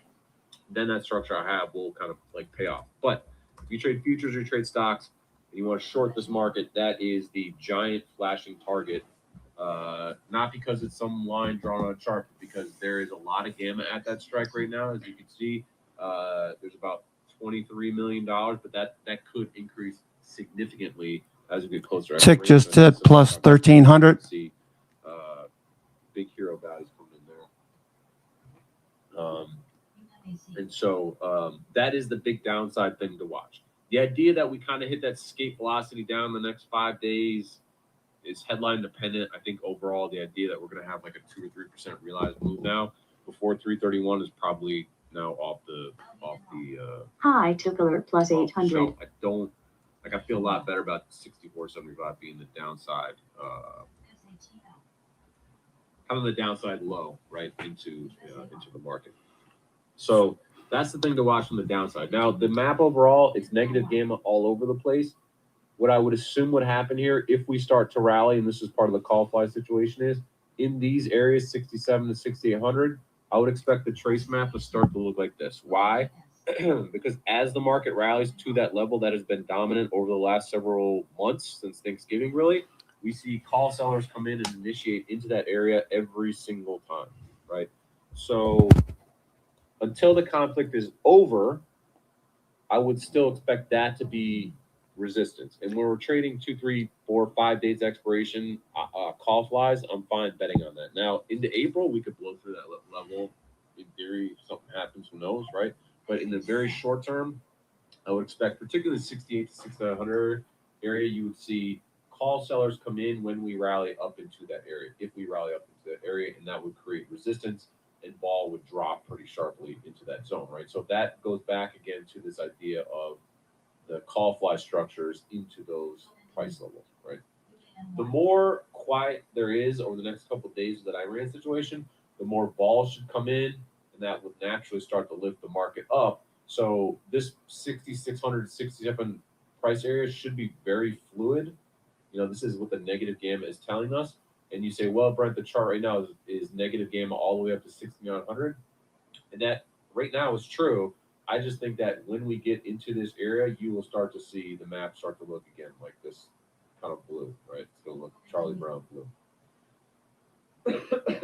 So that's the thing to note here if you are planning an upside. So on the downside, I love 64.75 as a bet. I think you should put that bet on. I would argue a cheap put fly or straddle iron fly type structure around 64.75 to 6,500 for March 31st. If it's cheap, great risk reward. I think you should do it anyways, just because there's a great chance that they would move down and pin that level. I think it's worth that. I think it's worth that risk of trying. And then to the upside, this is the structure that I like. I think this is the 6,700, 6,800, 7,000 call fly. You can do this in spiders as well. Having this set up for Friday or even tomorrow, next day out, something like that, the closer in time you go, the cheaper it's going to get. I think this is a really nice way to play for a solid upside move here. And so those two trades together should cover both your wings. What it doesn't cover is, number one, the blast off 5% market rally, which I don't think is the situation. If we get a full deal right now, let's say like we've shook hands, it's all good, man. Oil crashes. Maybe you get 6,900, but I find it hard to believe that we rallied through previous highs at this moment. And is that likely to happen this week? I don't know. It feels like a risk I'm willing to take. And then to the downside, the obvious escalation too, escape velocity to the downside. If you think about how stubborn the market was going down before this, we would really have to see some amazing increase in rhetoric in order for that unbelievable downside escape velocity to happen right at this point. So I think those tail moves for this week have sort of been clipped due to the JP Morgan to the downside, and then likelihood of people selling calls to the upside.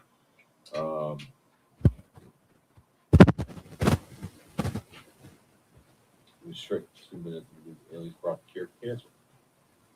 Take that over what's going on right now. What specific vol dashboard evidence do we need before trusting this is a breakout or breakdown? That's a really great question. So how do you know that it's real? Put skew is what I want to watch in this situation. So if we look at the vol dashboard here, we can compare versus Friday's close. And the thing with the vol dashboard is you kind of have to be aware of what big moves are in the S&P in general. If you're getting 1 to 2 point ballpoint shifts, that's big for the SPX. Okay, so you see that here of April options down 1.5% of 1.5 ball points. That's big, right? So this vol decline is big and it's real, I would say. So I trust, and this is another reason I'm saying, okay, the Armageddon scenario seems like it's now off, right? Doesn't mean we don't go back down a little bit and kind of like start to resume the slide. Just means that like on Friday, if you read this morning's note before 7:30, like I'm like, put your head between your knees and prepare for impact, right? Because this could get really bad. I'm off of that now, and I'm more like, okay, still some downside. Like, do you believe in this bounce as the bottom of the equity market? No. I think what happened here is vol comes down massively, right? That really expensive vol premium gets crushed, reflexive move back up. Okay, that makes sense. I can square that paradigm. But now it's like, okay, is oil going to continue to come down? Look at WTI at 89, coming down a lot, right? That is the number one signal at the moment. Number two is equity vol came down. Equity vol still has to hold this premium because the conflict is not over. Now, the vol premium is still over 10 points, which is very, very big, but that's what we had for this entire month. So the easy vol contraction, the Armageddon vol contraction, which was starting to happen this morning, especially overnight, that's contracted, right? So what does that mean, to answer your question? Is it real? Well, when you look at the vol skew, right, in this comparison, this is the Armageddon scenario starting to go away.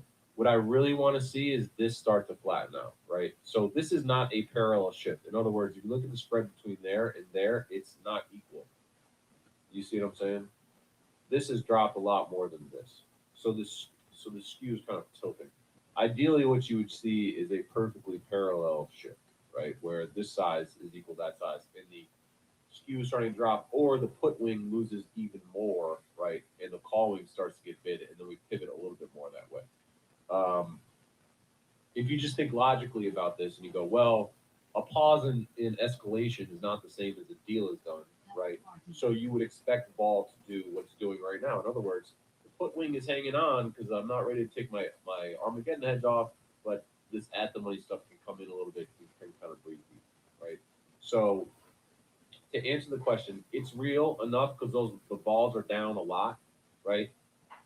If the ball didn't shift at all, let's just say that the ball was like this. Number one, I don't think we would have rallied like 3% from the low. I don't think oil would be down 10%, and the VIX is down quite a bit, right? You would see ball kind of unchanged, right? And the unchanged would be your signal. Now, if you're just looking at this, you go, how do I know if that is a big move or not? If you put the stats back on here, you can see we went from unbelievably extreme out at the top of the ball range. But again, I'm just telling you from my experience, 1.5 ball point decline over this next kind of 30 to 40 days. That's a lot, and that's real. So I hope that's helpful, Zoom user. And is the market also on the bounce, not fully washed out? Is that the evidence will make you treat the first bounce as a tradable continuation? Yeah. So first bounce comes from the vol contraction. The vol got quite built up on a relative basis here, and then you get the positive headline. And so what the scenario is now is you're getting this bounce, and there's this big strike down here, right? You could have a market comes down and vol comes down, move into this JP Morgan position. Totally, I think something that is probably not being priced in by a lot of people, but could make a lot of sense. So like we come down and just sort of pin this. Why would we continue to rally at this point? If vol comes in, there's some Vanna, that's the Vanna kind of lift, the Vega lift that could help a little bit. But if you think about the position that we were in before this, right? Nobody wanted calls in anything. No single stocks, put skews across the board were through the roof, right? And no one wanted calls. If you look at our notes from last week, early last week, you can see that. So calls are hated in this environment. But you look at like the NVIDIA situation, for example, they came out with their GTC, didn't change a whole lot. There was a brief bounce in SMH, which is still, I think, sorry about that.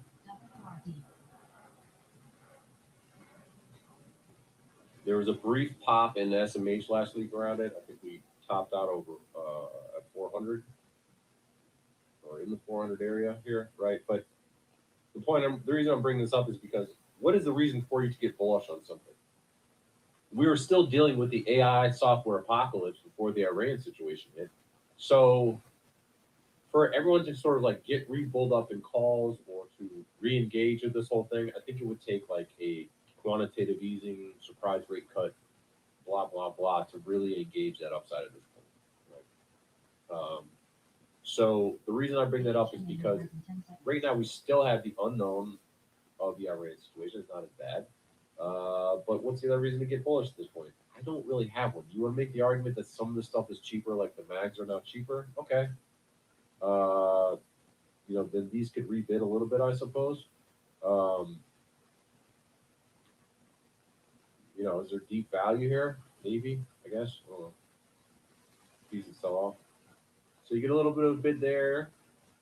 5, 3, 4, 5%. Okay, market rallies up to 6,800-ish, 6,900-ish, maybe. You're getting a 1.5% bounce in these stocks right now. Doesn't feel like all that much. So this is feeling like a dead cat bounce to me. Vol contraction is great, but was in the long for a trade, and I don't really see the compelling reason to own it now. Dell's asking, how does the JP Morgan position? This is a great question to act as a pinning point. A pinning point and not a acceleration point. Number one is, in a normal environment, let's just say we didn't know that this is a JP Morgan position, right? Around this whole area to the downside, and to your point, Dell, is all negative gamma, which says that if the market starts to go down, there should be futures and stock being sold, which pushes the market lower. 100%. Now, in this JP Morgan position situation, this is at 40,000 lot, roughly 30-something thousand lot, is one of the bigger positions out there in the market. It also is a known entity, and it also has a lot of hedges around it. So the reason that I think we would pin to it, Dell, is because that tends to be what happens when we get near the strike. Now, there's not been a ton of instances. In fact, this is the history of the JP Morgan collar. So there's been twice, 3/31, 2022, and 9/30 that we broke the strike to the downside. So what does that mean? Here is the put position, 38.10, right? S&P closed, obviously well above it there. Excuse me. This is the long put position. And this is where the market closed. 60, sorry, let me start over. This is the long put position. This is the strike, and this is where the market closed. So that's 20 handles above. In this case, it was 5 handles above. So the only time we've closed below that strike was in March of 2020. I don't know how big the position was in March of 2020, to be very honest with you. But that was probably the most extreme circumstances any of us could ever imagine, right? Global lockdown.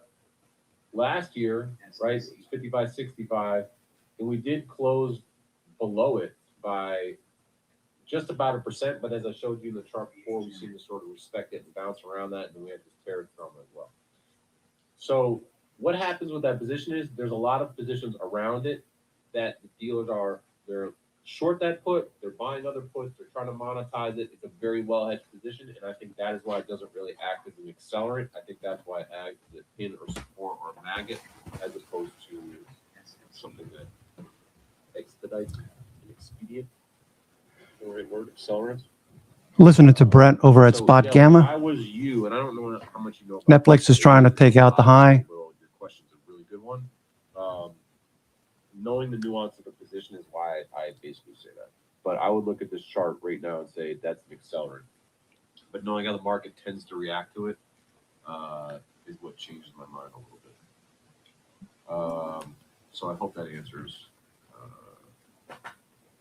You're welcome, though. On trace, it's negative gamma, yeah. So that's right. When you see support in the morning, what's your fastest way to decide whether it's durable support or just zero DTE?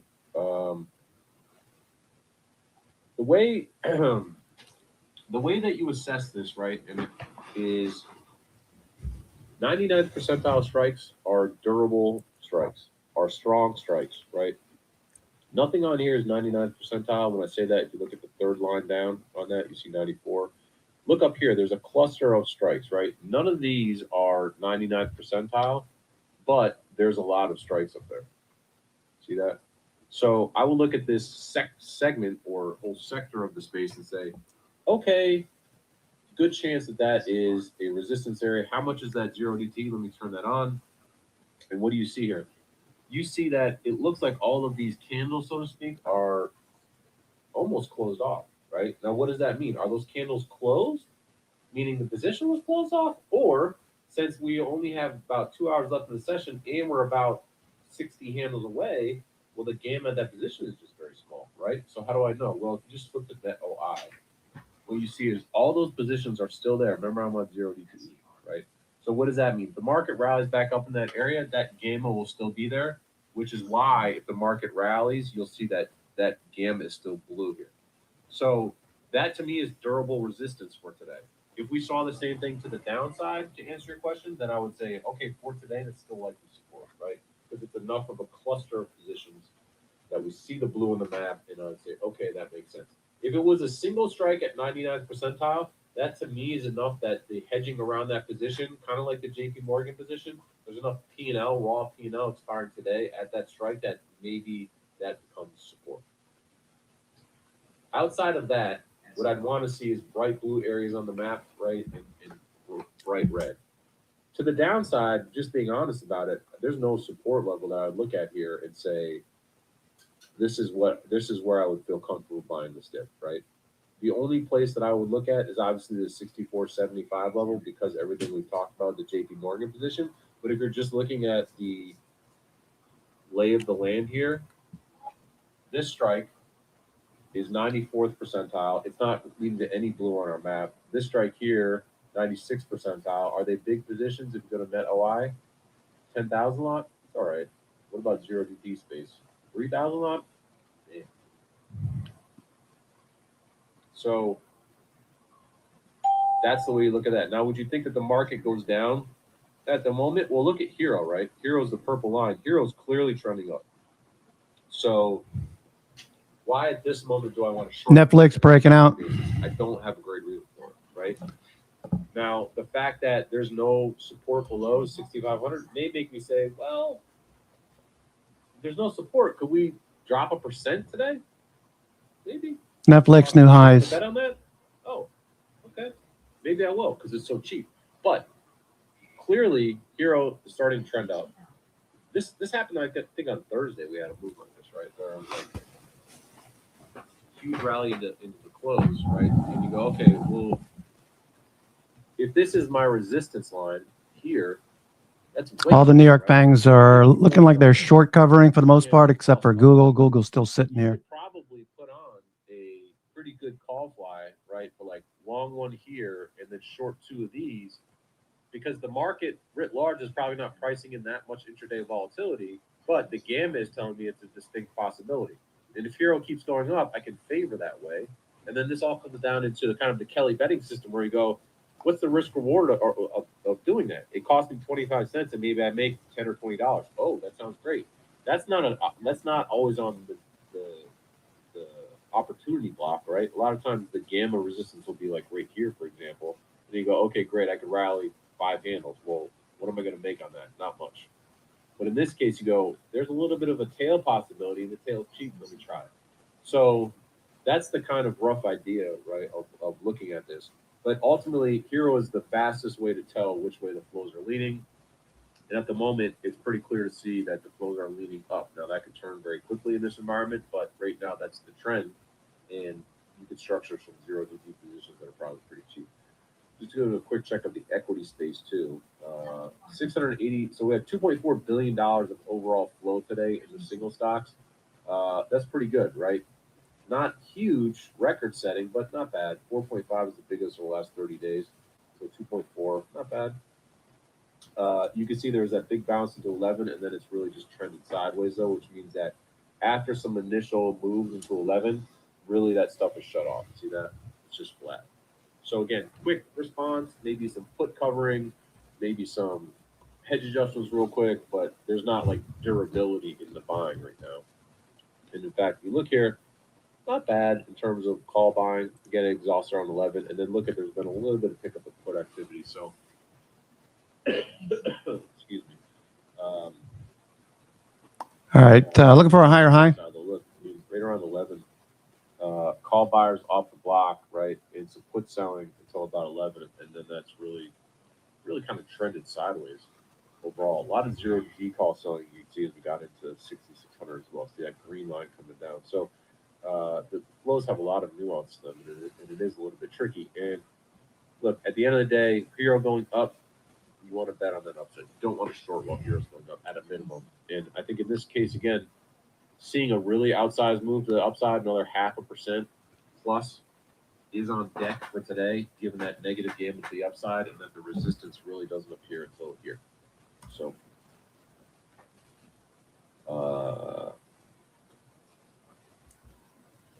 wow, second leg down is 0. On average, how much time has to pass for the stability indicator to increase to 15% from the current level? You would need, I mean, it would be relatively, it's based on positioning, right, Charles, at the end of the day. And so it could happen. I mean, if we hover over this right now and you see how much negative gamma there is, or 27% top. So you would need that 80 to reduce pretty substantially. Stocks looking better. Hedge flows continue to rise into the evening session. 2 o'clock. We'll see what institutions do after 2 o'clock. But I would think that for 2 to 15%, we would probably need like a bunch of positions to likely expire today. And some of those come in tomorrow. So Yeah. As far as the iron condor selling, though, the stability indicator is going to be about more intraday vol, I would generally think. Although we do get in these regimes, right, where stability will be, we're talking about this, right? Stability will be sticky at 0 to 10%, and then it'll be sticky at like 90 to 100%, which we haven't seen for quite a while. I think this is a good time for condor selling, honestly, because of all the dynamics that we talked about before, the JP Morgan trade. And then also, I think that we see call sellers come in around the 6,700, 6,800 level, or even a little bit higher. Like if we zoom out, you can still see there's a little bit there today, right? But I think because the ball is still pretty rich, and we have these ideas why the range should be throttled, right? That is an opportunity for call selling or for comment.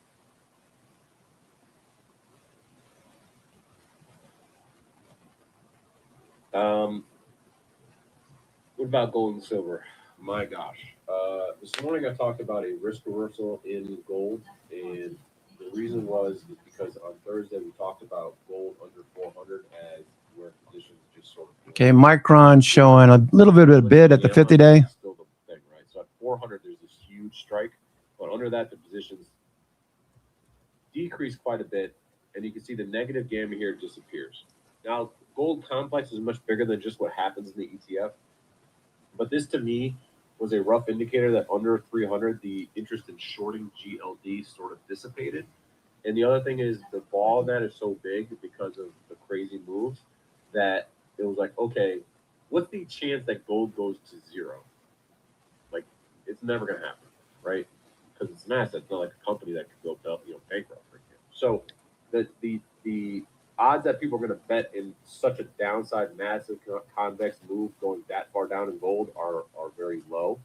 So I put on a combo, which is sell put to buy calls up in this area. That was in the Founders Note this morning. I did small trade here. I also own a lot of gold, like in my 401k and stuff, so I'm feeling like the pain there. C'est la vie. But I was also feeling pretty good for the last 6 months, so that's how it works. Now, the reason I did this is because, yes, the puts are expensive, but this gamma just disappears, right? And so to me, that's saying, okay, people are largely backing off of shorting gold. Now, that could be wrong because people are adding gold because of they have to sell because Iran and margin calls and whatever else. I guess that's the thesis right now with momentum and blah, blah, blah, blah, blah. But if you sum of all those fears up, right, under 400, under this big strike here, right, the positions really disappear. So that's gold. Now, if you look at silver, you can see it's a different situation, right? We're at 63, which is here. Right back up to the high that we put in right around, was that 140, 130? 130, we hit this level. S&P. It does decrease like it does in gold. We're at BWAP. On a relative basis, just look bigger, I would say. And there's not that clear cutoff space. It seems like more of a gradual move, and you go, okay, well, maybe, if we're down in the 50s, right, then that negative gamma goes away. So this just seems like it has more downside opportunity, which kind of makes sense because silver should be probably more volatile than gold, right? So, do you do a risk reversal here as well? Maybe. Selling a 45 put to buy like a 70. Snowflake, I don't think that's Netflix, Nvidia turning, Apple turning off the low. Broadcom, the New York Bangs looking a little better. I think in GLD, it's kind of the same thing, right? It's the zone where it's like, okay, under 400 in GLD, I feel all right. New York Fang. I'm hoping that the flushes are in there, but hoping no strategy. This is more about okay, gamma's decreasing, ball's very high. We'll take advantage of that, and hopefully this trade goes on. And if it goes down, I don't think it'll go through my put strike. I'm not gonna be those people like, great, I could have saw no cheap put and blah blah blah. Like, I'm expecting a bounce here. So that's the idea. What's the size of the net OI is big enough? It's more the gamma that's important, right? And so we were trying to say, is this position important in trace? Hover over the strike. If the strike is 99th percentile, then you're good. It's important. Simple as that. 3K lot is not very big in SPX. 10K is where it starts to be decent to Nick's point, just as a rough line. I gotta get some capsule wellness formula. 12 to 16 per day, Michael. Are you an affiliate for wellness formula, Michael? Where can you find these recorded? So I'm gonna go out and do that right away. I'll report back to you. When you go to Hero on SP and Equity, it says the symbol's not supported in Hero. What? Formation.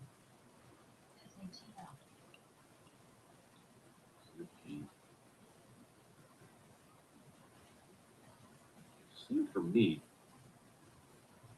If you type it in M&P, I think you've been around here for a while, so I think you know what you're doing. If you just type it in, you see it from the list. Let me know if you select it from the list. No problem. Disability recovery behave differently with SPX and stock. All right, New York Fang. I'd like to see this close in the upper half of today's range. So far, it looks like it to do that. Listen to Brett over at Spot Gamma. What are the 2 or 3 signs in Equity Hub that tell you price is likely to chop versus travel cleanly? Good question. We'll probably wrap it up after this one. So let's just look at something like NVIDIA. Positive versus negative gamma, right, is a huge one. The other one is when do positions expire? So if I come on here and I say total gamma minus next expiration, what you can see is that next expiration now in the Monday, Wednesday, Friday are these, right? So this clouds us a little bit because of the Monday, Wednesday, Friday situation. So let me choose something else. Let me look at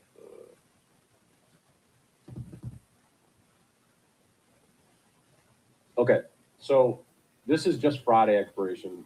NVIDIA has Monday, Wednesday, Friday. So it's a little more complicated, I think, at this moment. I haven't done a big analysis on how much GRDT is in NVIDIA. That's why I flipped in Palantir, which just has a expiration. And I know there's always this guy or gal that sells big calls every week. So if I take full gamma, which is this one, versus this week's expiration, so Friday, you can see there's this big gap. So I know that most of the strike expires on Friday. This to me is a sticky area for upside, positive gamma into Friday. So you have the pin risk kind of max pain scenario, then you have positive gamma hedging. So that's like sticky upside, right? What about to the downside? Well, kind of like in gold and silver, the gamma disappears under 135, right? So if I'm a believer that as the stock goes down, right, then less positive gamma should mean less hedging flow associated with that, like less support, but it's still all positive. If the line instead was giant negative, like huge down here at minus 43, then I would think that those flows are an accelerant to the downside. Palantir. So from a hedging perspective, that's what I think. Other one isn't just like in gold, like there's no positions under 130. So if everyone, like in wartime here thinks that this thing is the world's biggest short, well, where are the positions down there? They're just not, they just don't really exist, right? So, that's the thing to watch. Now, stock is at 160, so we're over this strike. We're only on Monday, though, so we'll see what happens. I know there's a lot going on here in this particular environment with Palantir being who it is and all the other dynamics of this market bounce, et cetera, et cetera. And so that sort of challenges some of these things that may work better in a more stable market. But you would think that after this pop that these moves would start to slow down a little bit because of the positive game that exists, not only in this name, but a lot of the other names. So that's what I would be looking for. I know Tesla has the Monday, Wednesday, Friday expirations as well. But what's interesting about Tesla is there is peak negative gamma down here, right? IONQ showing up as a squeeze candidate. IONQ. Right, positive gamma. And the gamma gets less positive as you get back up into the 400 zone. So this chart versus the Palantir chart almost says that this has possibly more upside acceleration on a relative basis as you start to move to that 385 area. Then maybe this could run a little bit more. Now, admittedly, what you see here is like next expiration has more positive gamma. It's almost like people put 0DT trades on to bet that this thing will rally. So that picture gets a little more complicated, but you would bet naturally that less positive gamma means you can run on a little bit more of a basis, but I don't know what it would have a ton of negative gamma associated with it. My brain is starting. Low tick alert minus 800. All right, low tick alert. Low tick alert. Yeah, a lot of positive game out there in stocks. It's kind of interesting, isn't it? I mean, it's harkens back to the idea of the dispersion trade quite a bit, which is kind of curious. So, anyways, to the point here, you know, like just with S&P, this we'd expect just high volatility all over the place, right, in both directions. And so I really want to lean on big strikes, big positive gamma as resistance zones and areas, and big negative gamma areas as where the stock can move faster. But also the fact that where positions don't exist, I generally think are boundaries for stock movement, and that's ultimately what the takeaway is there. IUNQ, looking for a squeeze off the low here. Palantir, watching. Need to see some more put selling. Palantir, PLTR. When is staging random turnoff going to be resolved? Palantir rising. Don't know what that is, Dave. We're launching Trace. I don't know if that's why we're getting we're launching Trace hopefully in about 10 days. Week, maybe.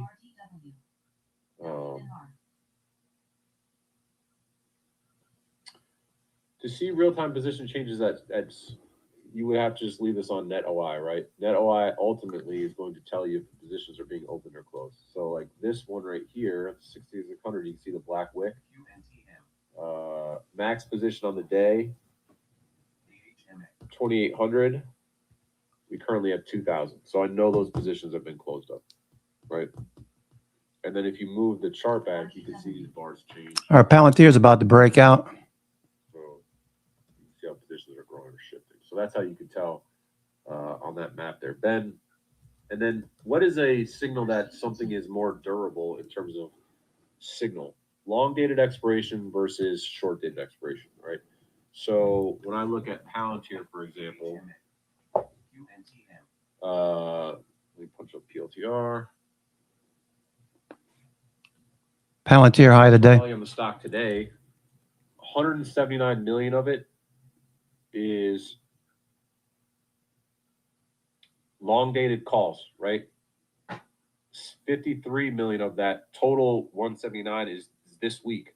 So this is telling me that a lot of non-zero DT people came in. That's a great sign, right? That's what you want to see. So Palantir is looking great right now.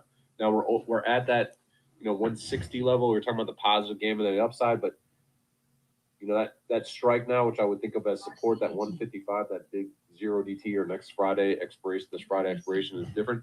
This looks great to me. Why? Because if you were betting on a short-term rally, you would buy this week's calls, right? If you're just going to day trade this thing, you wouldn't buy something other than this week, like next month or whatever. So this to me is great. No one cares about the put side, really. You can tell longer dated puts getting sold, not in huge size. Is this a record amount of buying? Not really, right? At 150, but it's not bad. And the fact that it's more longer dated is a great sign, right? So Palantir looks very strong right now in that respect. And kind of with Iran and all this other crap going on, you're like, well, maybe it's more important now. I don't know. That's Michael Burry about that one. What about something like SanDisk, which has just been amazing? You can see here there's just no flow, right? Nothing. So it's a totally different stock. This isn't really telling you much signal at all today, which is fine. Not every day is an options day in all stocks, so that's an important thing to think about. How about SMH? SMH, super quiet. Super, super, super quiet. I mean, if you're going to buy the dip and stuff, like that's a really nice day in NVIDIA. I think NVIDIA now can have a lot of noise because of the Monday, Wednesday, Friday dispersion trade kind of nonsense that goes on. So, I just want to be wary of that. But a real lack of signal, almost negative in like the leading sector, which is the AI stuff. That doesn't have a good look. I don't think any of us would doubt that that's the way we get out of this. Like, we need the AI sector, right? And, when you're flipping through a lot of these stocks, I'm not getting like the warm and fuzzy like that. Palantir looks great. Outside of that, you're like, wow. I sorted by hero signal here, so you can see the most negative flow versus positive flow. Salesforce, a lot of negative flows there. We just sort this thing again real quick. Biggest positive flows. Real estate, FODs, which I think, so a lot of financials, because rates probably taking a little break are coming in. Texas Instruments okay. Some Bitcoin names kind of coming up. Nukes. A lot of financials seem to be kind of bid today, is what you get from this, right? Not so much like tech leading. So, what do you take from that? Well, rates are taking a breath. Good for the financial sector. Those seem to be catching up, maybe a little bit more relative bit, right? So, this is not the full risk on. This is like the take a deep breath. Our Armageddon has been extended kind of thing. So, interesting takeaway with that. Something to think about later. UNH, nothing going on there. Very quiet. All right. Vincent saying Pentagon officials await deployment of troops in Iran. Great. Love that.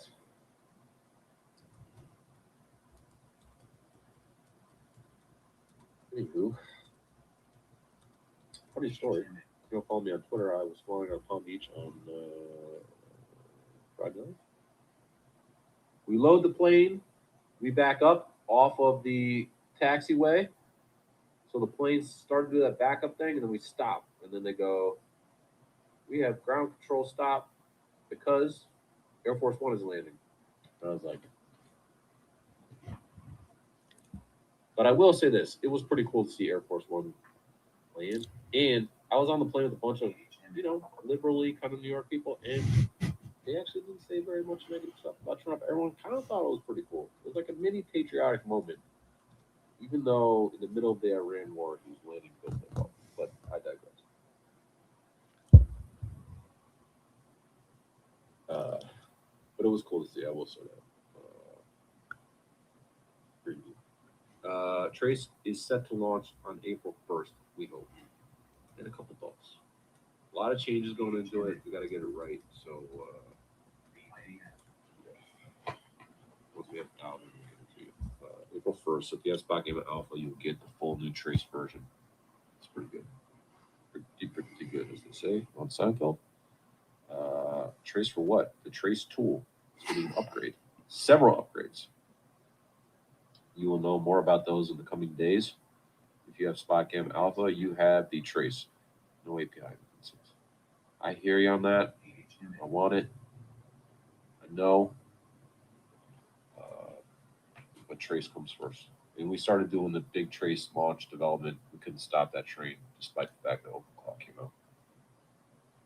We're going to get to some wellness product herbs right now, as much as I can.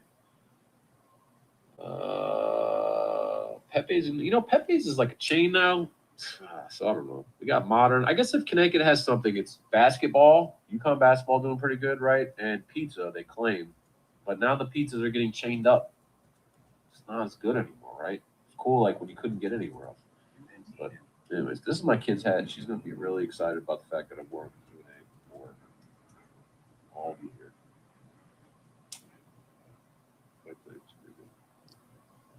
Yorkshire. Please those download tape flow. Oh, you can do that already. All right, download tape flow. All right. If you have requests or ideas, send them to me. info@spotgamer.com. We'll check those out for sure. I know API downloading that stuff. It does get cataloged. You may doubt that, but it does. And I'll see y'all, I guess, on Thursday at the next Q&A. Hopefully we're all still around by then. Partially kidding. Thanks so much for coming. And again, big upgrades on the first. I hope that these recent notes have helped you to navigate the market. There's a review button on the Founders Note page. You use that review button, say, it did help me, it didn't help me, this helped, this didn't. Brent, more of this, less of that. I love to hear it. It'll be very helpful. That'll be it. All right, everybody. Take care. Cool. That was Brent over at Spot Gamma. Always good to listen to what he has to say. Okay, I got to go check my daughter. She's going back to college. Just got to say goodbye. I'll be right back. Be right back. All right, let me just get feed on here.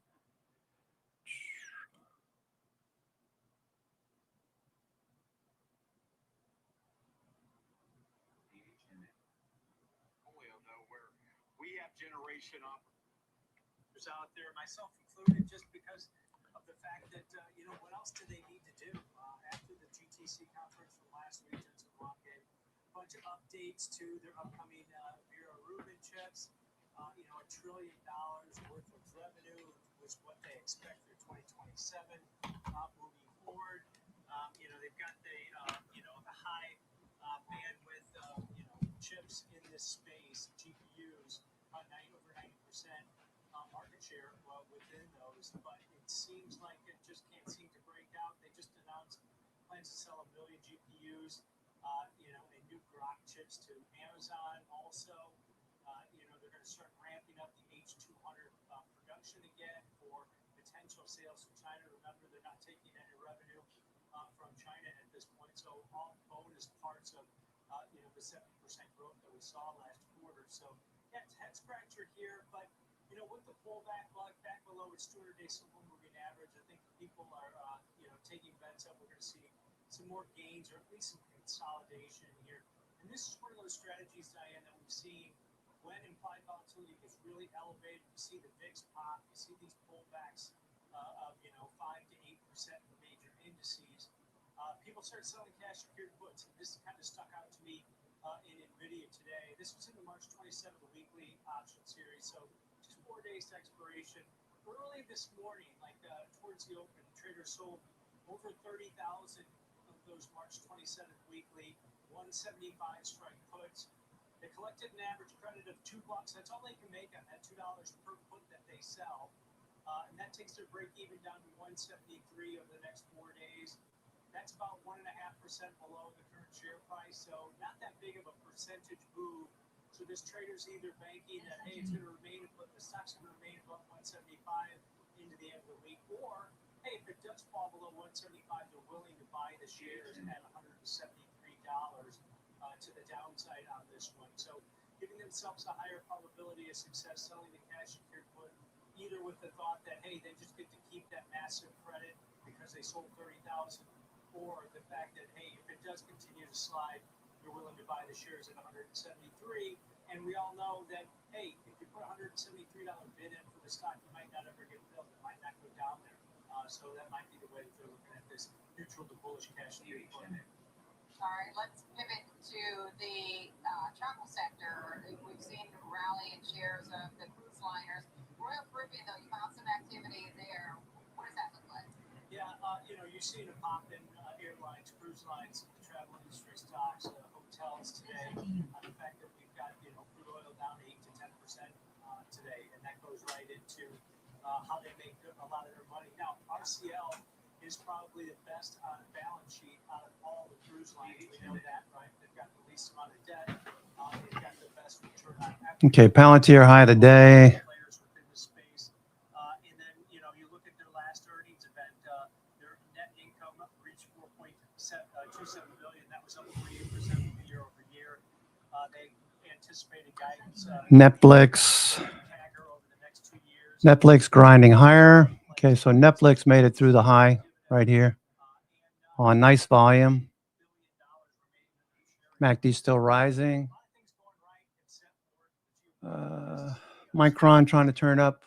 Same type of setup here as far as unusual option activity that I saw in NVIDIA. I saw the same thing in RCL. This was out in the May monthly options. So the 260 strike puts. Traders sold over 3,000 of those. Collected an average credit, pretty hefty $15.25 credit per put they sold. So the break even for this trader started to lose money is below 244.75 over the next 53 days. That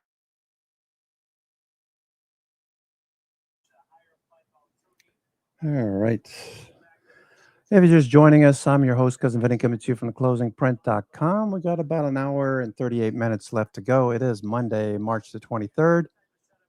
Pretty steep drop and a big pop this morning and then back down into the range. Now we're moving back up again. Very significant volatility in the markets. Does take institutions days and weeks to fill their position, so I'm not surprised to see this movement back and forth. Tick Cumulative is suggesting that they are buying the lows. You would think they would. Just scaling in. The banks looked really good coming into this week. The end Friday culminated in more bank bullish flows. Let's see. Let's go to Wells Fargo. Wells Fargo. Okay, we did fade from the high, but lots of volume on Friday. This is Wells Fargo, Goldman Sachs, and Morgan Stanley. Those are above the moving averages, so I like these better. Okay, those gapped up. JP Morgan, still below the 200-day, needs to get some movement. JP Morgan, Morgan Stanley, Goldman Sachs above the 200-day, getting rejected at the 20-day, looking for a follow-through. Similar to what we had over here, okay, back in November, December. This kind of price action, that's what we're looking for. Off the 200-day, PNC Bank, PNC, another big bank. They bought a couple of banks last year. This is bouncing off the 200 days. So this looks like a theme that could follow through. Citigroup, Bank of America. Okay, all the banks are bid. You could just trade KRE if you don't want to trade individual names. KRE looks good for the follow through. Probably follows through tomorrow. Palantir up at the highs, having a good day. Palantir. Longer dated calls, about 150 million in longer dated calls being bought.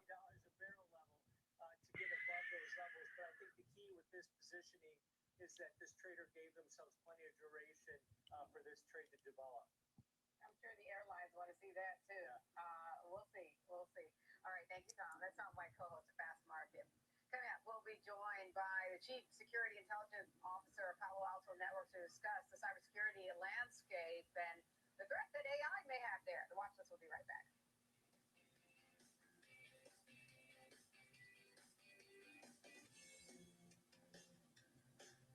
Kick off the morning with the data and the decisions moving markets. Morning Trade Live breaks down the macro moves driving the price action from Fed policy to global growth to inflation prints and geopolitical risk. Okay. All right, not bad. Not a bad day. A lot of volatility, but not bad. Okay, VWAP, we're at the 200 days, just below the 200 day. Okay.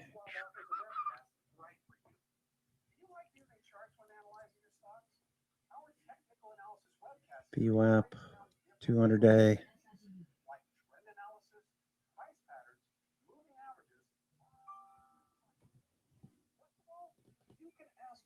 Directly to an education coach.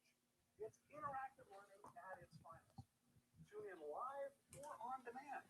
Head on to schwab.com/coaching and start learning today. Okay, looking for futures to continue rallying up.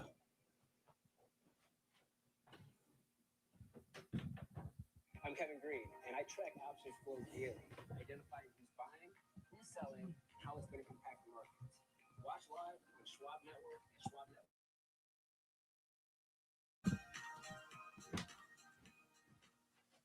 Trading at Schwab is powered by Ameritrade, giving traders even more ways to sharpen their skills with tailored education. Filled with new online videos, webcasts, articles, courses, and more. All crafted just for traders.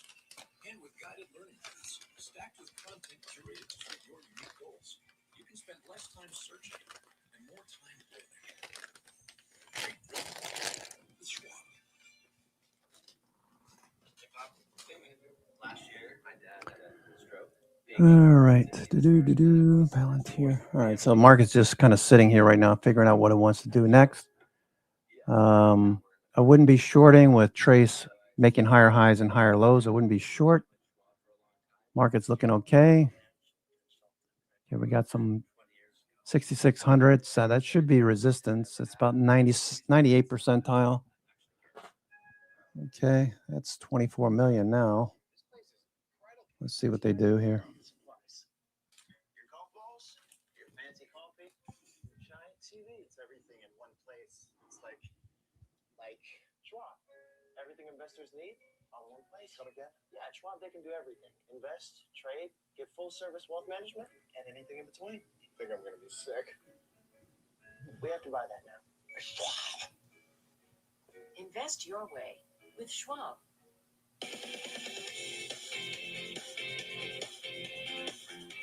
Welcome back to the Washington. I'm Diane King Hall here on the floor of the New York Stock Exchange. Thousands of people descend on the RSA conference every year discussing the state of cybersecurity. Joining me now for insight into where things stand in 2026. Welcome to Wendy Hurwitz, Chief Security Intelligence Officer, Palo Alto Networks. Wendy, thank you so much for joining us today. So RSA kicking off today in San Francisco. Cybersecurity is, of course, top of mind for many executives. There's the question of the proliferation of attacks, cyber attacks getting more sophisticated. What protection should look like in 2026? When you think about all of these things, what are the top themes that you're hearing so far? It's a busy day, and it's no doubt going to be a busy week here at RSA. So, top of mind for everyone is AI, and how is AI impacting attacks, and then certainly what kind of solutions are being built that will allow organizations to stop the effective use of AI. In our own investigations at Unit 42, we see now a 400% year-over-year increase in speed. So in under 40 seconds, attackers are getting inside a network, stealing data, and removing it. And that's an incredible amount of speed.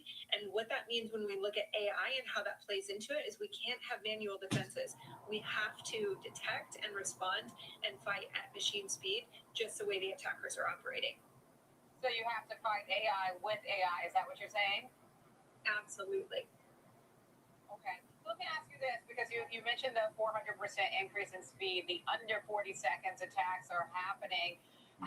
So it's happening, as you're mentioning, with AI, right? You say AI is being weaponized. Tell me a little bit more about what needs to happen in order to prevent that. Explain the use of AI in this instance. Absolutely. So I think there's really two parts to the way we look at AI. And so one, there is cybersecurity for AI and AI for cybersecurity. And I think that the latter, having AI in cybersecurity, that allows us to detect faster, to take huge volumes of data and make it more manageable. So just within our own Palo Alto Network stock, every day we actually identify over 30 billion attacks per day. But with the use of automation and AI, we are now able to dwindle that to one manual attack that we need a human to identify per day.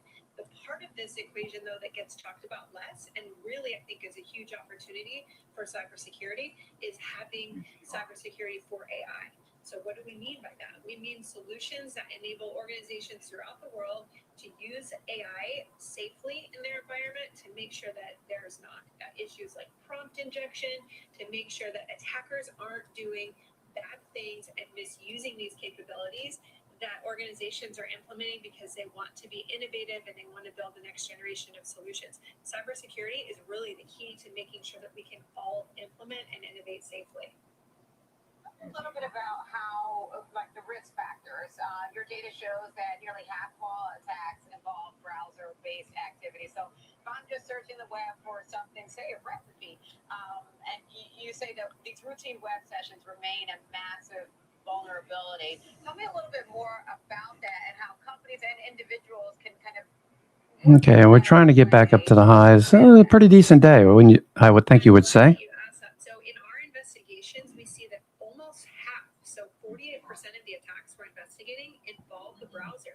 And if you think about your great example, right, of searching for a recipe, you're probably not just going to some search engine, you're probably using an AI companion. Palantir trying to take out the highs of the past 2 weeks. Palantir, very strong.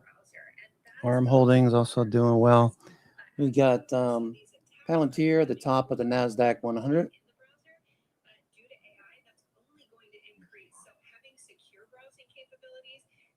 Palantir, really kicking it right now. Palantir, very nice Palantir. Longer dated calls are being bought. Palantir looks good. Palantir, thank you. Palantir.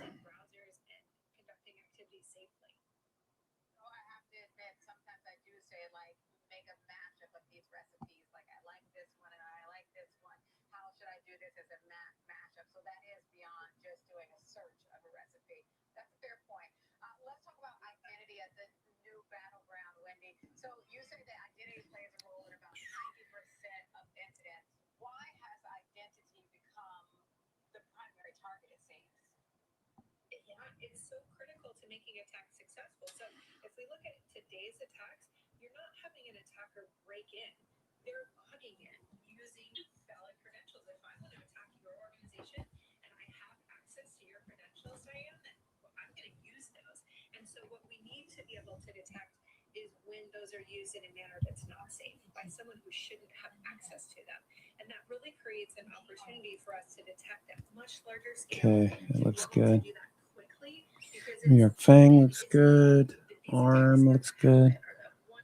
Okay, futures are trying to take out the high here. Futures are trying to take out the high.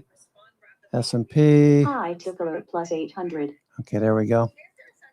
Trying to get above VWAP. First off, got to get above VWAP. Then the high of the day up here. Extreme high tick alert. Wow. Looking good. High of the day up here.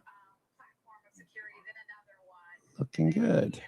Nice, nice. Thank you. Thank you. That's very nice.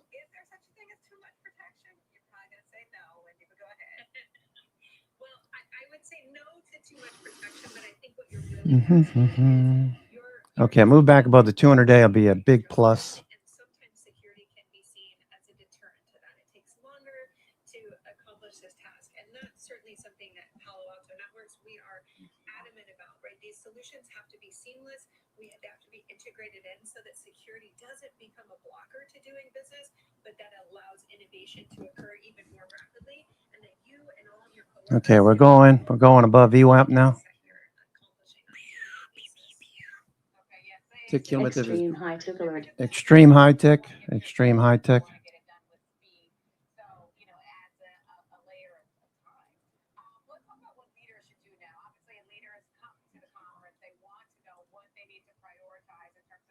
Extreme high tech.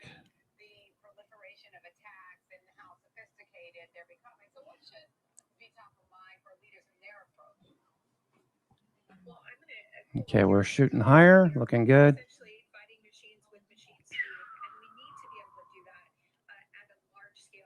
All right, so from what I could tell from watching the trading room, you guys and ladies are on the ball here, so don't really need to tell you anything. My personal preference is to see a follow-through day, a second day of buying. So I want to see that tomorrow. I would love to see a move above the 200-day. There goes NVIDIA. NVIDIA.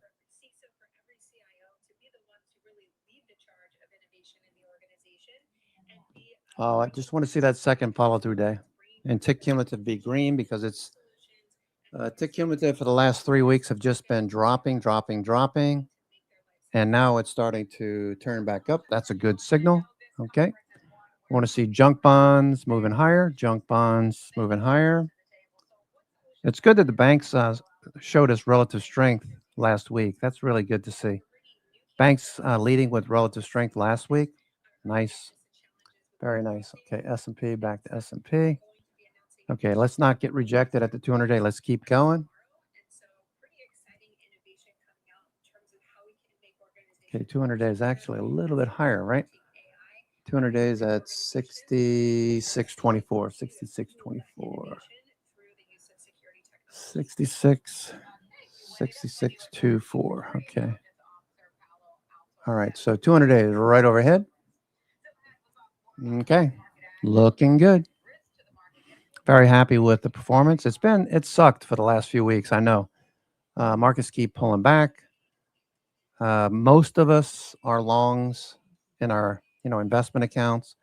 I will say that these pullbacks are opportunities. I hope that I focus on that enough Plus 800. that you have opportunity to get in, understand what I'm talking about when I say the number of stocks trading above the 20-day or a washout low and what happens after that.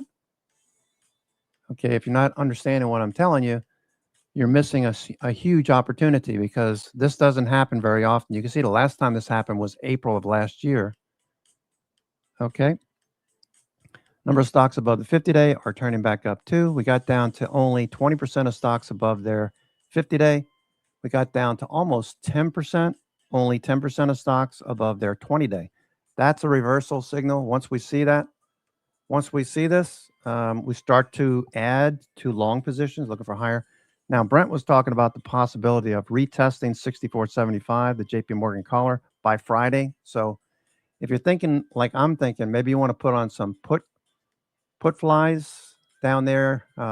The one of the shortest legs or the closest leg, 64.75. Maybe you do 64.75, 64.25, 64, 63.75, something like that. Centered around that 64.75 zone.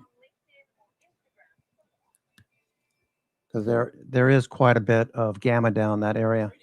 There was only about 40. Now there's like 100 and whatever.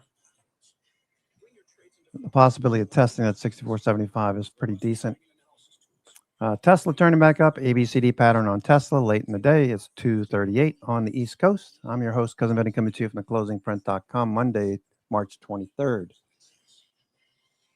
All right. So hopefully everyone's doing okay. Whether you're an experienced investor or just getting started, Charles Schwab offers a webcast that's right for you.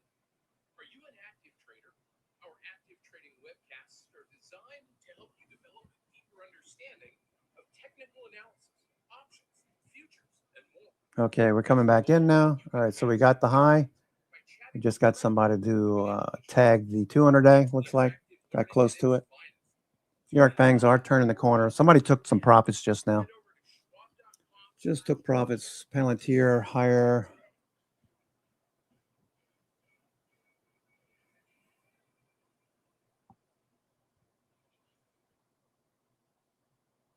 Real-time access, data-driven analysis from U.S. equities to global macro matters.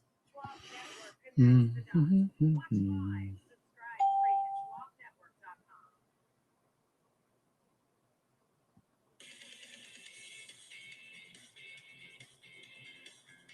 Welcome back to the Watches of Diane King Hall. For more insight into the volatility of marking this year's markets, we want to welcome in Rob Luna, CEO of Valtrian, for his perspective on the most recent action. Rob, it's good to see you. Let's talk about the overall state of the market. Volatility has been a feature so far this year. You say this is a transition market, not a broken one. This reminds me of something that Jay Woods of Freedom Capital Markets said recently: bending, not breaking, broken. Tell me more about what that means in plain English for a retail investor audience. Yeah, I just think it's a recalibration of what's going on. We had 3 amazing years in the market. If you take a look at valuations coming into this year, I think they were a little bit stretched coming into this year. Nobody anticipated the war that we're having right now. But when you take a look at what's happening with oil in particular, that's been transcended. Oracle, S&P, Palantir. Everything looking good here. Palantir, Micron. Micron coming off the low. 50-day moving average bouncing. LRCX. Okay, and Applied Materials. These are going to benefit from CapEx. Micron CapEx. Projected CapEx on Micron. Okay, Palantir.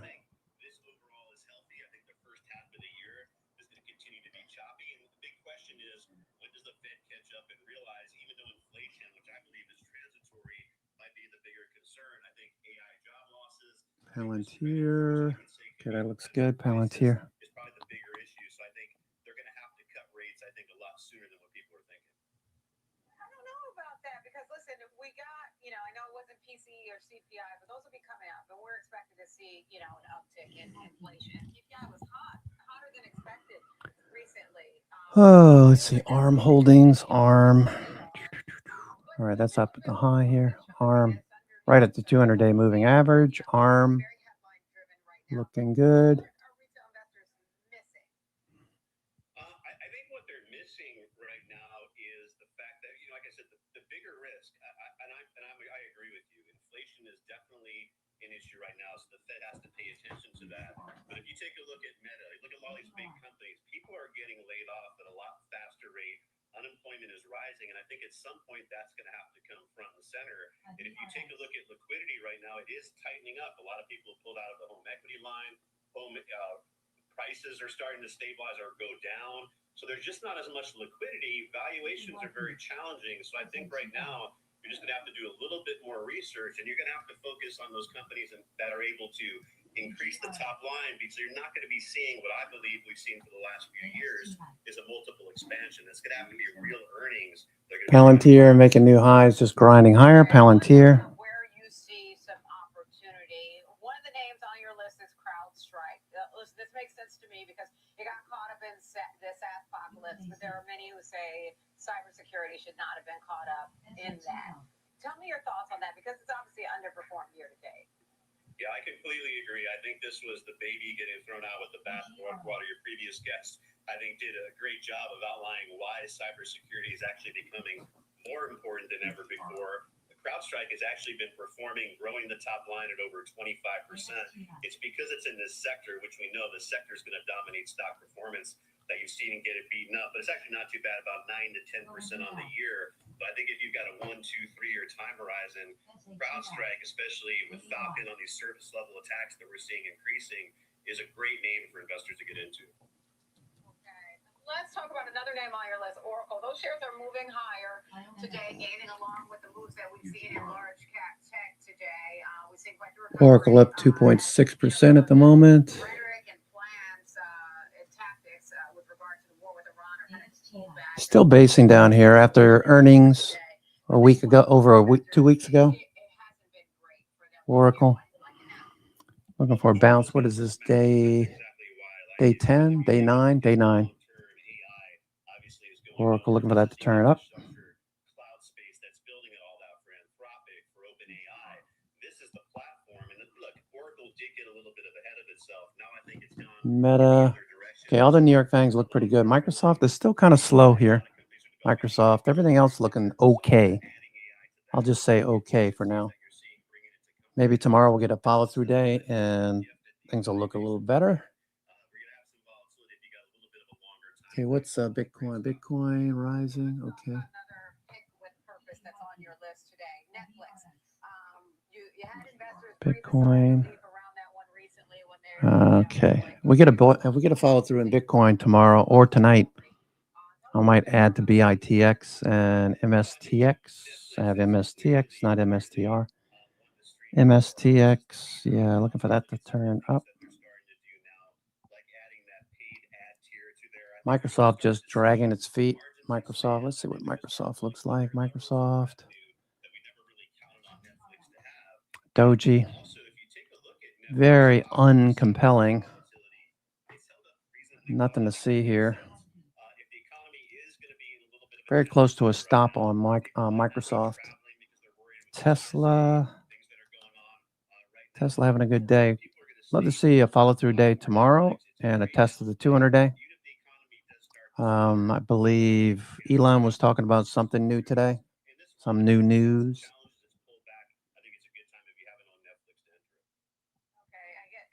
Yeah, I would agree with this guy that's just talking about Netflix. Netflix has been looking pretty good. It held the gap. Netflix held the gap. Okay, it's got a 120 price target. I believe JP Morgan. Okay, you got a 3-candle reversal. I always like to see that second day. I already have a position, so I'm not doing anything. And I have some.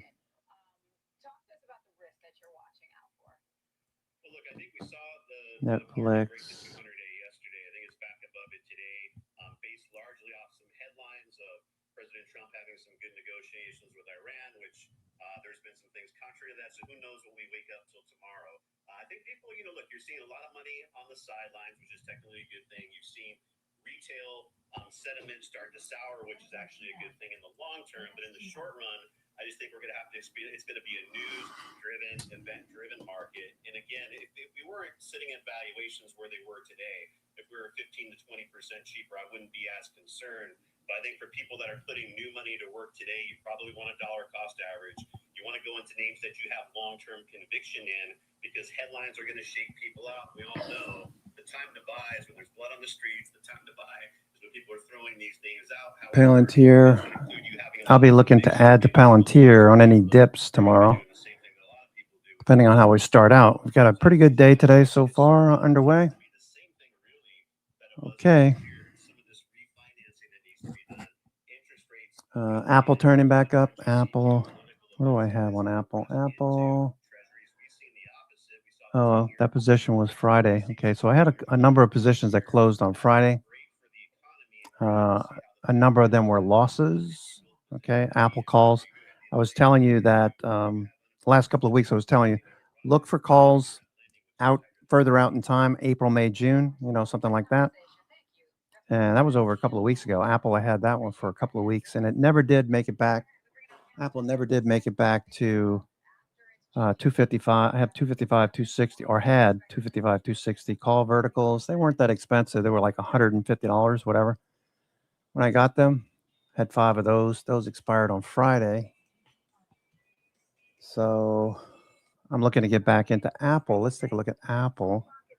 If we get a follow through tomorrow, maybe a trade up to 260. If we look at the 60-minute time frame, this is what I see. You see a downtrend breaking. It's the first day. You can clearly see this on the 60-minute. Okay, I always like to wait for the second bullish day. Okay, so we got a bullish day today. Do we follow through? Well, I tell you what, if the 60-minute follows through tomorrow, it's going to be very evident. So the second day, that's when I like to buy.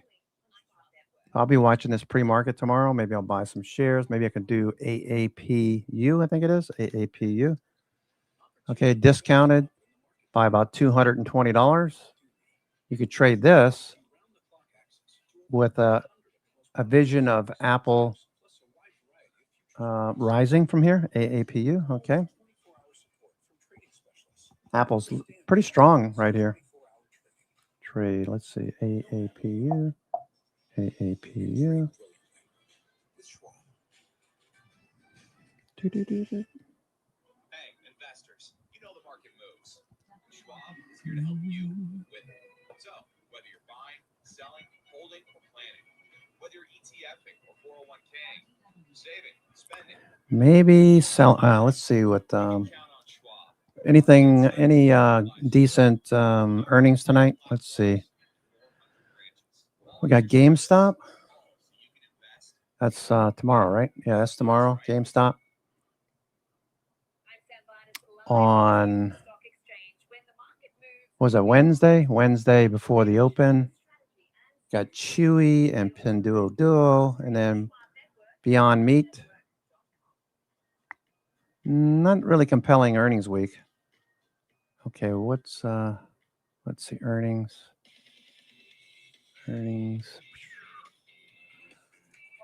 For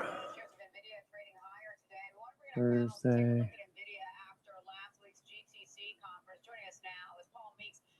After hours, anything here? After hours. I'm not interested. What's tomorrow? All right, so we got some of the home builders starting to report. What do they look like? I haven't looked at home builders in a while. Let's see, KBH coming off the low. Okay, maybe something there. KBH. After hours tomorrow, KBH, or any others here?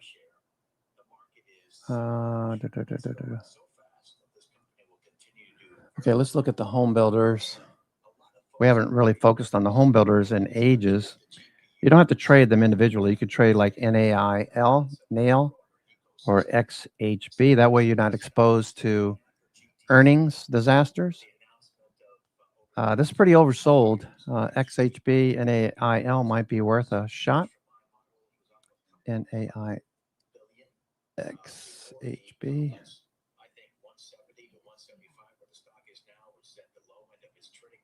KBH.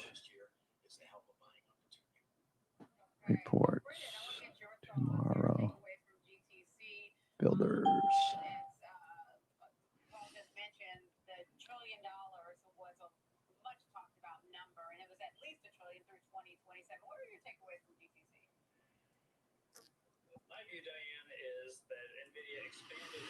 Mhm. Palantir still grinding higher. Okay, good, good, good, good. Oracle, all right, that looks okay. ARM Holdings at the high of the day. ARM Holdings. This has an event. ARM Holdings has an event. Was it tomorrow again? ARM.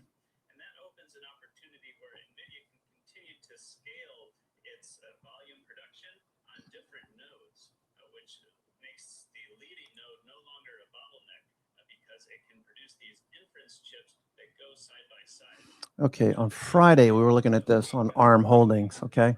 So it's got some drivers. Primary driver was a research note from HSBC analyst Frank Lee, who moved the stock from reduce to buy. This is ARM Holdings, okay, not Palantir. ARM Holdings, okay?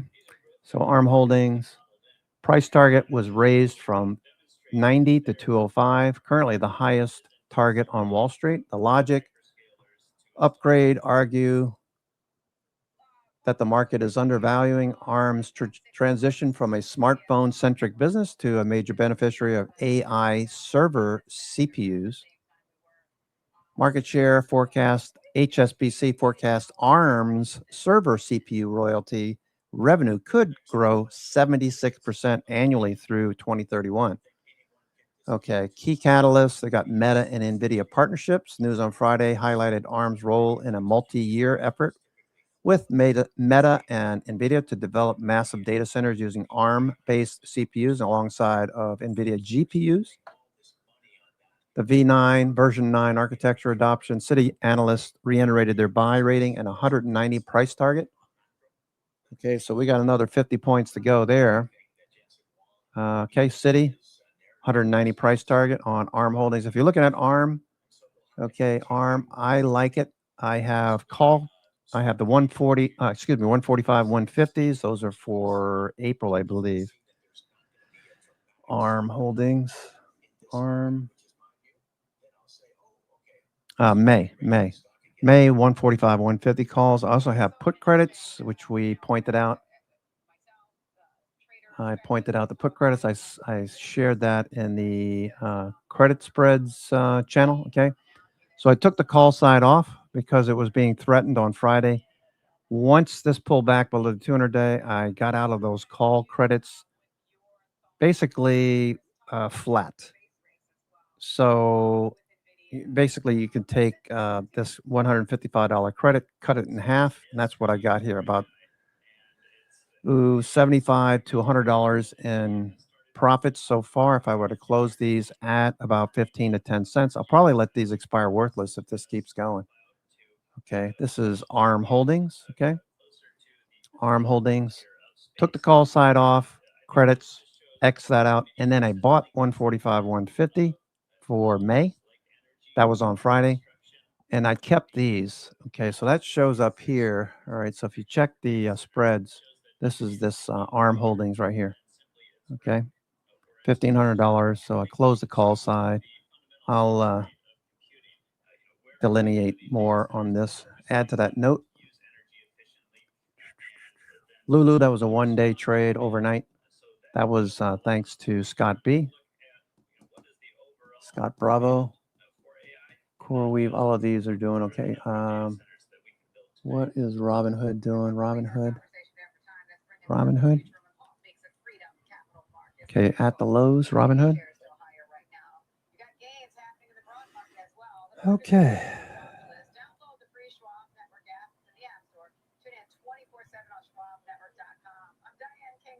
Okay, Robinhood, I have July calls. Okay, July calls, 90.95.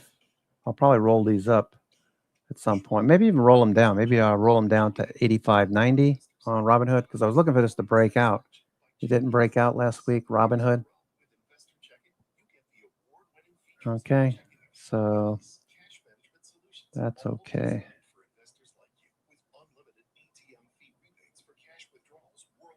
Okay, Honeywell. What's Honeywell doing?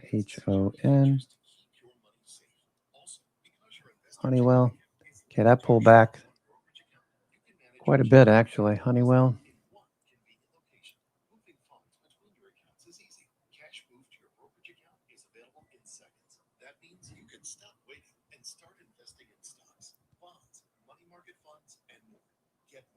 Schwab Bank Investor Checking, the checking account built for investors.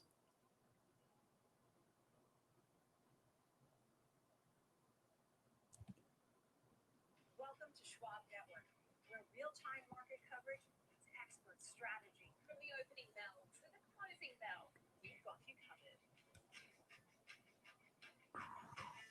Get inside the minds of pro traders. Okay, ARM Holdings, ARM at the highs. This looks good. So he has that event. When is the event? When is the event? Tuesday, tomorrow. Okay, so ARM Everywhere event. They're going to release or talk about their new AI revenue streams. You see that right there? New AI revenue streams.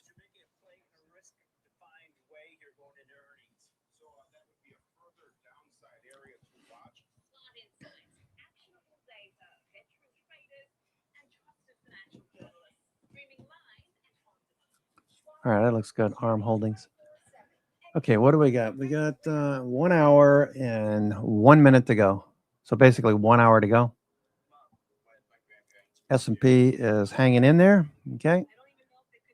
S&P hanging in there. Let me go back. Let me go back to Bollinger Bands.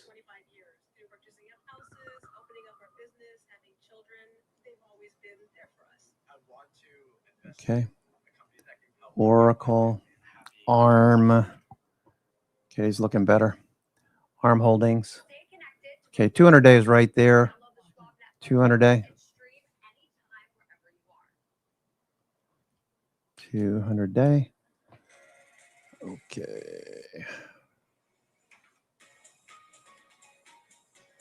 200 day. All right, so that looks good. There's a lot of stocks on the. Let me just change this.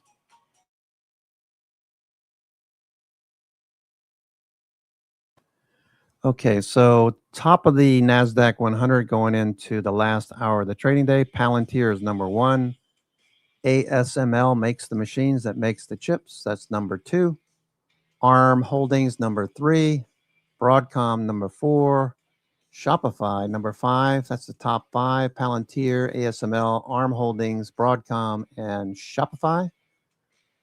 Continuing on for the top 10, Baker Hughes, AppLovin, Synopsys, Constellation Energy. Constellation Energy got whacked on Friday. Old Dominion Freight. Let's take a look at Constellation. That's back up. That's interesting.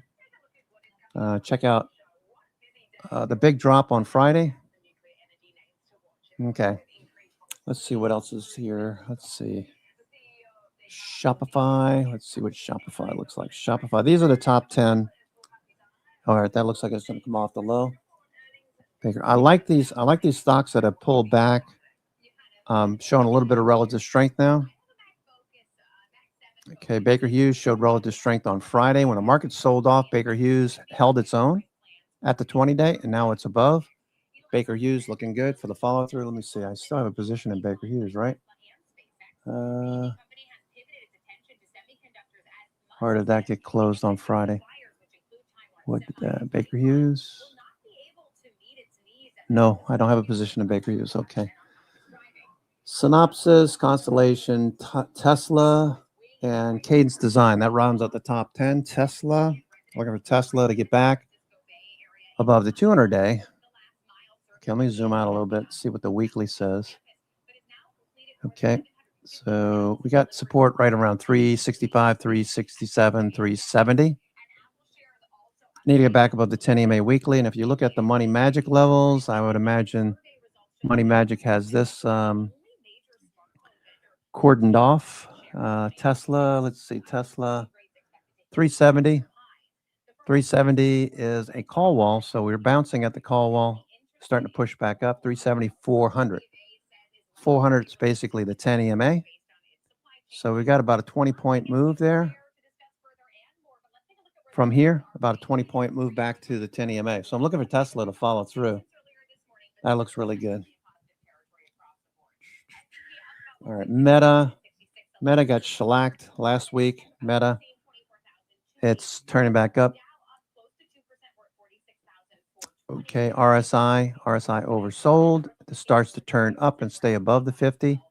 What happens? Price action starts to see higher highs, higher lows. The volume picks up. Looks good for the nice rally. Okay. Looks good there. Meta looking good into the close. Let's see what Palantir looks like. Palantir. Okay, all day. All right, so I got oversold here. Palantir. I love this condition setup. If you're intraday trading, okay, you get oversold, starts to move higher, doesn't come back down to your low. Instead, it moves back up. RSI rises. You got a nice trade into the close. Palantir doing really well today. Longer dated calls being noted.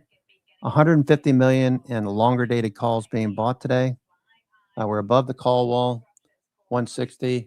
So you know what happens. The dealers have to scramble. They buy shares. That creates more of a loop and more buying. More calls get bought. The dealer has to hedge more. They buy more shares, and it creates this loop. Let's see if we follow through. We got to get through 160. That's what was holding us back recently. Palantir. Okay, 160 has been holding us back. We get through that. Good. What about Applied Materials? Applied Materials. Okay, that looking good. Applied Materials. What do I have in Applied Materials? Applied Materials, AMAT. Oh, I had Friday calls. Okay. AMAT, that's gone. Okay, I'm going to get back into Applied Materials here. Not today. Tomorrow's fine. I'm looking for that second day. Looking for a second day follow through. That way we don't get trapped. Okay, so I didn't do a whole lot today, but that's because I'm just being safer. I want to believe this rally has legs. Would have been nice to be above the 200 day. Can't have everything we want, right? Apple looks good. Okay, I'll get back into some Apple. Tomorrow. Okay, NVIDIA. NVIDIA is just so disinteresting. There's just nobody interested in NVIDIA right now. It had its run, okay, back in 23, all the way through 24 and 25. It had its run. Now it's just been consolidating since August of last year. Remember, don't forget, please don't forget what happens in July. We tend to see peak buying from now into July, tech stocks in general. Okay, so you should know that. You should know that seasonality for XLK tech. Okay, if you go out for 20 years here, 20 years, what's the tallest peak? That would be July. Okay, so we're looking for peaks, March, April, May, a little bit of a dip in June, but that'd be another opportunity. So if you're buying now for a rally into July, that's a pretty smart move. Once we get out of the woods here, so I want to see that second day. I want to see that second day follow through in stocks like Palantir. I want that to get above the 200 day. I feel pretty confident if we get a bounce and a follow through with Palantir tomorrow. Meta. Okay. It's got a lot of room to the upside. I think Meta's probably going to do something. Apple, we just talked about. NVIDIA as well. Microsoft just dragging its feet. Broadcom. Okay, Broadcom should benefit from Micron CapEx as well. Okay, so we'll get CapEx.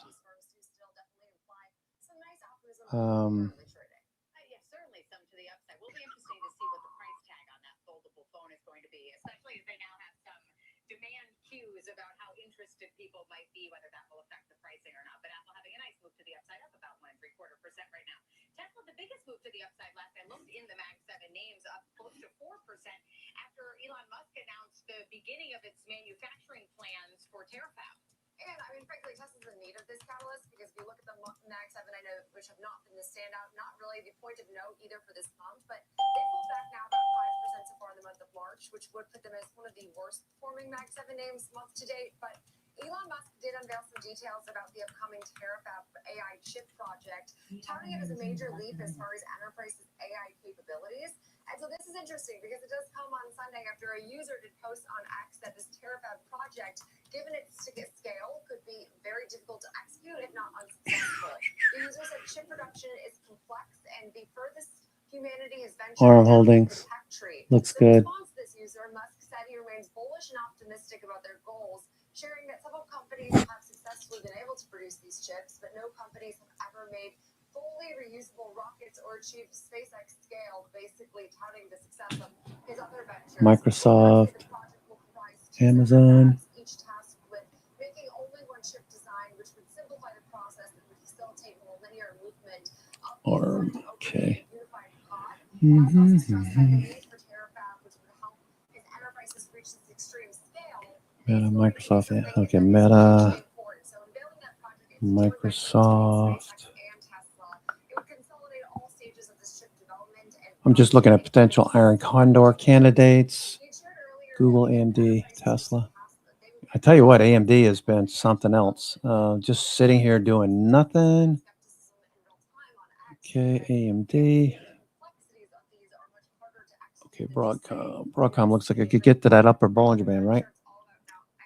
Put credits, maybe an idea here. Put credits. Let's go take a look at scanners, the FANG stocks. Okay, so when you see this condition, all of these New York FANG components are on the bottom left corner, on the left side of the screen. That tells you that premiums are pretty high for puts. So selling puts, put credits makes sense.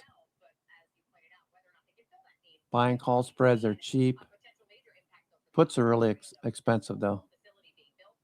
People expecting more downside from these names. LRCX. Yeah, so this is a good one. See, this is up in the top quadrant to the left. Okay, so this is giving you some good information here. LRCX. Okay, sell some put spreads. It's got a risk reversal of 25%. IV rank is 65%. 1 month implied vol is 66%. Realized vol is 55%. Does it makes this makes this good for potential put selling? Okay. Has a 1 month implied vol of 65% of its 52-week range, indicating slightly expensive IB relative to history. So LRCX. And you already know what we think about LRCX if you listen to the weekend video.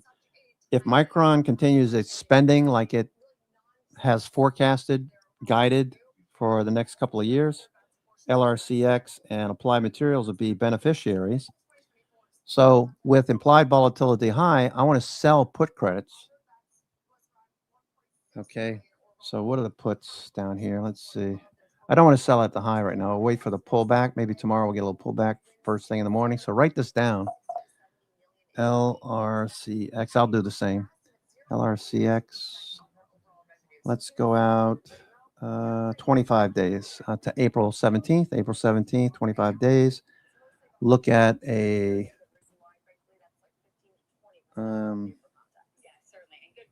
let's see what a 20 deltas. 20 deltas is a 205. 205 is a little close. I'd probably go with a 200. Oh, these are really nice. These are beefy. A 200 strike. 200 strike is 410. So you could sell for a buck. You could sell for a buck. Sell the 200, buy the 195 for April. That's 25 days. Okay, I might do that actually. Let me just make a note of this. Sell the, yeah, sell the 200, buy the 195.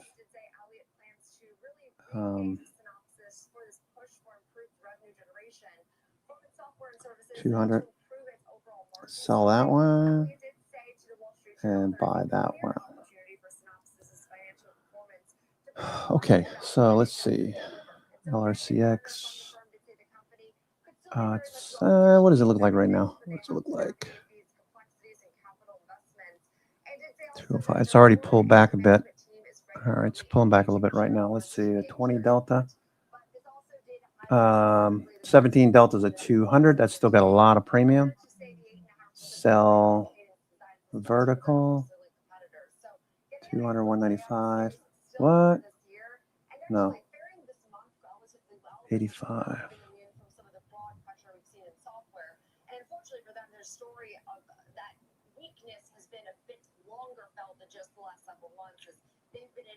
What about 205 is a little close.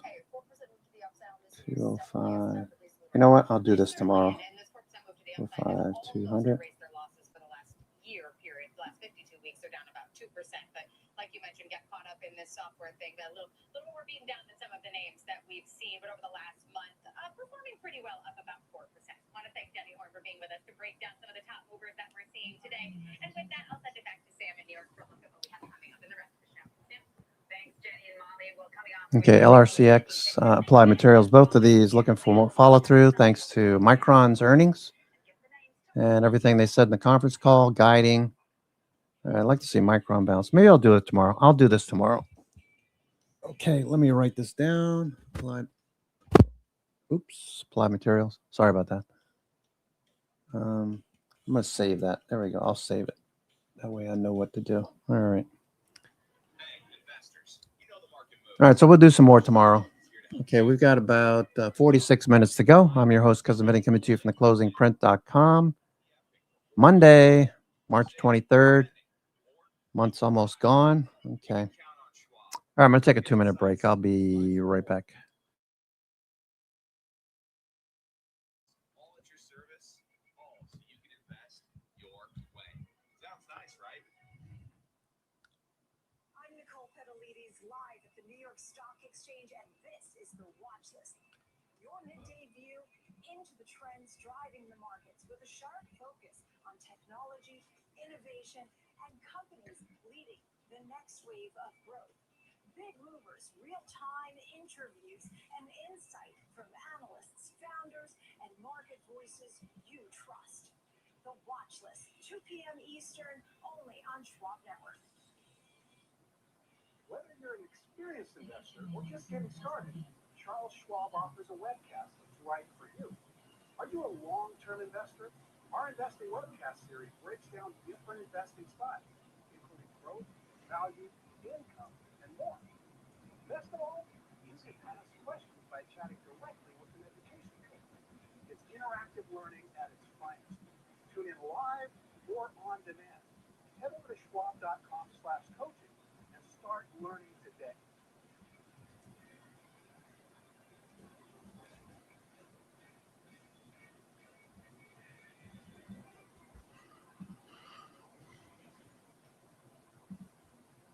Real-time access, data-driven analysis from U.S. equities to global macro matters. Schwab Network connects the dots. Watch live, subscribe free at schwabnetwork.com.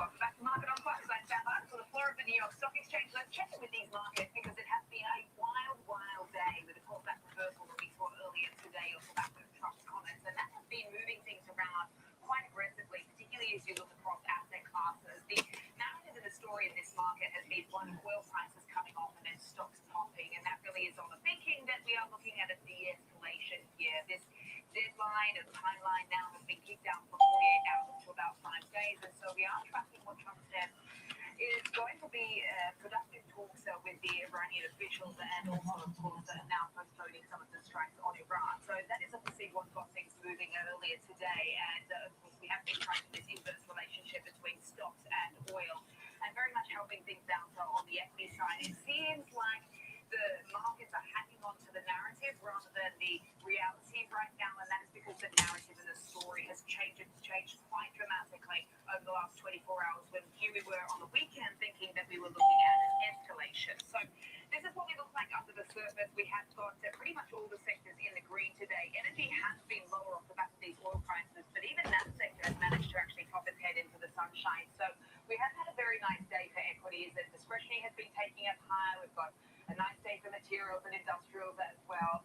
So this is obviously what we're tracking as we look at a much more sort of risk-on day in these markets, and that is helping things out like Bitcoin, for instance. And it comes as we, of course, as we take a look at some of the futures products, they're seeing the 10-year yield coming off the highs. We've seen the dollar obviously coming off the highs as well. So that is helping stocks sit well bid right now. And this is obviously as we continue to track these lines out of the Fed members, which continue to talk about obviously the path for rates. And we had Myron on this morning building his case for more cuts. So it's a very, very interesting and very dynamic market, and anything can change, of course, as we know, on a Truth Social poster. But we continue to watch the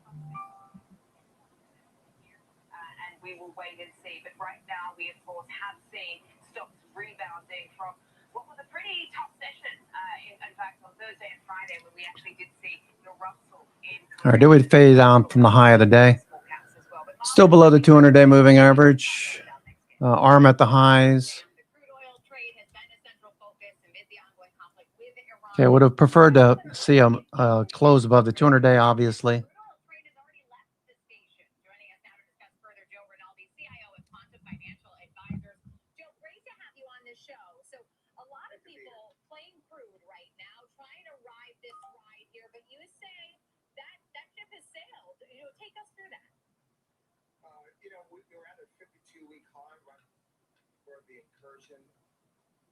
Which aren't yet really, you can't point data points to just yet. Look, in the short term, I think there's a lot of geopolitical noise that creates a lot of new topics into the frame. You know, we're talking about interest rate hikes all of a sudden. We're talking about inflation again. We're talking about jobs data and slowing growth. These are all topics that, you know, asked a month ago, we didn't think we'd necessarily be in the frame for discussion.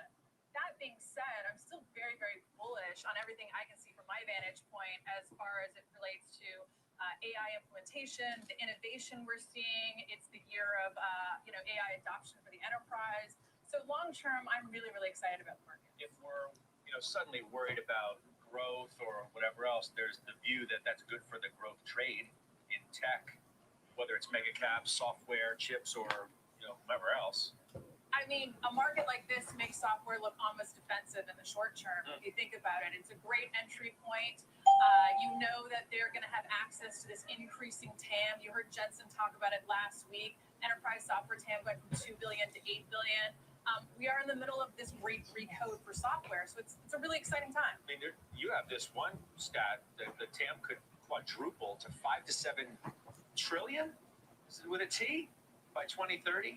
Well, if you think about software as a service transforming into software as the worker and being able to not only provide productivity tools for these workflows and digitizing these workflows, but now being able to execute, you all of a sudden open up this TAM that wasn't initially available to software companies. And software as the worker, that makes people nervous, right? Thinking of the software is gonna, these agents are gonna take my seat. That's how they talk in the business, you know. Well, I think we're a ways from that. I think it's more about software providing the guardrails to allow certain workflows to happen and ensuring that these workflows that are very bespoke to a lot of enterprises are executed in a very deterministic or rules-based outcome. Has software bottomed? Do you think it has or not? And if so, or if not, why?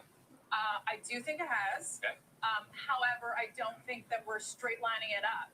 We are in the middle of this messy middle where we're transitioning to AI. Yeah, small caps are software is basing. Looking for a follow through. It's not going to be a straight shot back up to the moon. Low tick alert minus 800. Okay, we're still basing down here, IGV. Looking for higher highs. What's Bitcoin doing? Bitcoin's off the high. Bitcoin looking for a follow through.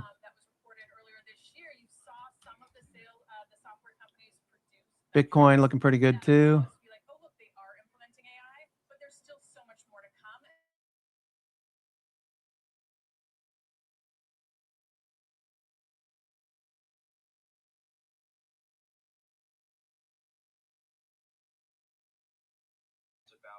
All right, Bitcoin.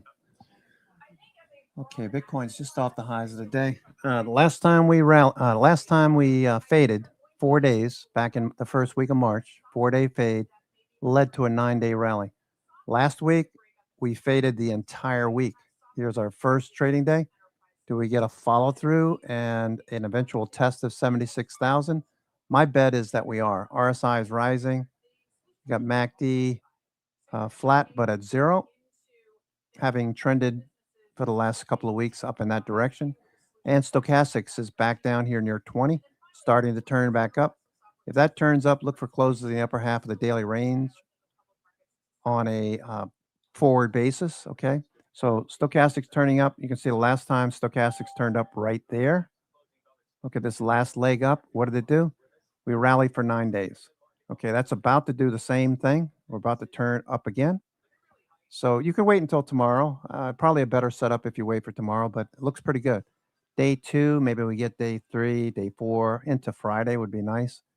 Day 5, retest 76,000. So if you're trading BITX, the 2 times Bitcoin, BITX, I have a position in this. Looking for this to get back up. Oh, what the hell was that?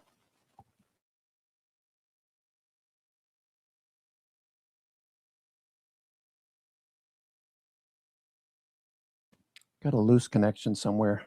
Every once in a while it does that. I apologize. One of my cables. I have to figure out where that is. Yeah. So looking for BITX to move higher. MSTR, MicroStrategy. Strategy.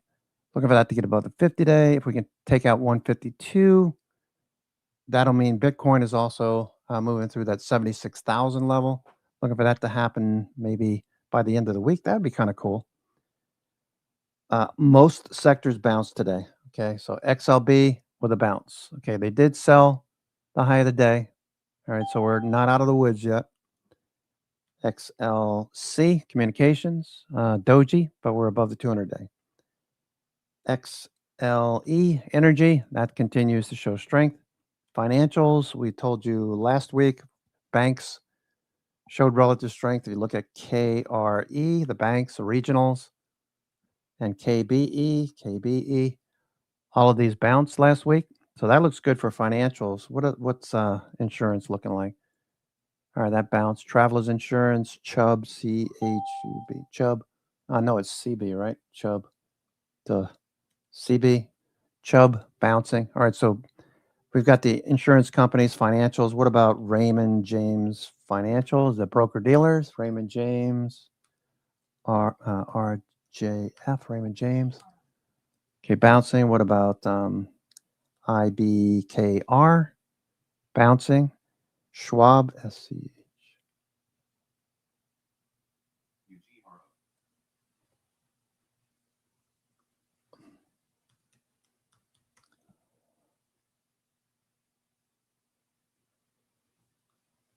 All right, Schwab also turning up. Okay, so these looking good. Through what else? REITs. What about REITs? DLTR. Financial ETFs like real estate. Jones Lang LaSalle. Okay, those look all right. Those look all right. All right, so that's financials. Industrials. We had Caterpillar bounce today. Let's see what CAT looks like. Okay, so sitting on top of the 50-day. So this is why I like to see that second bullish day as a follow through. If we get the follow through tomorrow, that should be good. Okay. Low tick alert -800. Okay, more low ticks. So they're going to get back a lot of these gains. The smart people not going to want to hold this. It looks like. Okay.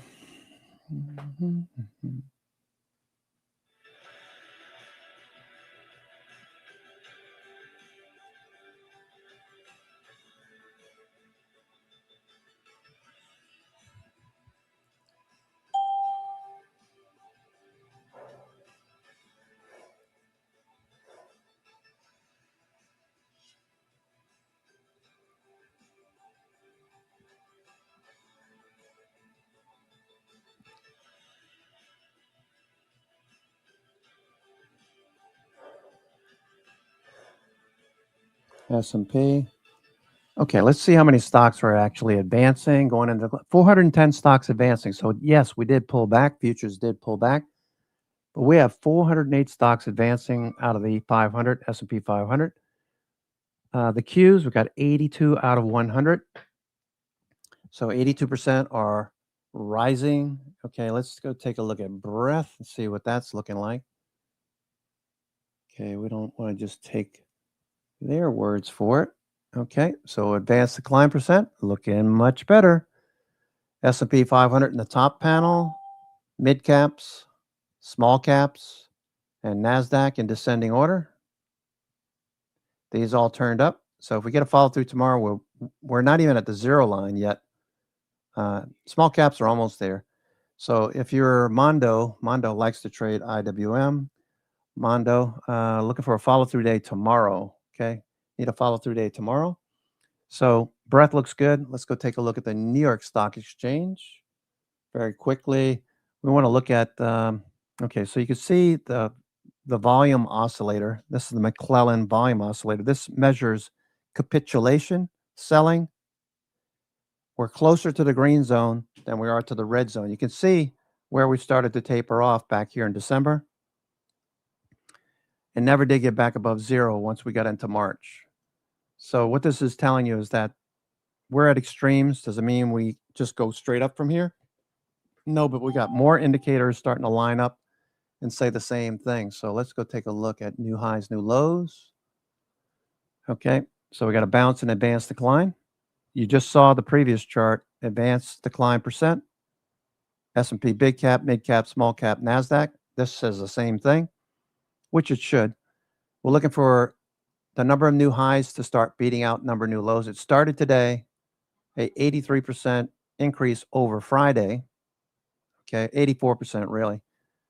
So looking for this to turn back and get back above zero. This will match up with all the extremes that we're seeing. So even if you don't buy today, you're looking for the second day follow through like I am.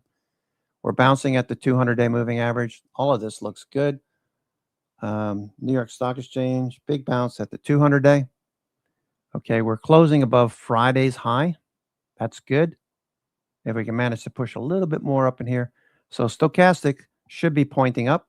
It is. You see it right there. Stochastic.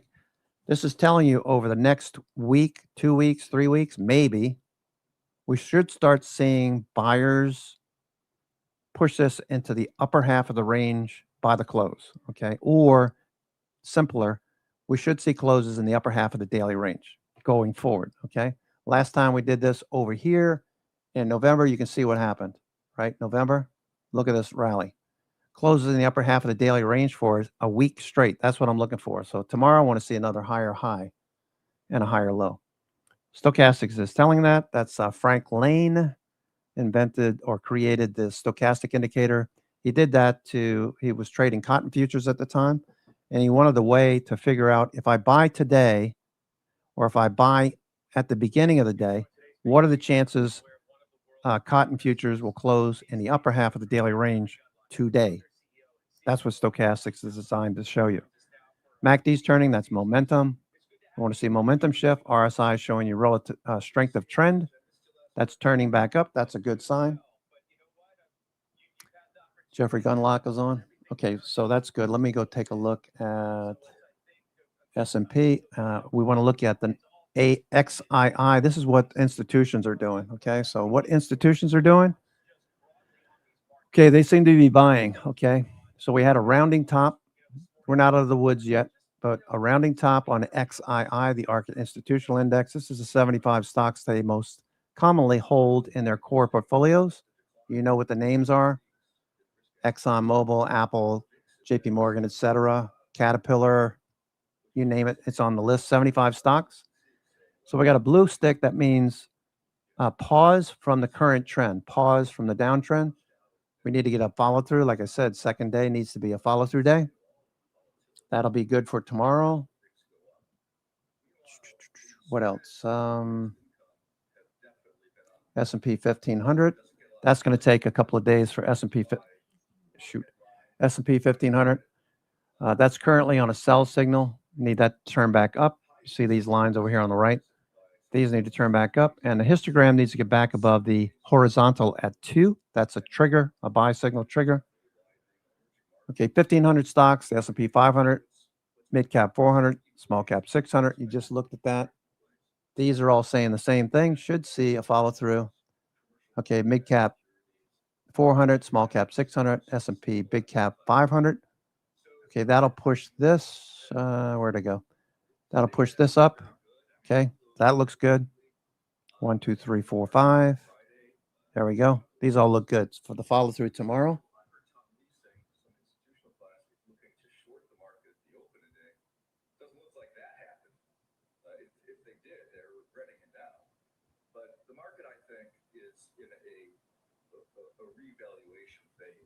Yeah. Yes, definitely. It's hard to make money this year. It started out that people were making money in foreign markets and in commodities, but Yeah, I almost jumped into EEM. Almost jumped into EEM and XLJ. Not XLJ. Yeah, XLJ, right? No, EWJ. EWJ. Okay, almost got into this last week. Didn't do it. I just didn't like what I was seeing. EWZ,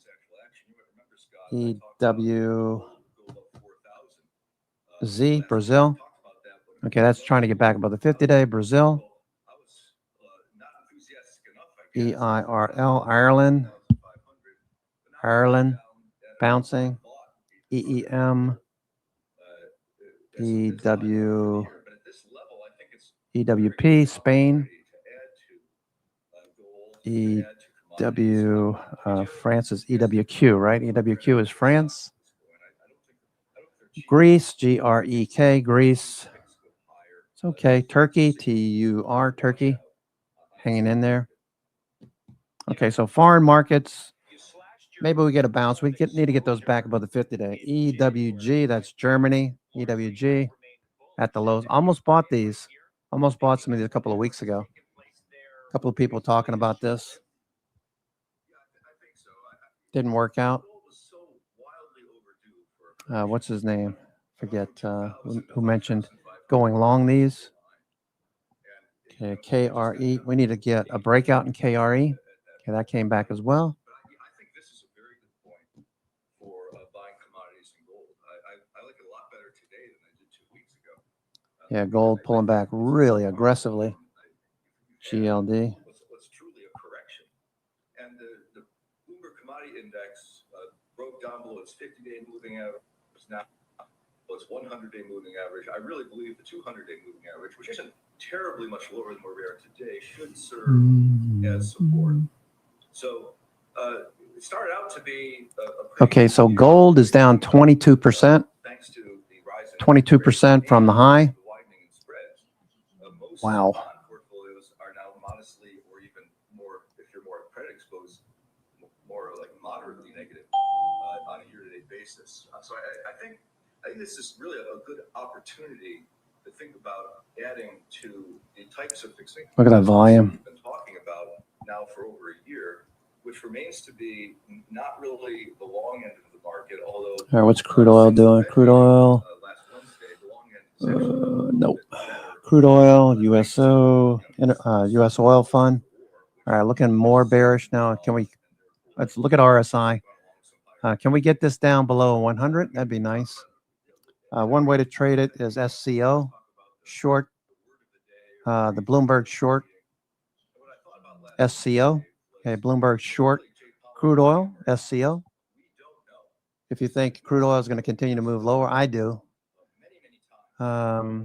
Look for this to continue. This is the inverse. Continues to have these unrealistic forecasts for the inflation rate. We're talking about a 2.7 inflation rate for this year. It's almost certainly on the PC. It's almost certainly going to have a 3 handle on it if the commodity complex or the oil and energy in particular stay where they are. And then they say it's going to go to 2.1 next year. Yeah, maybe. And then 2.0 in 2028. Which is really kind of comical. This has been going on for years and years, that the inflation rate continues to be elevated above the Fed's target rate, and yet they say 2 years from now it's going to be at 2.0, and that just doesn't appear to be the case. Well, it also, it's kind of like I guess you could say the same thing about their forward projections, which the Fed chair himself even, if not laughs at, suggests don't pay a whole lot of attention to the most recent ones, because if they're projecting a cut for this year and a cut for next year, and here we are, as you said, with all these unknowns and inflation, their own inflation expectations went up. So it just makes the whole thing kind of hard to look at with a straight face, doesn't it? It does. And of course, I talk about the 2-year Treasury relative to Fed funds rate every time we get together. And the 2-year Treasury is higher than the Fed funds rate now. Fed funds rate in the middle of the range is 3 5/8. And so the market is sort of saying there's a better chance of a hike than a cut. And what I look for in the press conference from Jay Powell is when he goes off script. And it seems like Okay, we got 21 minutes, just a little bit more than 21 minutes to go. it really hurt the market. And I thought it would in real time. When I heard him say this, I thought, we're going to start heading lower on risk assets. And the quote was, if we don't see the progress that I'm going to say on inflation, he didn't say on inflation, he was talking context to speak of inflation. He said, if we don't see the progress, then we won't see the rate cut. Yeah. Okay, S&P is starting to bounce. S&P coming off the low, shorts covering. Okay. 21 minutes to go. Our inflation model says that we're headed to 3.5 to endure for the second half of 2026. So that could not possibly be classified as progress on inflation. It's anti-progress on inflation. It's inflation going higher. So it was really fascinating. I actually tweeted this out on Thursday. Treasury, there was more of a chance of a. It's not really the way it looks on the pricing of the work function on Bloomberg, where there's still some hope, I guess, for stability on the Fed funds rate. But I don't think investors should be calling for a rate cut. I noticed what really struck me when I was watching the pregame, if you will, on CNBC prior to the Fed appearance. It really struck me that the guests that were trying to lean bullishly on risk assets were all saying, we're going to get 2 cuts this year. We can count on 2 cuts this year. And I just think to myself, what makes you think that? I mean, the inflation is going up. Oil is at almost $100 a barrel at that moment. And the 2-year Treasury is above the Fed funds rate. Arm Holdings is squeezing on the 5-minute chart. Arm Holdings, we're right at the 200-day moving average. We got an event tomorrow. Arm is going to talk all about its new AI ventures, revenue streams. Do you think we could get a hike? I think not at the current price structure. I don't think you're going to get a hike. To see, I mean, if we get a surge in commodity prices, particularly the oil price, then you might see a. Sorry about that. Got something stuck in my throat. What the hell is that? And given the fact that credit spreads are widening, and that while the war and the action in the oil market has taken some of the headlines, the private credit market remains very murky. We've got all these investors that want to get out, and they can't get out. And I just the basic most common talking point is, there's problems in software and some certain corners of the market, but there's some price action and mark-to-markets that are not really corroborating that point of view. There was a very major private credit fund by an extremely well-respected sponsor that in one day marked its fund down, a private credit fund down 19% in a day. Now, does that mean that all the positions were overmarked by 19%? Or does it mean that half of the fund is rock solid, but the other half of the fund is down 38%?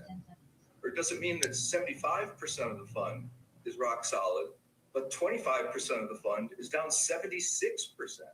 I mean, none of those are very reassuring. It means that something has an elevator shaft sort of decline that's being recognized. I think it was just underreported in the past. but now it's been at least partially reported. And I think with that type of thing happening, it doesn't seem sensible for me to be raising interest rates.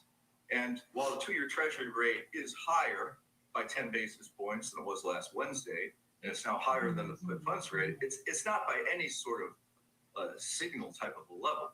It could change tomorrow and be actually below the Fed funds rate. So I think the Fed is not going to hike rates. I certainly don't think they're going to cut rates with this going on. And so, you mean that when you say I certainly don't think they're going to cut rates, you mean for the balance of this year?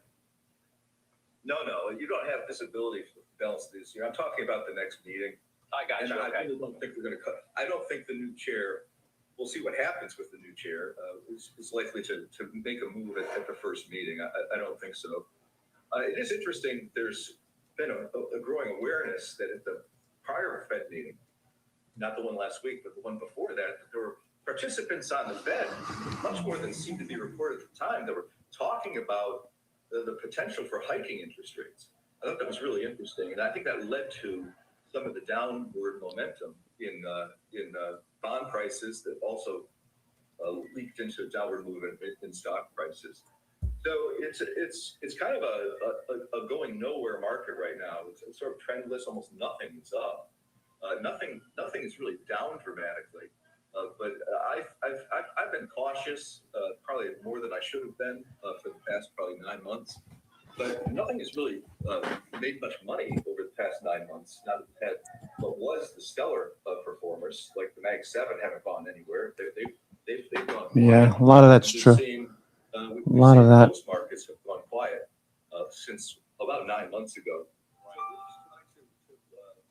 Only defense right now is a fixed income on the fixed income side, because there seems to be momentum for higher interest rates, not precisely or specifically in the Treasury market, although the rates are now higher there, but in the credit market, there's an observable trend for spreads widening. High yield spreads got down to roughly, I'm using round numbers here, about 250 basis points over Treasuries. And now, rough numbers again, they're about 325 basis points above Treasuries. So yields on junk bonds, if you don't get any defaults, which is probably not a prudent assumption, but if you have no defaults, you're talking about yields that are now up in the 7 handle, 7.25%, 7.5%, without having to dip really far down in credit. So that's getting sort of interesting, and that's also true in bank loans. One of the things that is a sort of a canary in the coal mine, maybe, or something to be watching carefully, is CCC rated bank. High tick alert plus 800. High tick alert. High tick alert. Gapping lower in price, and I don't think most investors are aware that the spread on CCC bank loans as a sector on an index level is almost 1,900 basis points. This is a real issue, and of course that's because CCC bank loans are presently defaulting at increasingly elevated rates. They're not at recession or financial crisis types of rates, but they're not insignificant. And I've heard private credit sponsors. So the daughter came to visit for spring break. We had a good time. I missed her.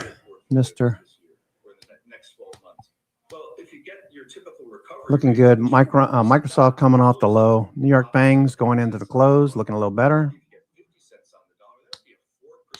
If you get an 8% default rate, and that's more than the spread that private credit provides versus public credit by a lot.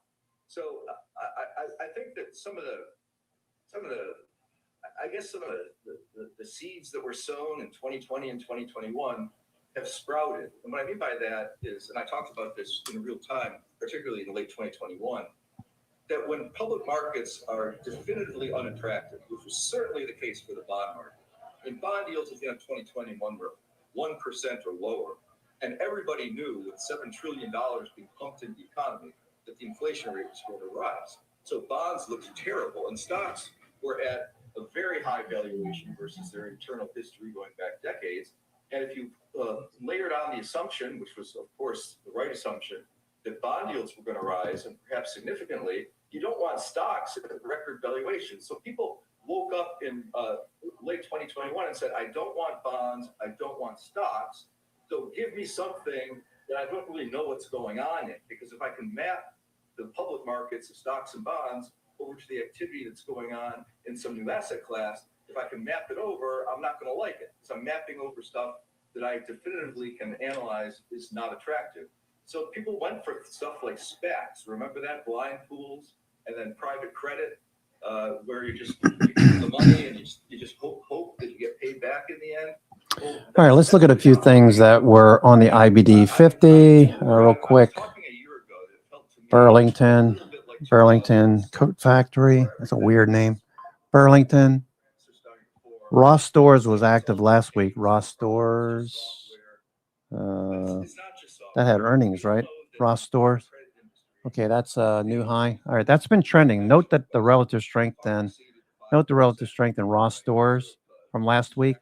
Markets dropped off over the last few weeks, yet Ross Stores continues to trend higher. Why is that? Because your discount clothiers are going to do well when people are tight for a buck. I don't like spending money 100% markup on Ralph Lauren, so I'll go to TJ Maxx. I'll go to TJ Maxx and get a polo short sleeve polo shirt for $19.99 instead of paying $100 in a Ralph Lauren. Why would I do that? That makes no sense.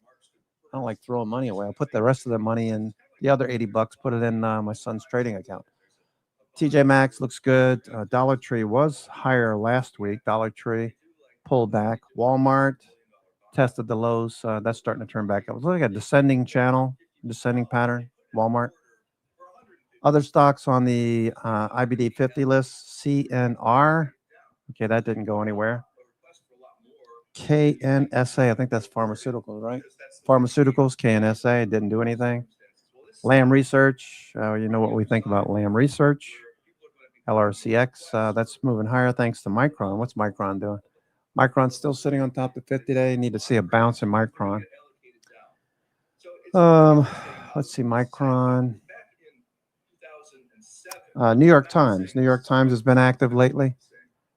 I don't like the company. I don't like the politics, but the chart is higher. Vistra Energy. Vistra. Okay, that pulled back a little bit. And Viper Energy, VNOM, Viper. Stocks from Scans, Applied Materials, we already talked about. ARM Holdings, we already talked about. Dell with earnings, recovering from earnings. Okay, we had a dip on Friday. Relative strength didn't show up on this one. Now it is, though. Buyers are stepping up. Dell, beneficiary of the demise of SMCI. Okay, SMCI. Let's see what SMCI did. It bounce? Okay, maybe some bargain hunters down here. TSSI. This is a good one to sell some premium on, probably. TSSI. Okay. What else? Goldman Sachs. We talked about the banks. Banks doing well. GS. Banks doing well. Big bounce. Cosmos. Was it Cosmos Energy? Didn't follow through.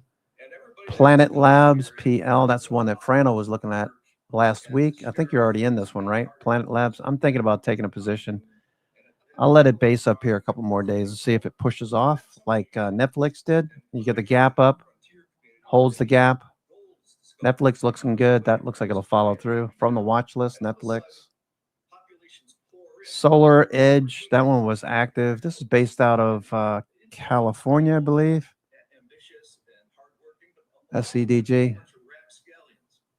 Okay, that pulled back a little bit. All right, looking for that to base. Maybe something there. Solar Edge. AT&T. Okay, that's doing well. That's from the watch list as well. VG.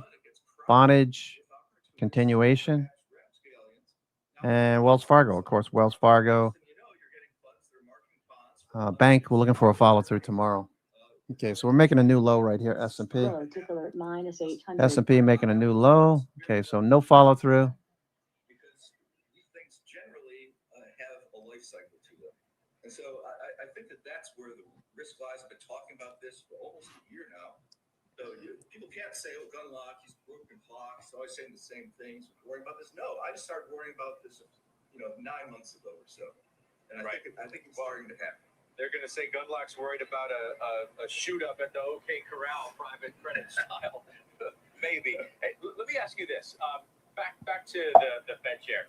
What do you make of the fact that he says he's not going anywhere until the investigation into him and the Fed and the renovation is over, and how you think that all plays out just from your vantage point? Okay, we got 8 minutes, less than 8 minutes to go. I don't think it's favorable what's happening here. We definitely have some sort of a quarrel, to put it mildly, between Donald Trump and Jay Powell. I mean, Trump is blaming Powell for everything. You know, he calls him too late Jay, and there is some historical record that justifies that. But he's just doing it far too combatively. And now Jay Powell. S&P dropping off here. Okay, S&P. Okay, we got to give back everything. Crazy. Crazy, crazy, crazy. Chopping people up. Okay, you heard Brett mentioning the potential for a retest of 64.75, right? Taking some put flies centered around 64.75 for Friday.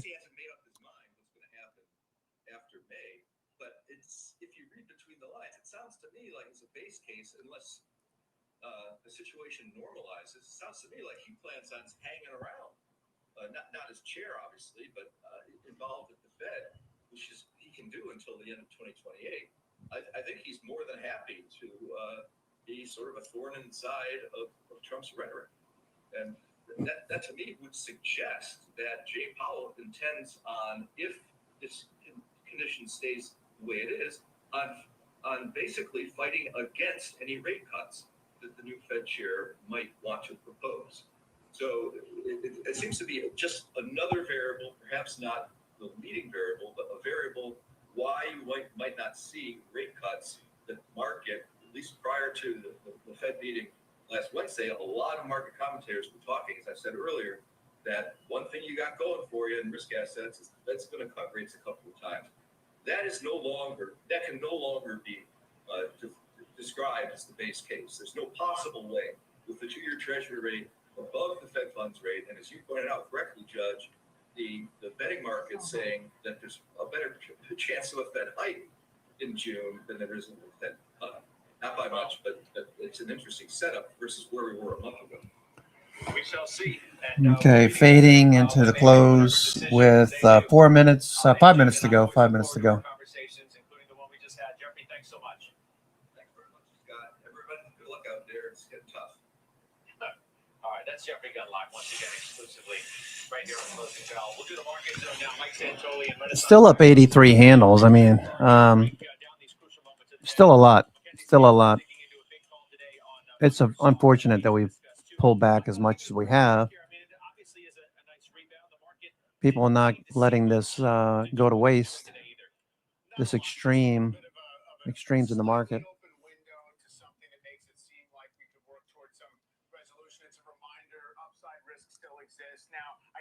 Squint and say, well, the S&P, all it did is go from one round number 6,500 up to 6,600. All we did is get back to where we were trading Friday morning, roughly. So maybe nothing has been accomplished. We fell short of the big kind of moving averages and resistance lines. That's fine, but as a first step and maybe as a way of reminding people -800. that the market is going to be antsy to move on if it's given a good excuse. I think it's okay for now. Certainly, the stuff beaten up the most was the stuff that bounced the hardest. So you're going to have to prove this over the course of a number of days here. Yeah, you guys, I know we're going to tackle this at 4, right? Yep, absolutely, all of it, as well as gold. What's happening there? Oh yeah, that's been a pretty stunning move in the opposite direction of where the trend has been. Michael, thank you. It's Mike Santoli. We'll see Mike, of course, at Bell top of the hour and overtime. I want to call your attention to shares of Estee Lauder. They're falling after the Financial Times reported. What's Macy's doing? Macy's, I saw last week was doing something here. Off the low, Macy's. All right, watch Macy's. There was some sort of management changes or whatever. We continue to drop off here pretty rapidly here. S&P is dropping off rapidly. Okay, I don't know what's going on here. Oopsie. Okay. It's pretty decent cascade lower. it doesn't bode well for the bulls that we're not holding any of this gain or much of this gain.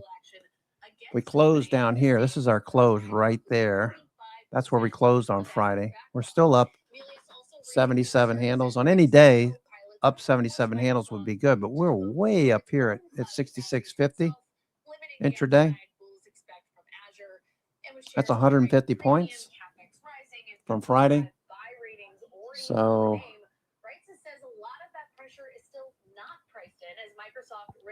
not sure how much of this is dealer related. Mac, thank you. Mackenzie Sagalos. All right, Jeff. We oversold enough that this is justified. Where do we go from here? What do the charts tell you? Well, you know, I don't want to get too complicated here, but there was a pretty big short gamma position on Friday, which was expiration. Kind of gave you a vacuum of 100 points, and we got that, and now we're rebounding from there. We got just slightly oversold. Percentage of issues above their 20-day moving average got down to 12%, which is a good. All right, the New York Fangs. I mean, the New York Fangs look okay. They looked a lot better earlier. The same type of triangulation we like to see. Okay. So I think this is noisy. I think we can rally it to call it 67.33, and I think we're going to have at least a retest here. We're not seeing anything that really changes the evidence as far as we're concerned. So I think there's more work to do here. Okay, let's see what the S&P on the 60-minute looks like. All right, so we're trying to change direction on the S&P. This is the 60-minute 20 MA, so we need to see a bounce above these levels here. All right, so higher low tomorrow would be good. Doesn't happen in one day. It takes days and weeks for institutions to fill their positions. So I don't think they're going to chase this, obviously. So any pullbacks will most likely get bought. We do have the prospect of going down and testing 64.75 again. That's the JP Morgan collar. A lot of gammas building down there.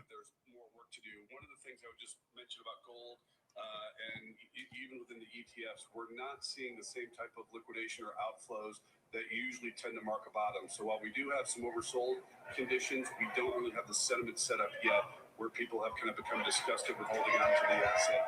Usually that's the case, particularly in a bubble environment where you've had such a big run that by the time, if this just ends up being a consolidation, by the time that you're done, you see that type of disgust that is, you know, music to our ears that gets us to step. And that's the closing bell.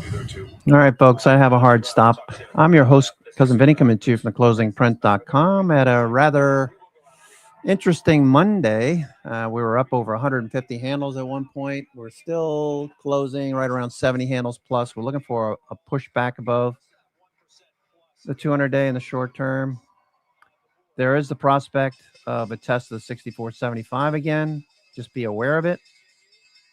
Okay, all along this way here, you can see that every time we got above the 20 MA, we still dipped right back down below it. So all of these attempts keep getting rejected. Is this going to be another one just like that? Probably. So I would be like I did today. I did very little. If you did intraday trades, that's great. I'm waiting for more of a substantial setup. That would be number of stocks above the 20-day. You already know. This turning is a big plus. Okay, big plus. All right, so we want to see this moving back up through 20 tomorrow, 20%, and start to rally. Last time this happened was back in April, February, March, April. The tariffs, looking for this to turn up. This is opportunity. It might not be totally oversold yet, but it's pretty close. It's pretty close. All right, so have a good one. Be safe. Take care. We'll see you tomorrow. Ciao.